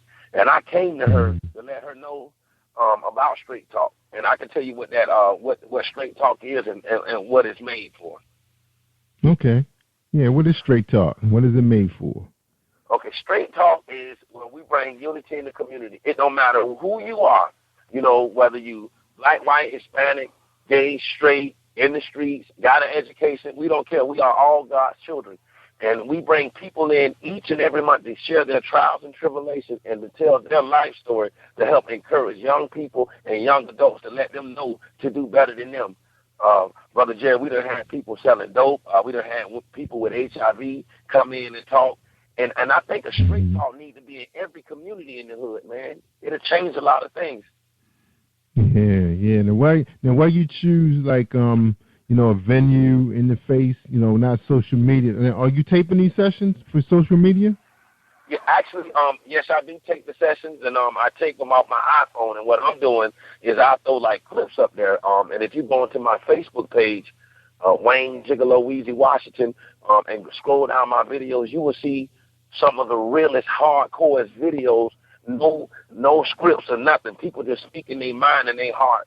And man, it really, oh gosh, it'll do something to you. Wow. So how hard is it, man? How long do the sessions go, man? How long you guys in there? Actually, we do the meetings for 3 hours. We come in at 6 to 9. I host the meetings. I provide food. I try to throw information out there with jobs and other things. The building provides computer classes and everything. And this is stuff I want to. And I try to let the community know that, that it's cool to vote. It's cool to know who's your politicians in your community. And this is stuff that our community don't even know. Wow. They can tell you who the favorite rapper is and stuff. So how you promote it and find your guests? Actually, I promote it off Facebook, or I make flyers, and I send text messages out, and then the speakers also promote it as well. Wow. So how about your crowd capacity? What's the average amount of people you see coming into to this monthly venue? The average amount of people we get is 50 people. 50 people a month, which is a blessing. I used to complain about it, Jerry, because I'm like, man, if they did a concert here, people would pay, and to see something like a concert, but then here come a meeting. This is a meeting for free to help educate you, and the community is not even jumping on it. But God just told me to just whoever comes, just deal with whatever you got and make the best of it. Yeah. So, and it's growing. All right. So okay, let's talk about your strategic plan. So what's next? Where are you looking to take this right now? Are you going to take it another level because you got your it's probably the same 50 every month, right? Is that right? The same 50? Yes, sir. Yes, sir. And most of them probably say they know they're going to get a good meal, they're going to hear some good talk, get a chance to voice their opinion, probably working people. What's your plan for this? Where you like to see it go? I would like to see Straight Talk go to another level. I would love to see it go to each and every city in the United States. I know that's a big dream and a big vision, but I believe that God can make things happen. And I really believe that Straight Talk can really come into any community and change the mindset of what's going on. That's true. Because all people want to do is hear somebody know that they're on the same, that they've been through that and been in the same situations they have. And it really, stuff like that, so simple, can really change things, man. That's right, man. It's so true. And I'm hope I can be able to grab one of your videos, man, and put it in my video library. Actually, supposed to be stepping it up a bit. Now we decide we're gonna start promoting that website a little more since we realize what what else it could do. Now, Wayne, I got 15,000 people coming out to the site, man. If I put your video out there, man, what they going to see, man? What's going to shock them? Oh, man, amazing. They're going to see raw and uncut. They're going to see real life. They're going to see people that's speaking from the heart. They're going to see something that we got away from in this country, and that's just everyday problems that we're having. And not to cut you off, Brother Jerry, but that's what a lot of us, a lot of people portray an image that they find they struggling, this and that and stuff. And sometimes pain can be good because you can learn from somebody else's pain, That's right. That's right. Not realizing what yours is. Yeah. Got to see it, man. So you appreciate what you have, Exactly. Yeah. And that's what we're missing. Yeah. No doubt, man. Now, you talked a little bit, in the beginning of the show about you do a toy drive. You say monthly. You don't just wait till Christmas. Oh, actually, we do the Christy Charles and Son toy drive. Christy Charles was my biggest supporter. God bless her soul. She passed away. Her and her son. She used to come to my comedy shows 10 years ago, and when I started out doing comedy, she always told me, Wayne, I believe in you, and she would bring 60 people to a black club. It was a raggedy club in Sarasota, but she would jam-pack it up with white and Hispanic and everything, and that's how I started getting my diversity crowd. Mm. And when I started my first toy drive, this was a lady with 7 to 8 kids of her own. She donated $2,000 worth of toys to the toy drive, and she died the next year. She got in a bad car accident, and her and her son died, so I wanted to keep her memory alive. Yes, sir. Wow, man. Lady doing good, man. Taking. Oh, man. All right. Now, you mentioned something called Lost Loved Ones. Was that like a special program, or you just reach out to those families that lost somebody to the streets? Yeah, pretty much the Lost Loved Ones is to keep people memory alive, to let folks know that the people that we're losing out here didn't die in vain. If you look at in my community, if you die, it's just so normal now that people don't even cry no more. They'll just throw their picture up on Facebook and, hey, such and such died, and and I want to let people know that we can learn from these folks, no matter if they were a bad person or a good person. If they died, we got to keep their legacy, keep whatever they had going alive. And I just want to just keep their memory out there. Yeah, lesson learned.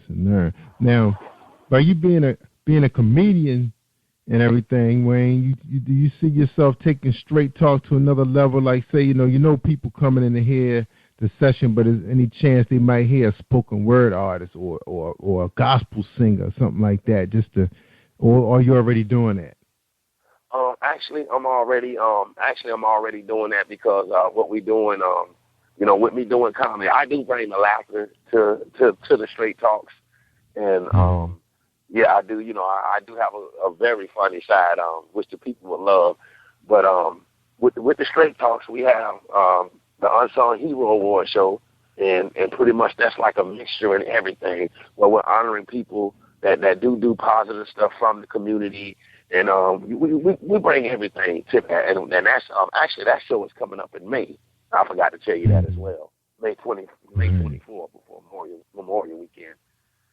Yeah.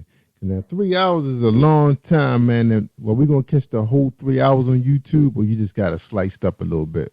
I got it sliced up, and also to a video that I would love for you and your fans to look at. This was a Straight Talk where I met this female. And I don't know if y'all know, but we have a real bad drug issue in Florida. Heroin is killing a lot of people out here. Wow.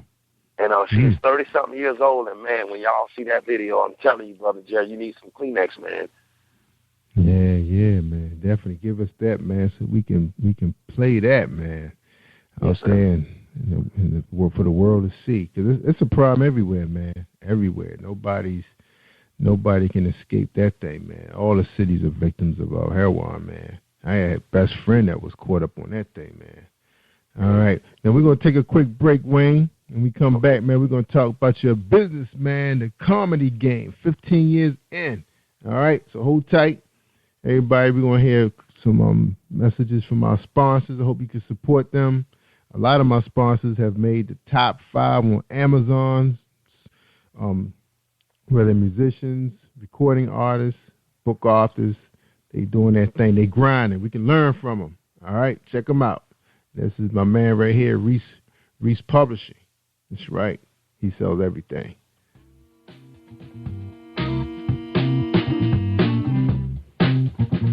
Are you an avid reader of urban fiction, looking for drama, suspense, and more? Reese World Publishing is dedicated to bringing the world's best literature to our readers. Urban fiction, erotica, sci-fi, mainstream fiction, and children's literature are just some of the genres produced by our diversified family of authors. You can reach us on Facebook, Twitter, Instagram, and at our website, www.reeseworldpublishing.com.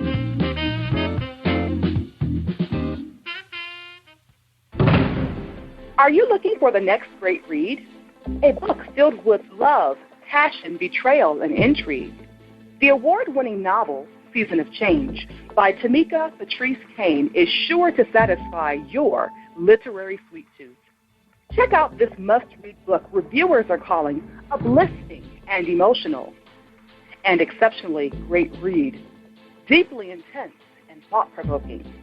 Order your copy today, available in paperback and ebook on Amazon.com or at www.tamikapatrice.com.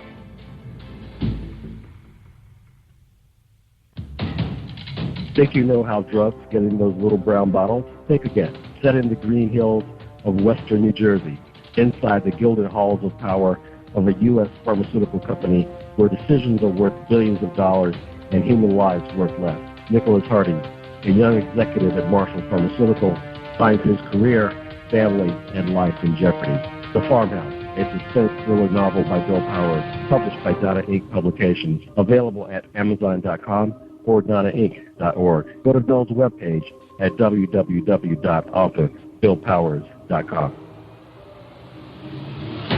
Hi, this is your girl Cotton, the softest voice in poetry. And when I'm online, I listen to Jerry Royce live worldwide on PositivePower21.org. you should be listening to Jerry Royce Live. Yeah. Thank you, Cotton, for bringing me back. That's Cotton, the poet from up in Chi-Town. Yeah, we appreciate you. All right, we talking to my man Wayne Gigolo Weezy Washington out of Tampa, Florida, Central Florida. He's a community activist, bringing straight talk, toy drives, remembering lost ones. He's doing this thing, but he's also been in the comedy game for 15 plus years, man. How you survive it, Wayne? Tell us the secret. Oh, man, life, you know. I'm like the Tupac of comedy, man. I speak on pain, but I make it so funny, brother. Oh, man. But it's possible, huh? Yes. And I just bring energy to the stage. You can put me in front of any crowd, and I'm standing and I'm delivering. How you get your start? How you get your start in the industry? Me and my friend, God bless his soul, he passed on last year. Me and him decided to come up with a Big Bro comedy. Both of us was funny in school.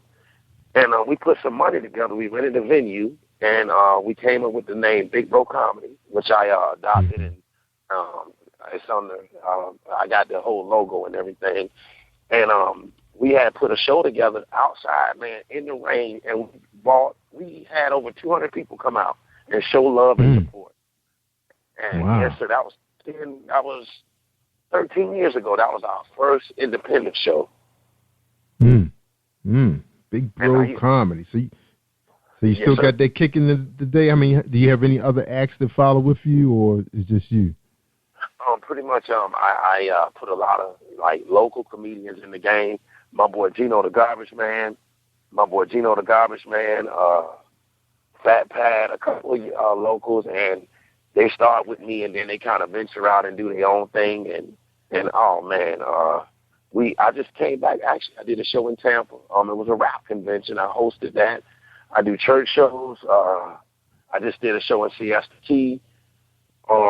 Shorty from Atlanta, that's my boy. A lot of the big time name comedians, I open up for them, K-Dub, and a lot of big comedians stop through, and you know they show love and do shows as well in my spot.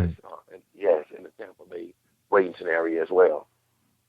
So you got a couple venues that you work out of during the week, or it's like a regular, like say somebody wake up and say, oh, Wednesday night I'm going to go see Big Bro Comedy, and they know where to go?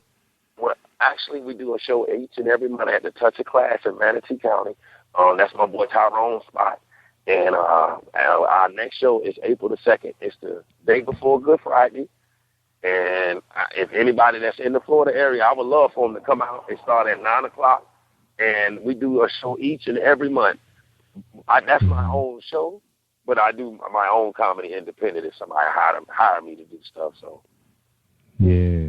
So how hard would it be for Jerry Royce Live to have an unplugged segment? You know, you're doing a little small mini concert just so, you know, my followers can get to know who you are, man, and if they want to come to Florida or they want to buy your CD. Now, do you sell CDs, DVDs, or you on iTunes? Where are you? Yes, man. Actually, I have some CDs and DVDs, and also if they can, is it okay if I throw my number out? That's cool. Yeah, go ahead, man. Yeah, your show. Yeah, okay. I was going to say they can hit me up, man, at 941-249-7532. 941-249-7532. That's my personal cell phone number. And they can also, hit me up at Wayne, W-A-Y-N-E, Gigolo, G-I-G-A-L-O-W-E-E-Z-E, Washington on Facebook. And I have a lot of CDs and stuff and shirts that I can get rid of if they want them. And I just give them to them. Right. So you're not marketing, so you're not selling your stuff on iTunes or nothing like that? The only thing, I used to try and do that, but I guess when you're not big, quote unquote, it's really hard for a person that's coming up to try to get their stuff or to get people from your hometown to support it. I'm gonna just say that. See, that's the thing, man.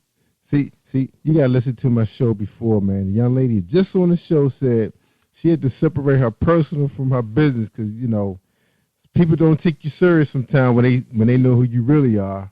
So you got to go on your business side. You know, she says she's not the same person when she's doing business. So, you know, that's what you might have to do, Wayne. And that was a young girl told me that, man. I was like, what? You know, that's sometimes that's the mistake we make. We think the people that know us the most, the closest, going to support us, man. Sometimes that just don't happen. You know? Yeah, unfortunately. You know, you know when they want to support you, when they want to be your sidekick in your Maybach. You know? Yes. Yeah. Or come to your premiere, your movie premiere after you already made it. Hey Wayne, can I cop a ticket, man? You know, walk you on a red carpet, do security for you. So now they won't work for you now. Ain't that amazing how our culture embraces success and like you said, when you're the local, especially in your hometown. You know, I did a show in Tampa. People were coming up, man, and showing love and everything. But it's like in my hometown, whether it's family or friends, you got to beg them to come out and support you. But if you, God forbid, at your funeral, they'll jam-pack that up. But your successes. Yeah, they do. He gone now. Let's go see what he look like in the coffin. Yeah, that's how they work. I know, man. But I can say, man, my family is a big supporter, man. Once they get hold of it, they know who you are, you know, they definitely support you. For one, you know, I didn't hang around there. I didn't grow up in that part of Maryland. I grew up in the city, you know, in Baltimore. So when you go home, they kind of look at you like, oh, they made it, you know. So they you know, they ride your curtail a little bit. But, yeah, it's like that, man. But look, man, I'm going to chat with you after the show. Because we always try and do stuff on the weekends. A lot of people know it on PositivePower21.org, and I'm going to throw my plug in, that we run a radio cast for the whole weekend, Saturday and Sunday. We run gospel all day on Sunday. Saturday we run an R&B, spoken word, and hopefully we'll be able to run some comedy if I can get some CDs from my man Gigolo, so people can find out who he is. And then who knows, they might be demanding to buy some stuff. He may not have a choice but to put his stuff up on Amazon once they find out who he is. In the 15 countries we streaming in for 15 hours a day, they're going to hear you, man. Because I love to get some of them CDs from you, bro. I would love that, man. Well, they clean, right?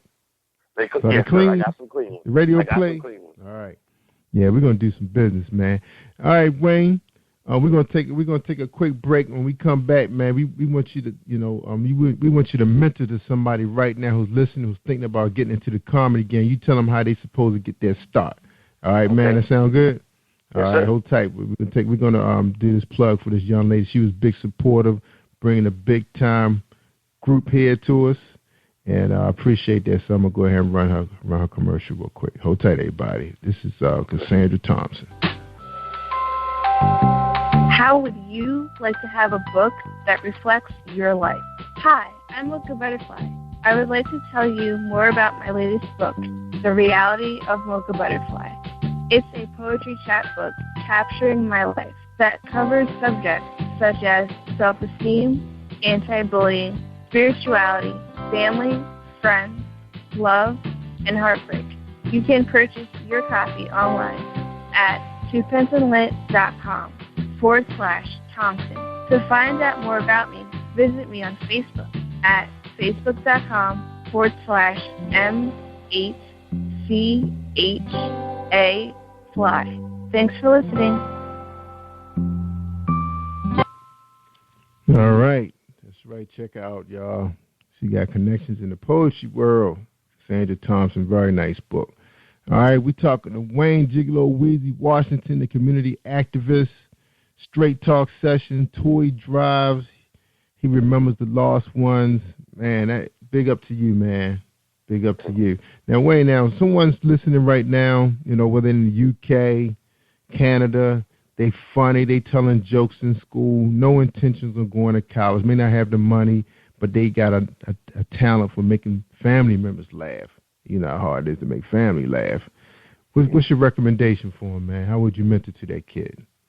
Oh, man, put themselves out there. My recommendations is to, throw your talent out there. Don't be scared. They say the most talented people are in the graves or in the jail, and a lot of our people that have this kind of talent, they're scared to throw it out there. So we got plenty of social media sites, whether it's YouTube or Facebooks or anything. You can make a video of yourself. sign up for amateur nights. Looking to step out of your box and just look into other venues where you can showcase your talent and everything, and it'll work. It'll pan out. And you got to be your own motivator. You got to motivate yourself. And without God, you know, because I can honestly tell you, when I started doing comedy, everybody, oh man, you funny, but you shouldn't do that, man. You should rap or do this or do what everybody else doing. But man, you know, when my mind is set on something, I go out of the box and I'm gonna go to make it happen. Mm-hmm. And I say that to all the young brothers and sisters, man. Anything that God lay on your heart that's positive, you only live one life. Go out and make it happen, regardless of who with you, because people gonna discourage you. But you gotta have faith. You only live once, so please don't hide that talent. Show the world. That's right. So, Wayne, we're gonna applaud you, man, for doing the things you're doing in the community, man, because we need more people like you, man, make this a better world. So I dedicate this song to you. This is the rap duo that we had an opportunity to interview in the show. I just love this song, and I'm gonna just play a few seconds of it. This is dedicated to you, man. You know, I want to honor you while you're alive. Okay. So I appreciate it.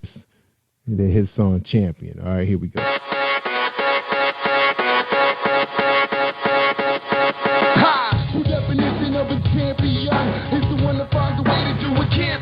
One that holds their hand and help you fight through the pain that will walk through the fire just to bring you the rain. Obstacles are only rocks for the common. It's a race against the clock, and you got the perfect timing. Bring the thunder so we all can catch the lightning. The only thing that cuts timing is a diamond. I've been waiting all my life just for this one night to show I can do it. So let's get to it. I got the heart of a champion. I got the heart of a champion. I got the heart of a champion, and I will not give up. All right, Wayne, that's you all the way, man. You got the heart of a champion, man. So I said, let me play that, my man Wayne doing his thing in Florida, Central Florida, man. It's not where you find Disneyland at, right? No, sir. No, that's up in Orlando.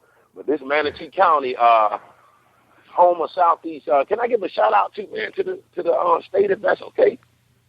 Yeah, man. Go ahead, man. It's your show, man. Go ahead. Oh, I want to first off thank God Almighty. Without Him, I know I couldn't be or do nothing. I want to thank my mom, Sherry, and Martin Freeman. I want to thank my sisters, my mom's twin, my daughter, Winter Washington, my son, Terrell. And I just want to thank God for just giving me that inspiration, man, to just go off and just live this life and just be different and do what I need to do. That's right, man. It's not easy doing that, man. Just, you know, take it like you're taking up people's time, you know. It's like, wow, yes. You know, they're going to show up tonight. You know, they're going to appreciate what I'm doing, but you know what's in your heart, man, and you're going to do it. And that's the thing, man. So we definitely want to do some business with you, man. Get your voice out there, man. You know, that's what we do. That's why we do this show, man, to connect with people. I was always wondering, you know, I always wanted to be in radio, but I thought I was going to be DJ. No, first I wanted to be DJ Sammy Sam.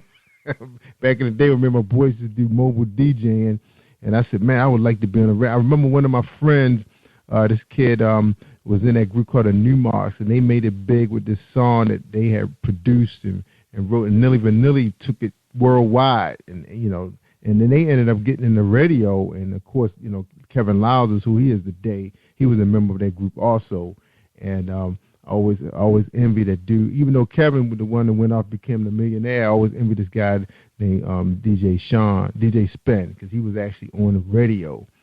So of course today the stuff is happening. People are able to build their own podcast, radio cast, and bring people like you to the airways, man. Give you a chance to voice your concerns. Let people know what you're doing, man. Let the world hear it. So, again, man, you're a champion, man. Now, Wayne, you already gave some good advice to a young guy who has some talent. You know, he's unsure what he needs to do, man. I thought that was real big of you to say that. You know, get out there. Now for you, man, what's the next stage for you? What's next for Gigolo? Oh man, pretty much what's next for Gigolo, man. I got the like you said, the straight talks, got the comedy. It's just to grow, to get better. God did such a transformation too in my look. And I want to say something, if that's cool too, Brother Jerry. On image, I had a mouthful of gold teeth. I had all that, big hair and everything, but I cleaned my image up, took my teeth out. I'm presentable, and not saying nothing wrong with having the gold teeth and everything, but when you're trying to go to the next level, it's a certain way you have to look. No, they ain't gonna tell you that. Nobody ain't gonna say that, but you already know, Brother Jared, doing what you do. Mm-hmm. And so I want to let the young folks know that too. And I'm just trying to grow, but I know it was things I needed to get rid of in order to get to that next level. And I hopefully I would love to just go from state to state and all over, man, to do this comedy and stuff, and with brothers like you, giving brothers like myself a voice. And I thank you too, brother, because, man, this is a blessing. Yeah, no doubt, man. I've been meeting so many people in these programs, man, they have these special talents like filmmaking, directing, producing, whether it's TV or radio, and then I hear a guy like you who has stage presence. Have you ever thought about, partnering up with someone to put yourself on stage and do your own show, right, for the social media to get discovered by somebody, Def Jam, whoever's out there now producing these things? Would that ever be in your cards? Oh man, I would love to. I definitely would love to. I notice now it's so hard. It seems like you got to know somebody in order to get to where you at. And me being in the game for so long, even with opening up for the big stars and stuff, the ideas you just said, I used to run and talk to them about. But everybody's, long as, how can I say this without sounding funny? But, long as they kind of like say you got to do it on your own, ain't nobody going to hold your hand. So with that being said, I'm just continuously doing what I'm doing with the shows and the comedy and stuff, and just pounding until the right person hear it or somebody to where they can say, Wayne, you don't have to work 4 jobs no more, and I'll invest into you, and you can do what you love to do. Yeah, because it's like you hear all the time, these guys are putting up these channels and getting discovered and signing deals, left and right, just through using social media. It's like one day, because I'm telling you, man, you got agents, man, passing through these channels all the time, man. I mean, I get public relation firms, big-time agents like those guys we just played, man. Those dudes got a big agent that they can have representing them from New York. And and who knows, one day that joint might be played on the NFL channel, man, because, you just never know who's going to hear it and say, hey, let's get this guy on my show, man. Like I see Helen DeGeneres is always putting people on her show that she found on social media. Her people. Meredith had this young lady, I think she's from Canada or UK. She's supposed to come on my show, I think, next week. Songwriter. And I was watching the show, inboxed her. She said, hey, I'll come on. You never know, dude, who's watching and listening, man. You never know, bruh. Yeah, it's like that. You just got to grind, man. So we're going to do something. I'm going to help you out, bruh. I want to work with you, man. Okay. It's in my heart, since you're doing what you're doing for the community. All right, Wayne, we're going to take a quick break, man. When we come back, we're going to get your final thoughts for the world that's listening. All right? So you can think about that while we play these 2 radio drops. All right? And these are my girls right here, man. They've been helping Positive Power 21.org and helping me out on Spreaker.com/Positive Power 21. Jerry Royce Live. Hi, this is Angel Sessions. And when I'm in town, I listen to Jerry Royce Live, PositivePower21.org, where they play my favorite music.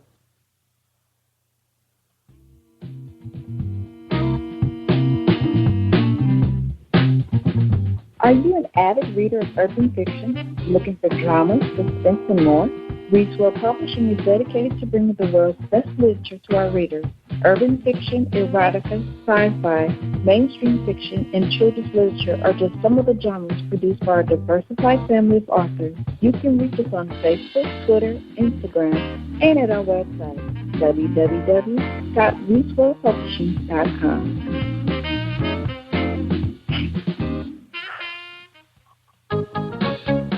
Hi, I am recording artist Marilyn Dunn from St. Louis, Missouri. If you are looking for some soul-stirring, anointed, spiritual, and heartfelt music, visit my website at www.marilyndunnministries.com. Or you can also find me on CD Baby, iTunes, and Reverb Nation. For booking information, contact Mr. Kevin Dunn at 636-856-0551. That's 636-856-0551. Hi, I am Arthur Crystal Alexis, and I'm on Positive Power 21 with Jerry Royce Live. Woohoo! That's right. You tell him, Crystal, you was right here. I forgot what episode, but Crystal, I love me some Crystal. She's something else out there on Facebook, hustling that fiction book and helping people at the same time. I think she's part of a group of young ladies out there raising money and awareness to victims of domestic violence. That's the kind of people we be meeting on the show, man. People like you, Wayne. Big heart, man. Good heart. And I appreciate having you on the show, man. So we ready for your final thoughts, man. Yes, What's sir. up?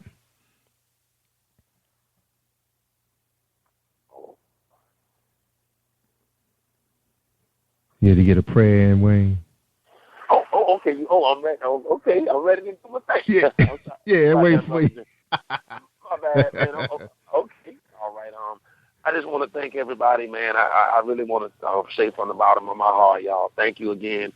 Thank you, Brother Jerry, for giving me the chance. To all the young people out there, man, don't let your surroundings, your environment, whether it's good or positive, try to bring you down, man.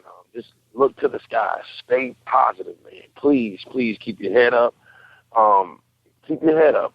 Keep your head up. Always just look to the skies and just thank God for each and every day. Because when you wake up, life is a gift. You could be dead. So with that being said, stay positive. Keep God first. Love somebody around you. Let's let selfishness go and help somebody that's around you. If you can do that. God bless you. Thank you. If you need to laugh, you can hit me up at 941-249-7532. If you need motivation, you can hit that same number up. I'm here, Wayne Gigolo Ruiz in Manatee County, Sarasota. Stand up. I'm representing for us, man. And I love y'all, man. That's right. Thank y'all. Man, that's right. Cause Jesus coming soon, so you want to get your spirit right. You know, people try and bring you down because they don't want you to go to heaven. That's the bottom line. There's only two places you can go. And the other place I don't think you is right. Heaven and hell. Pick one. So you gotta use your heart, your good spirit. God bless you with it. All right, Wayne, we appreciate that, man. It was a pleasure having you on the show, man. It was awesome, man. Awesome, man. Thank y'all. Glad we was able to make this. Yeah, glad we was able to make this happen, man. I know last time you called in a little late, so I know why, man, because you so busy. Oh, man. Yes, sir. Yes, sir, man. Working 3 and 4 jobs, taking care of my daughter, man, and doing what I love to do at the same time. So trying to get it, brother. Yeah. I'm out here getting it. Yes, sir. That's right. Hey, and before you go, man, what's your daughter's name, man? Is she in school? What she's up to? Oh, man, I have a beautiful daughter. Her name is Winter Yvonne Washington. She's WW, just like me, Wayne Washington, Winter Washington. That's what I set my legacy for, not only for God, but for you want to make your children happy. And I want to let a lot of these brothers know that, that it's cool to be a father. These children need us. And I do, on my time when I do have, I'm off on Sundays, me and her spend time together. We go to church. We do all those things, man. And I can use that excuse. My dad wasn't in my life, but I did not want to turn out to be like that. So I try and be in my kids' life and let them know that I do love them. And you learn from your pain, and you just do better than what you do better. Let's stop using all these excuses. Yeah, right. And I love my daughter. Yeah, man. Nothing like the love of daughter. So is her mom still in her life? Oh, yes, the mom is still in the life. Shout out to Jessica Washington. You know how that go, man. She's still in her life, but we just, we have a great bond, man. Her, we were real cool and everything. But my daughter, she's with me, and everything is good. There ain't no drama, there ain't none of that stuff, and I wish the family unity can bond, because it seems like you can get along when you're making the baby, but when the baby here, everybody kind of, Mm-hmm. Right. But Fly the coop. Yeah, yes, sir. That's what it is. All right, man. I want you to hold the line, man, while we end the show. And I tell people all the time, Wayne, when they want to hear the good stuff, I mean, especially tonight, man, we had 2 excellent shows, man, 2 excellent presenters, people doing good in the world, man, because sometimes, man, I'm telling you, dude, if I just rely on this riding around in my car looking at the streets, man, I think Jesus coming the next day, man, to just end it for us, man, because people are not doing right. But when I hear guys like you and the young lady before the show and the girl yesterday doing her thing, oh, man, it's like, I see, he gonna give us another day to get it right. Another day. All right. Praise the Lord. Thank you. All right, man. Like I tell people, you want to hear the good stuff, you got to listen to PositivePower21.org and Spreaker.com/PositivePower21. I am Jerry Royce Live worldwide. Check us out. We streaming all day long. Thank you, everybody, for tuning in. All right. Here we go. Let's end the show. Thank you for tuning in to Jerry Royce Live on PositivePower21.org and Spreaker.com/PositivePower21. This is a Royce Enterprises production. And don't forget about replay on Facebook.com/Jerry Royce Live.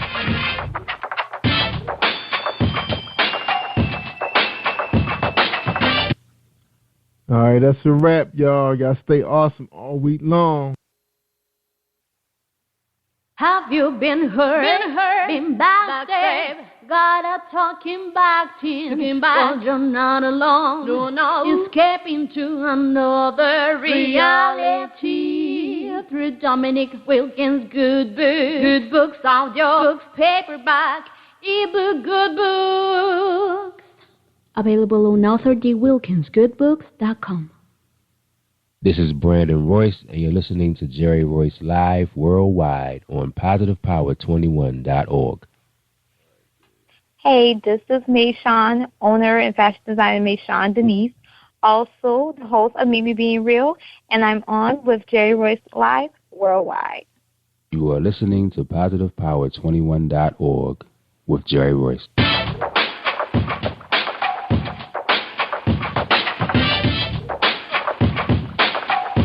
What up? It's your boy Kano Kingston.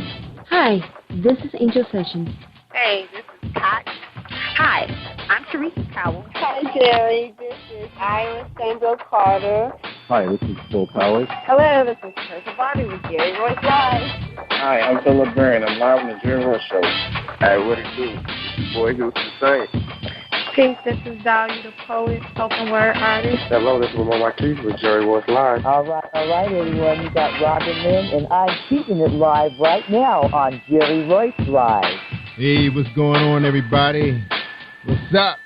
This is award-winning podcast with the greatest podcast on earth. Thank you for stopping by.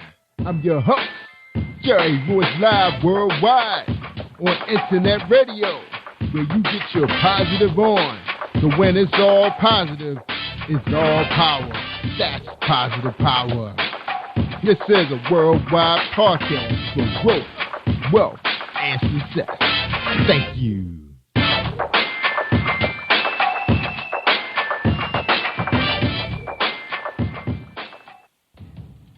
Think you know how drugs get in those little brown bottles? Think again. Set in the green hills of western New Jersey, inside the gilded halls of power of a U.S. pharmaceutical company where decisions are worth billions of dollars and human lives worth less.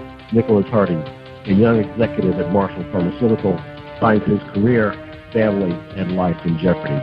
The Farmhouse, a suspense thriller novel by Bill Powers, published by Donna Inc. Publications, available at Amazon.com or DonnaInc.org. Go to Bill's webpage at www.authorphilpowers.com. Are you looking for the next great read? A book filled with love, passion, betrayal, and intrigue. The award-winning novel, Season of Change, by Tamika Patrice Kane is sure to satisfy your literary sweet tooth. Check out this must-read book reviewers are calling uplifting and emotional, and exceptionally great read, deeply intense and thought-provoking. Order your copy today, available in paperback and ebook on Amazon.com or at www.tamikapatrice.com. Are you an author looking for promotional services or a reader looking for a great read at low prices? In this competitive world of books, Writing Royalty Promotions is dedicated to bringing authors and readers together to build a greater respect for literature through our various promotional services and online bookstore. So head over to WritingRoyaltyPromotions.com and check us out.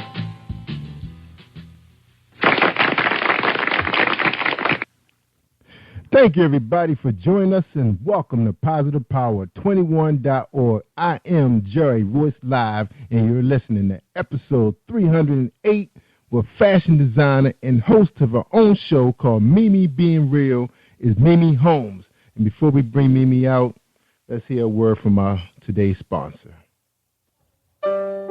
Are you looking for a great book of poetry that is romantic, heartfelt, and full of male emotion? Then get Thoughts, Love, and Reflections by James K. Deshay. That's D-E-S-H-A-Y. Go to www.jamesdeshay.com. You will enjoy Thoughts, Love, and Reflections. All right, everybody. Thank you for tuning in to Jerry Royce Live worldwide on PositivePower21.org. And let me remind you, for those of you that's listening to the show from Facebook, you have an opportunity to go to our website anytime you like during the day at PositivePower21.org, and you can listen to all our shows streaming 24/7. That's right. They just run. That's right. Radio casting. All right. Tonight on our show, we got Mimi Holmes.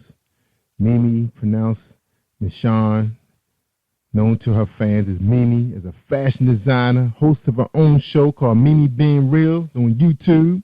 This is on weekdays on YouTube. Okay, I just said that. Michonne is from Charleston, South Carolina, and has been in the entertainment and fashion industry for over 10 years.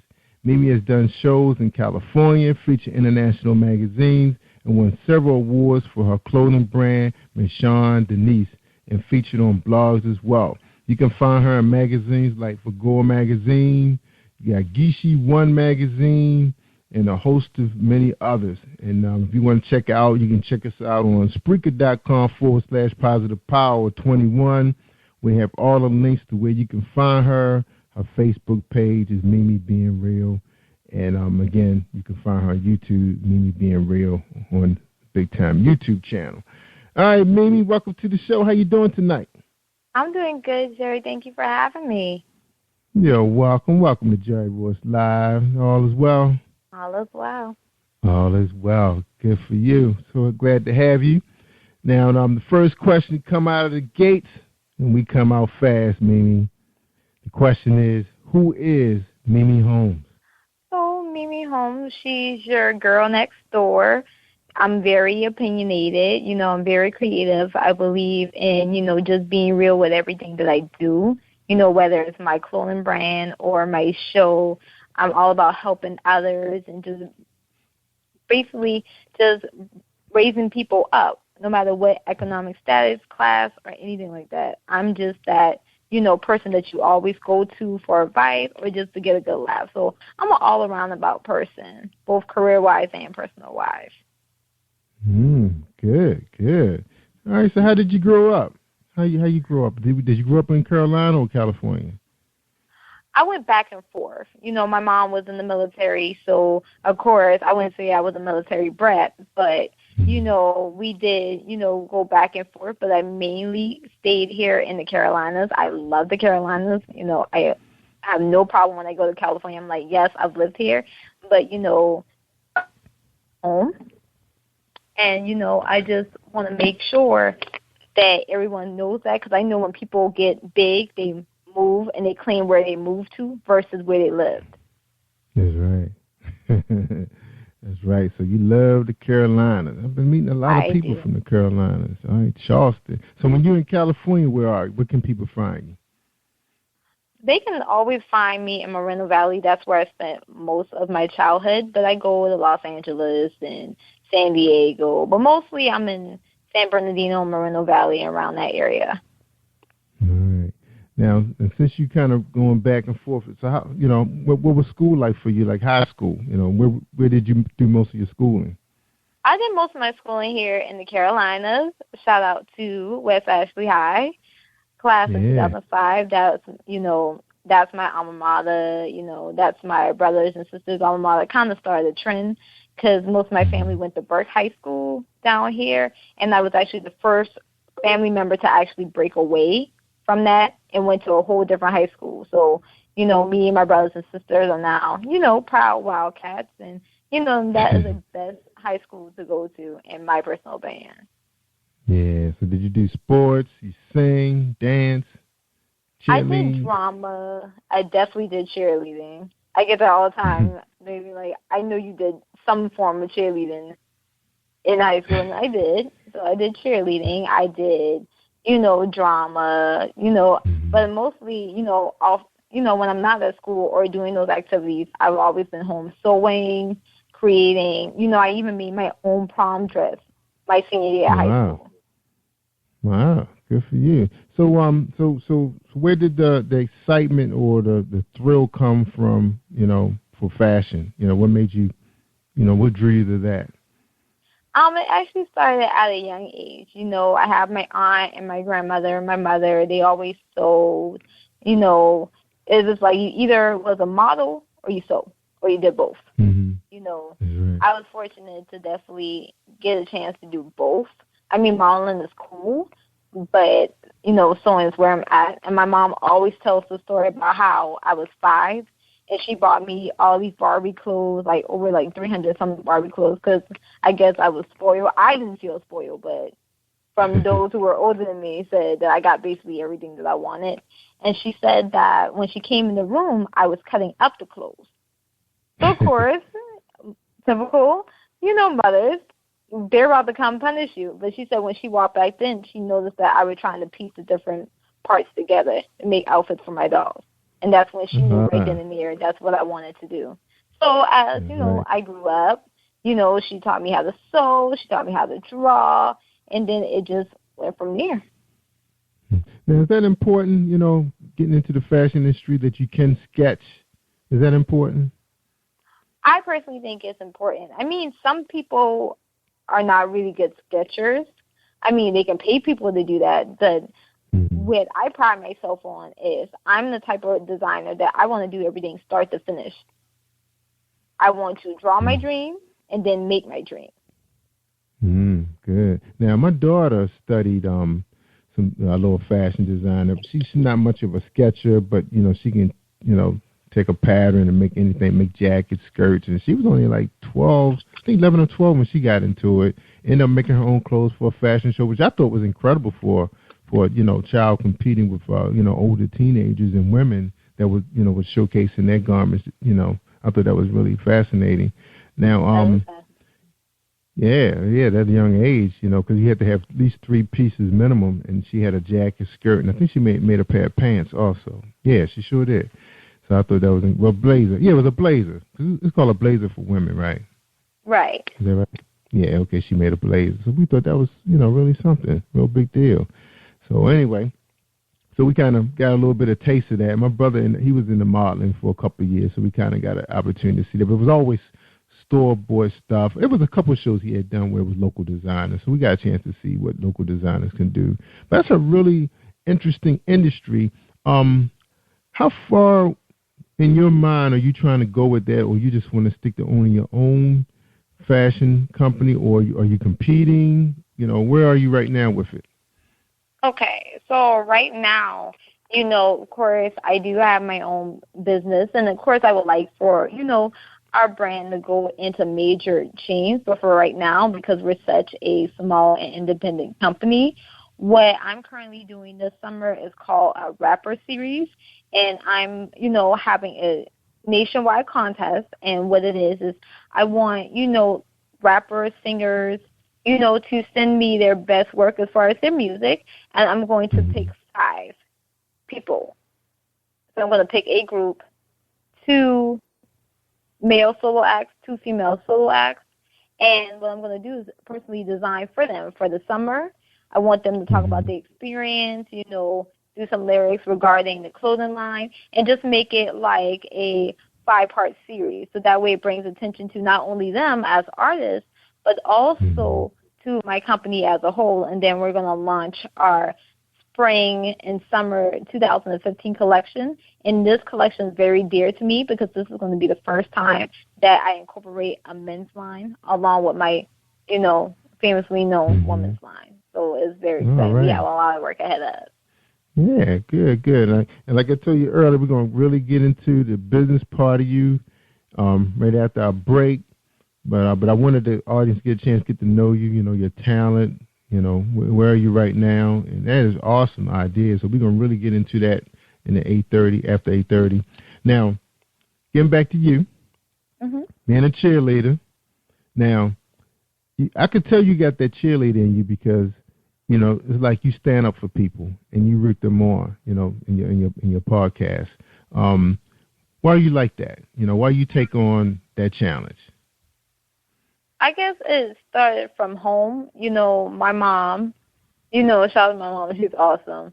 Growing up, my mom was always a charitable person. Like, she would give you the shoes, the clothes, everything off her back. And I remember specifically one Thanksgiving, she brought a homeless guy home to have dinner with us.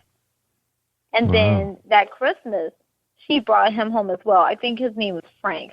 Very nice guy. He just was down on his luck. He was a young guy. He had been around 20, 21. And, he was just telling us as, me and my brothers and sisters as young children, what he had to go through and how he still maintained a positive attitude. And I just thought that was so amazing because I'm like, I have all of this and he really doesn't have anything, but yet he's able to have a positive attitude regarding that. And she, bought him a gift and made him feel part of the family. So now he's doing very well for himself last time I checked, and it's all thanks to my mom because my mom took time out for him. So I'm the same way. If I see someone trying, I'll be more than happy to help them in any way that I can because I like to see people succeed. Yeah, absolutely. Because anything can happen. Because I have a few people that's been on the show that told me I think I had 3 guests that told me they were homeless. And then they have written books. They got good jobs. They finished college. But things just happen sometimes and you just wind up, on the street for a while until somebody, lend a helping hand. So that was real big up to your mom for that. So I know you're a real big cheerleader for your mom. Now, from seeing that, seeing that happen, how she took a chance on this guy, what's the next move for you?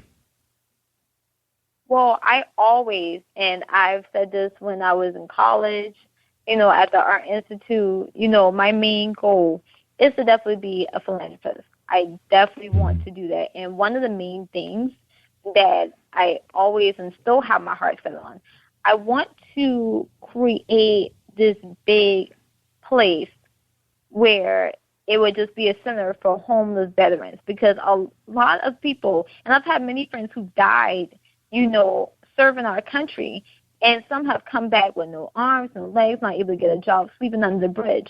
And I just think it's unfair that they go and they make sure that I'm safe over here, but when they come back, they don't have anything. So I definitely wanted to open up a place for homeless veterans that they can come, have a place to stay, something warm to eat. If they're suffering from, PTSD, they can get all the assistance there, help with, dependency if they are, off the wagon as far as alcohol or drugs. Put them back into civilian life and let them know that, hey, we appreciate everything that you do for us when you're away. Let us show you how much we appreciate you.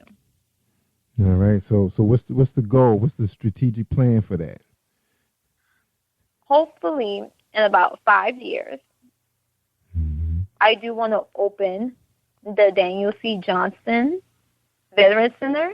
And the reason why I wanted to name it that is because my stepfather, God bless the dead, he was such a charitable person. He always reached out to others, just like my mom. And, you know, he was taken so young, you know, due to aneurysm. So I want to make sure to have his legacy moved on because he touched a lot of people's lives when he left. And, you know, they told us stories about how much he helped them, you know, how he would, you know, bend over backwards to, you know, help them with things that no one would help them with. So I feel like that would be a great way to honor him. And I know that was something that he would be, you know, wanting to be a part of if he was still living today. Wow. So was he in the military? He was not, but my mom was. And so was my grandmother. So, you know, I always think about what if that could have been them. Yeah, that's right. That's right. All right. And big ups to him. That's something how, you know, you go to someone's memorial and all these people come out and just pull out and you're like, wow, I didn't know that. You know, it's like you didn't know that. Right. Unless you follow that person around. They were like that since they've been on the planet, just helping people. You know, it sounds like that's your mom, and then they instilled it. Both of them instilled that in you, and that's big. So we definitely, you know, wish you the best with that. Now, of course, you know, I guess your main focus is to try to get your fashion, your business off the ground, get that running. Now, how come it's so popular that designers are so big and want to help people want to give back? You know, why is it so instilled in them? I think because, and I can only speak on my personal beliefs, as a designer, it's hard. It's hard. It takes a lot of patience, time, humility to try to get into shows, to put yourself out there, worry about if people are going to like your product or not. And, you know, people take chances on you. How I got to California, you know, if it wasn't for people seeing my stuff on Facebook, I would have never got invited to do a show in California. They saw my stuff on Facebook. You know, just putting yourself out there is just a lot. So, you know, anytime I can get back to those who believed in me and my craft, I'll be more than happy to. Yeah, that made me. Now you're pretty young in the industry, just 10 years in it. You know, in the fashion, it's pretty young, and you already can see how hard it is. What's your advice to a young person now who's in school for it? They're grinding it out. They're doing everything they're supposed to do. What would be if you were their mentor? What would you say to them? I always live by faith, consistency, and hard work. I actually got that from another YouTuber. I'm not sure if you're familiar with him. His name is Spoken Reasons. And I remember when he was talking about having faith, consistency, and hard work. If you have those things, whether the times get hard, because they are going to get hard, they're definitely going to get hard. You know, as long as you definitely make sure that you believe in yourself and your craft, also be consistent. There will be times, there's been times where I feel like, I don't feel like sketching today. I don't feel like making anything today. But that drive in me is so strong, it will not allow me to just sit still. And you have to put in work. People think that you just make one thing and all of a sudden, you know, you blow up over